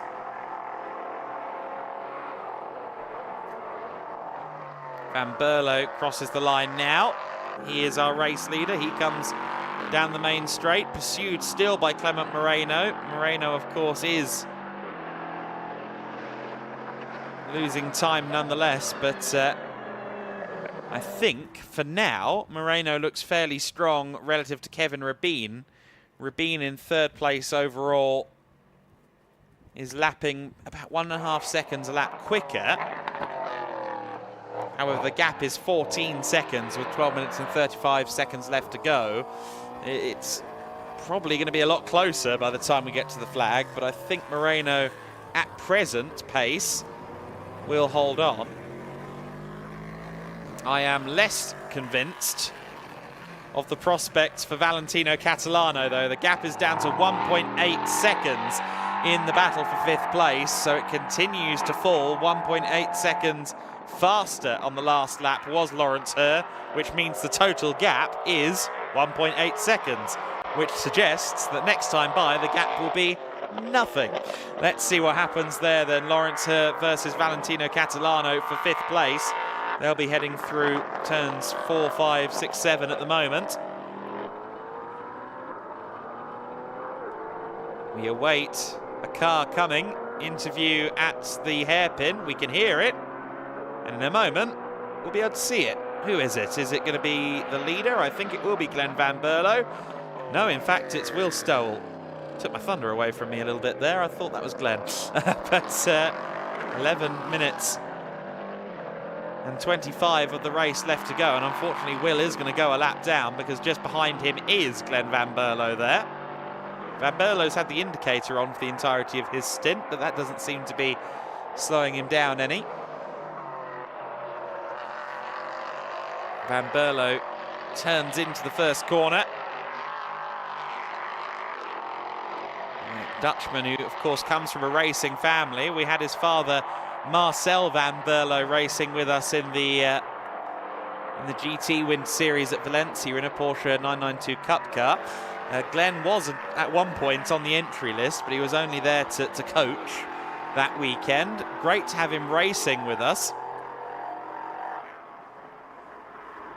Marcel has raced Supercar Challenge and the like when Van Berlo was just a wee lad, or when younger Van Berlo Jr. was just a wee lad. The battle is coming up to turn 1 now then for 5th place. Through shot now comes the battle for P5. So Valentino Catalano and Lawrence Herr are going at it now. Herr has closed in on Catalano. The gap is just half a second between the two of them. And I wouldn't mind betting we see 2 sets of headlights side by side as we approach turn 7. We see them through 5 there, very close together. As they approach T7, will it be... Yes, it is still the Gebhardt Motorsport car ahead of Lawrence Herr. Now, can Catalano try and fight off Lawrence Herr? Both drivers have LMP3 experience. albeit there's more experience certainly in the number 3 cockpit. And Lawrence Hurt looked like he was lining up a move at turn 12. We'll see whether that's the case as they run through 12, but we just see there the 42 car powering out of the corner. There is the battle. It's still Catalano just ahead of Lawrence Hurt. Hurt gets a decent run, not a spectacular run, out of turn 15. Through shot goes Kalvitz in 4th place. Here now we see the headlights of Catalano and Hurt. And Hurt dives to the inside at turn 15, turn 16. And yes, he gets through, rather rudely pushes Catalano onto the curbs on his way through. But through he is. Lawrence Hurt gets past into 5th place then. His next target is Daniel Kalvitz, and those are the 2 quickest cars on circuit right now. I think Kalvitz will be hard-pressed to lose that much time to Lawrence Hurt. 11.4 seconds, and they're both in the low-mid 153s. However, I do have questions about Kalvitz perhaps getting to the back of Kevin Rabin. Kalvitz is about 2 seconds a lap quicker, and the gap is at 8 seconds with 7 minutes and 50 seconds to go. So potentially Rabin might have to fight for that overall podium once all is said and done. Lawrence Hurt now disappearing up the road ahead of Valentino Catalano then. Catalano, of course, also a youngster. It's a very young lineup at Gebhardt Motorsport. Maxim Dirks is 19, Catalano is 18. Catalano graduated from karts to Formula 4 back in 2020. Managed to finish 5th in the Formula 4 French Championship in 2020. 5th in the championship with 4 podiums. Dived into LMP3 in 2022 in the European Le Mans Series, and has been racing with DKR Engineering in 2023 in Asia and in Germany. Is now running with Gebhardt Motorsport this weekend in the rather fabulously liveried number 80 car. You'll get a better look at the car, of course, on Winter Series Sunday tomorrow in the second of the 2 50-minute plus 1 lap races. There's a rather fabulous pop art livery on that car.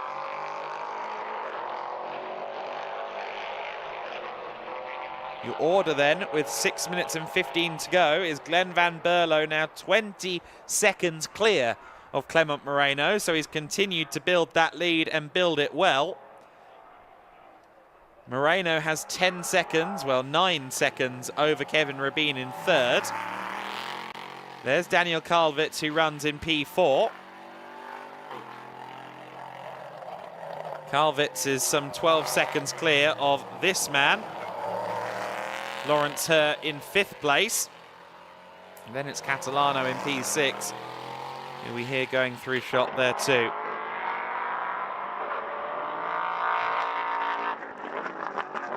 Kalvitz and Parot, a lineup we've seen all season long in the Prototype Winter Series. Steve Parot, not to break the illusion, of course, is racing under a pseudonym.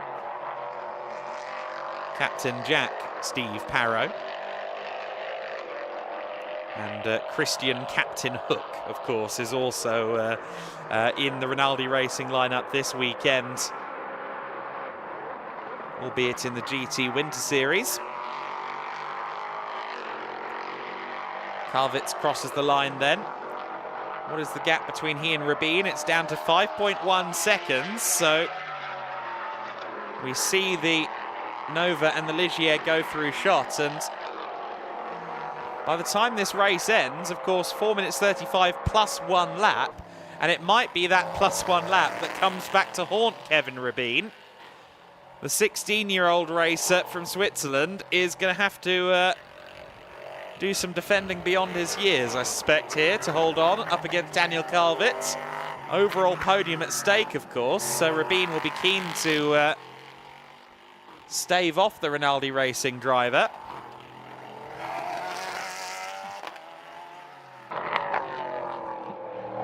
There is Lawrence Herthrough shot as well, bouncing across the curbs and taking a liberal approach by the looks of it, track limits on the exit of turn 7.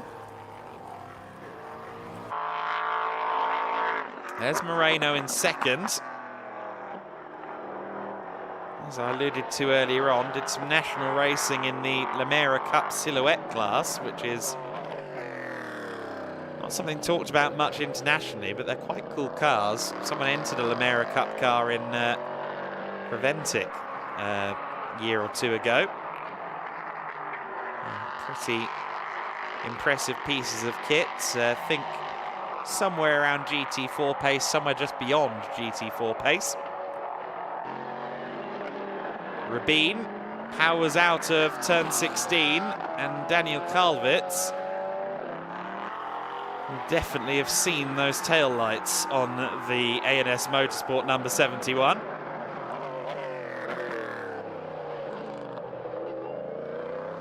There's Lawrence Herr in 5th place, but it's Kalvitz who is the man to watch right now. If you're in the A&S Motorsport garage, the gap is 3.5 seconds. So again, 4.5 seconds. I can't do maths anymore. 4.5 seconds between Rabin and Kalvitz. So it is still going down, albeit I think Kevin Rabin might have been given the hurry up because his last lap was a 1:54.513, which I think is one of his very first laps in the sub 1:55 bracket. So Rabin has been probably told on the headset, go, and go some more, to try and stave off Daniel Kalvitz. So Kalvitz was 1.2 seconds quicker last time by. He's previously been more like 2 seconds a lap quicker. Van Berlo is on his 24th lap of the race.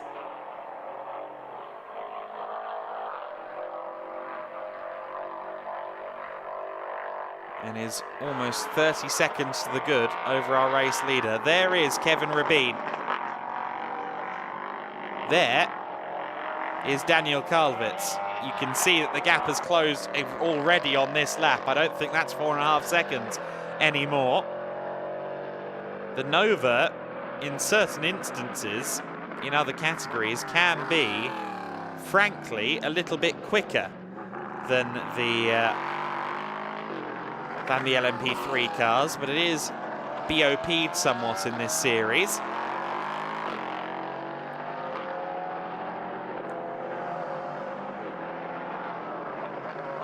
Let's see what the gap is this time. Incidentally, the gap between Moreno and Rabin is also closing, 4.6 seconds. I don't think Rabin is going to get to the back of Moreno in the next 2 laps. It's 2 laps to go. However, I do think Daniel Kalvitz is going to be there with Kevin Rabin in a lap, maybe less. There's Rabin, there's Kalvitz. Battle for 2nd, 3rd and 4th place. Albeit I think Moreno should just about be able to hold on so long as he doesn't succumb to the pressure of seeing those headlights appearing in his rearview mirror. The question is, what about young Kevin Rabin? I've been mightily impressed with his performances this season in the Prototype Winter Series. But Daniel Kalvitz is a bit of a master at this whole sports car racing lark. Many times a champion, a Pro-Am winner at both the Spa 24 Hours and the Nürburgring 24 Hours with Rinaldi Racing. So a long-standing relationship between team and driver there with Kalvitz and Rinaldi. And a very much decorated resume for Kalvitz as well.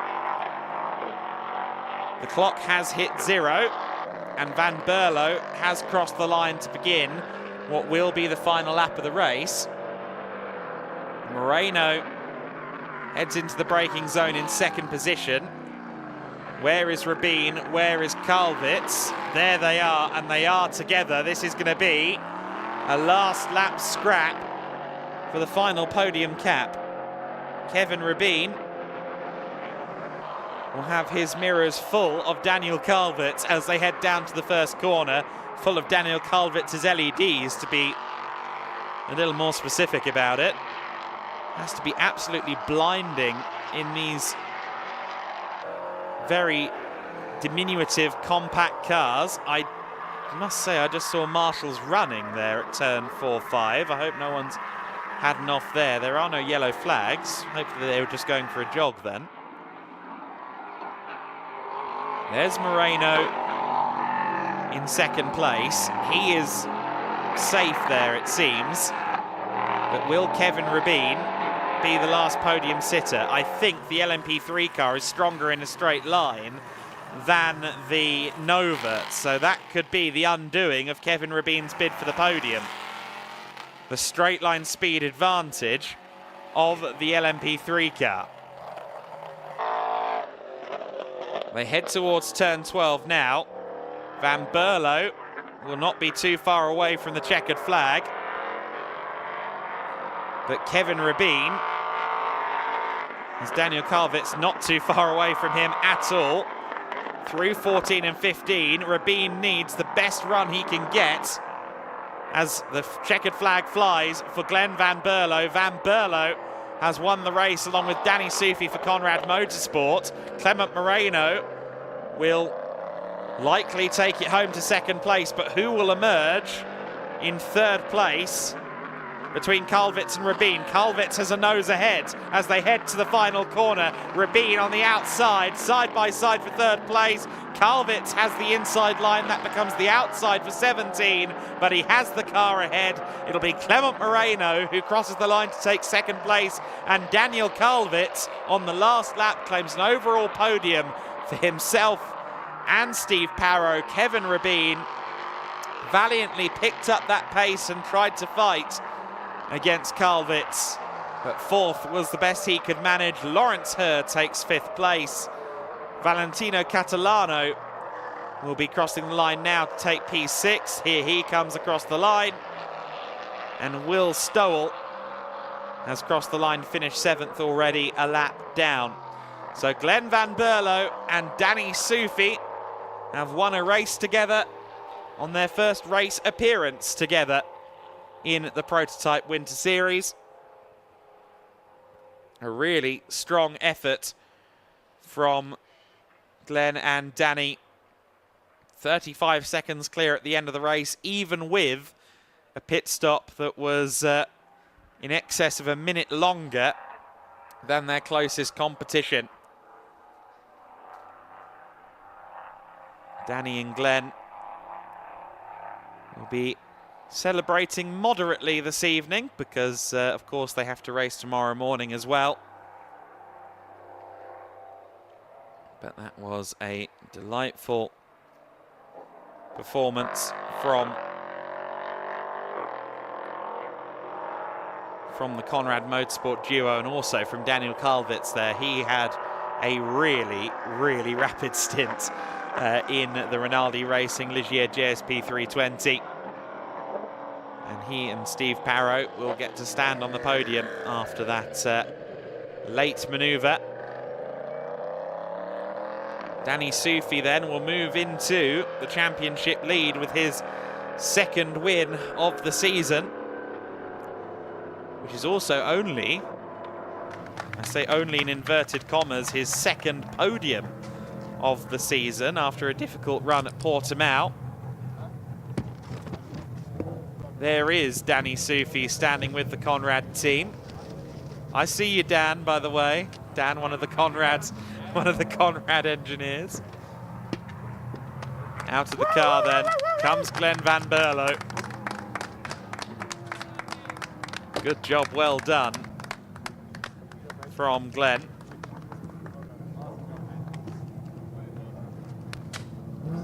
Franz Conrad will no doubt be on the phone later to explain the few areas where they could have improved the performance, but he'll be delighted with the race win as well.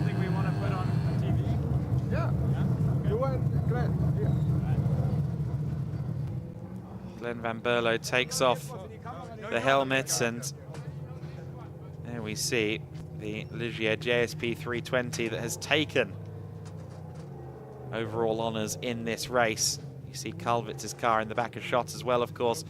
That is the car that got the podium at the very last shot there. You see a Gedlich Racing member of staff there scanning the tyres to ID them properly, make sure that everyone is using the tyres they're supposed to be using. Control Michelin rubber, of course, in the prototype Winter Series, in line with ACO competition.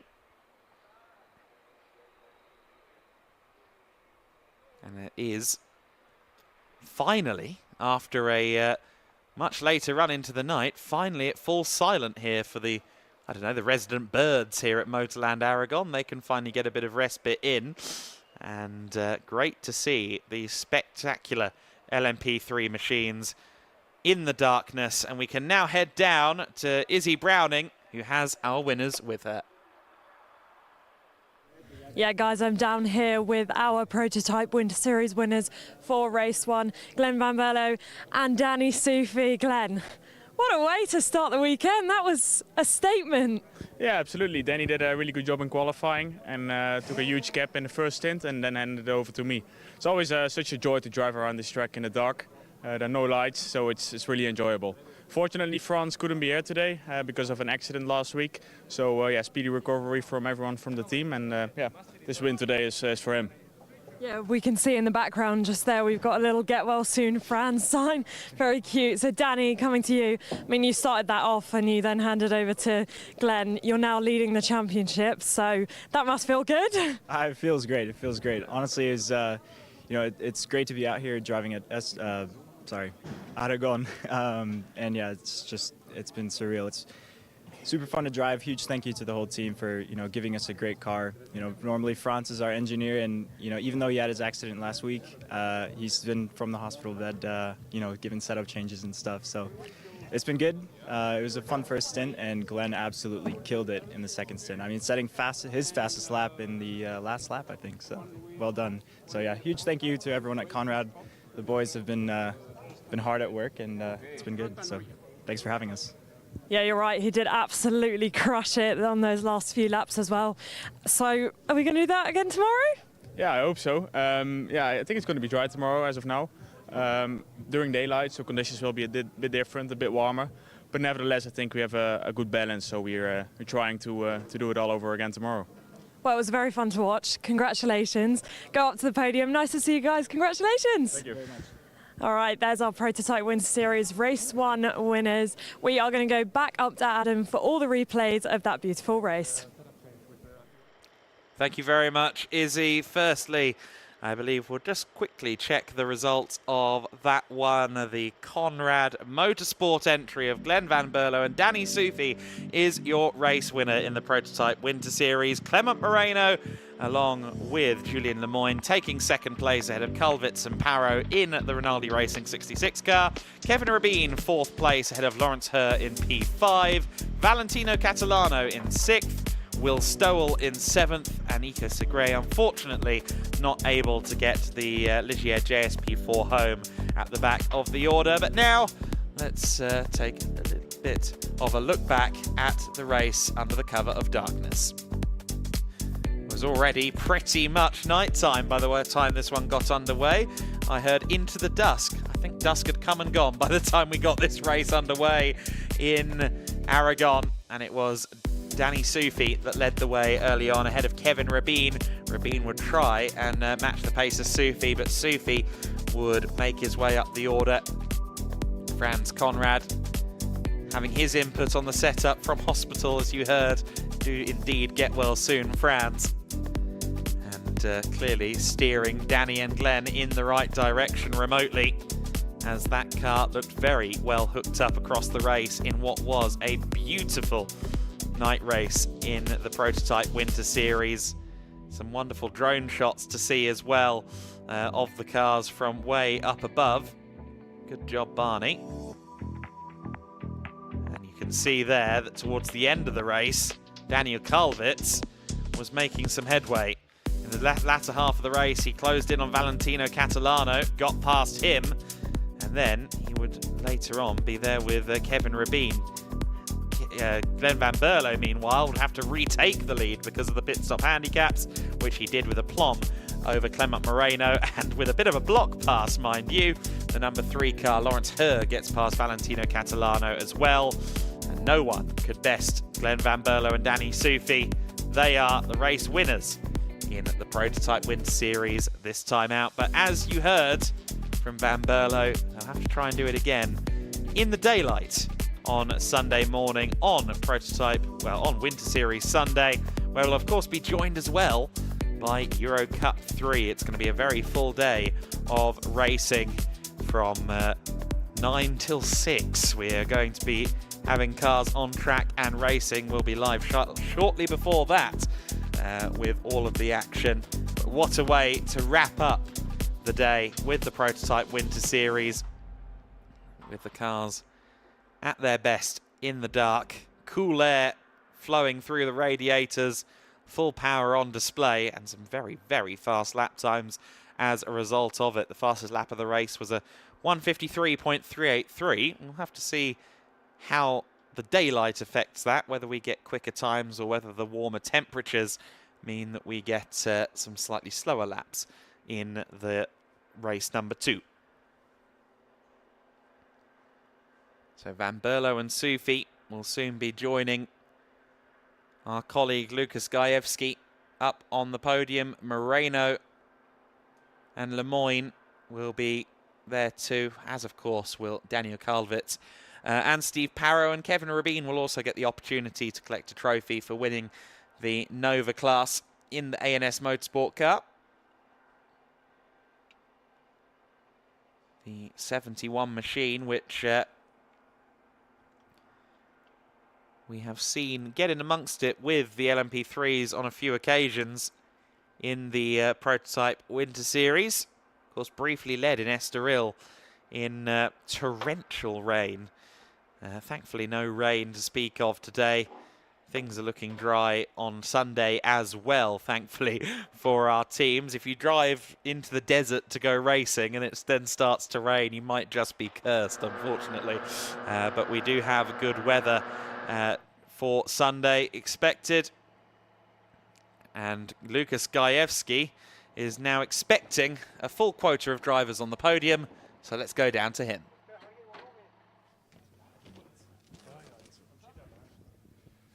So here we go with the last podium of tonight in Motorland Aragon for the Prototype Winter Series, brought to you live on Saturday. What a show it's been, and we are ready to bring out the victorious drivers onto the stage and onto the podium. So please welcome, in 3rd place in the LMP3 class for Rinaldi Racing, Steve Parrow and Daniel Kalvitz. In 2nd place for A&S Motorsport, Julien Lemoyne and Clément Moreno. And your winners for Conrad Motorsport, Danny Sufi and Glenn van Berlo. And of course, ladies and gentlemen, there is one more class winner to be presented on the podium as well. So let's bring him up just as well. The winning driver in Class N for A&S Motorsport is Kevin Rabin. Well done to Kevin, just as well in the only Class N entry, but of course very spectacular to see and to watch as a big, big crew from Gedlich Racing with Sergio, with Robin, Stefan and Jan is heading out onto the podium to present all the trophies to our driver lineups in Prototype Winter Series. It's been a bit of a wait. We had them on the schedule in Estoril and Portimao for the Portuguese leg of the season earlier on. They've been been missing from the schedule last time out in Jerez and in Valencia. They came back tonight, and they came back in style, not under the lights, but at least with headlights tonight. One more big round of applause, please. Your podium finishers in the Prototype Winter Series night race. And as we are in time, and nobody's hungry, I reckon, or are you, Steve? Yes, I'm hungry. I know, you told me earlier, but there is a bit of a story to the night race tonight, because it's the first time after a long year's wait that you had the chance to drive under the lights. Yes, I waited 8 years to drive in the night again, and thank you for the Gedlich team to give me that possibility. It was great and enjoyed much. Thank you. And Daniel, your first time in an LMP3 car at night as well. Yeah, true. I have a lot of experience in GT cars in night, 24-hour races and so on. But for LMP, that was the first time. And I think we have to adjust a little bit the lights again for the next night race in the LMP car.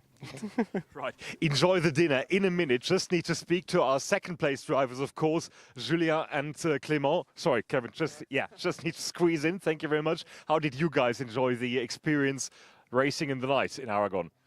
It's a difficult one for sure. I did not have the opportunity to drive yesterday in the night. It was before the night. So discovering the night in the race is a next level in terms of complexity. So it was tough. But it was worth it, I guess? Yeah, it's really great. Aragon is a really great circuit. I think it's one of my favorites. And so with the night, yeah, you have to, to spot new things on the track to brake and to take your throttle and so on. Sometimes you see, the turn. Oh fuck, I'm in the turn, and so and it's the rain now. So we were lucky about the rain, because we were really stressed about that. But yeah, really great experience, and congrats to Holt, because and to you guys, because you are really quick, and it's not easy in the night. So nice. And I'm gonna hurry up, because it might really start raining in a minute. But of course, we need to hear from Kevin, still a very young racer. How did you like the nighttime experience out there? Well, of course, it's my first one in the dark, so it was quite hard to find new approach for the braking zones and the track. So yeah, it was kind of a challenge. It was okay to catch them up at the first stint, but then with the penalty and the pits, it was kind of hard to catch up. But yeah, we managed it. So yeah. Kevin, well done to you as well. And of course, Easy has already spoken to our winners. Do you need to add anything, or can we send Steve and all the other guys off to dinner? It's dinner, isn't it? All right, that's agreed on the podium. Ladies and gentlemen, one more big round of applause. Your podium finishers for Prototype Winter Series Night Race here in Aragon. Thank you very much to everybody joining us downstairs in the pits just as well. So that concludes our set of podiums for tonight.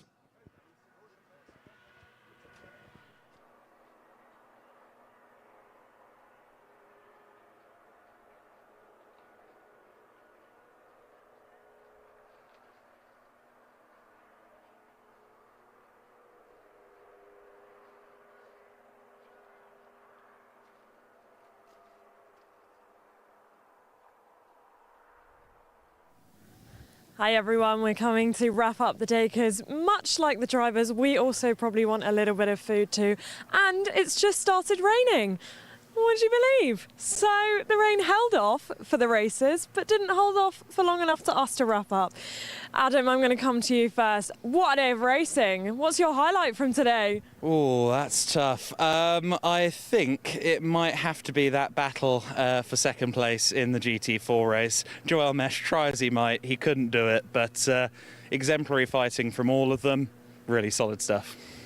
And he was giving it his everything. I did see him as he came out the car. He's sort of holding his back a little bit. I think the poor boy's in pain for tomorrow. Lucas, how about you? Highlight for the day? It has to be the second place fight in GT4 Winter Series, doesn't it? Night racing, always interesting. There is something desperately special about seeing cars racing at nighttime, and especially here there are no floodlights. It's very dark in the surrounding area. It is properly dark. You can see the brakes and everything. I enjoyed some time downstairs in the pits. Fabulous stuff. Well done to everyone. Of course, a bit of a messy ongoing today in Formula Winter Series, GT Winter Series as well. Best of luck for tomorrow, that we'll get some clean races in as well. Well, I'm going to give a different highlight because both of you gave the same one. My highlight has to be Glenn Van Berlo in that final race. I mean, just to get in, have that blistering pace and just be pumping in the laps until the end. That would be my highlight of the day. You look like you've got a thought on that. One last thing I will say, sportsmanship of the day has to go to Leandro Martins for actually actively pushing out the car he made contact with in the GT race. There's healthy respect at the end of the day. Very, very true. Oh. And can I add presenter? I need to add presenter of the day. Adam's here all the time anyway. I'm rubbish anyway. It is you. Thank you very much for joining us. Well done, Easy. Great He stuff. had to say that. I'll pay him later. All right, that's it for the end of the day for us. We'll be back tomorrow, and tomorrow we'll be joined by Euro Cup 3 as well. So make sure you tune in to all the live action. It's going to be a great one.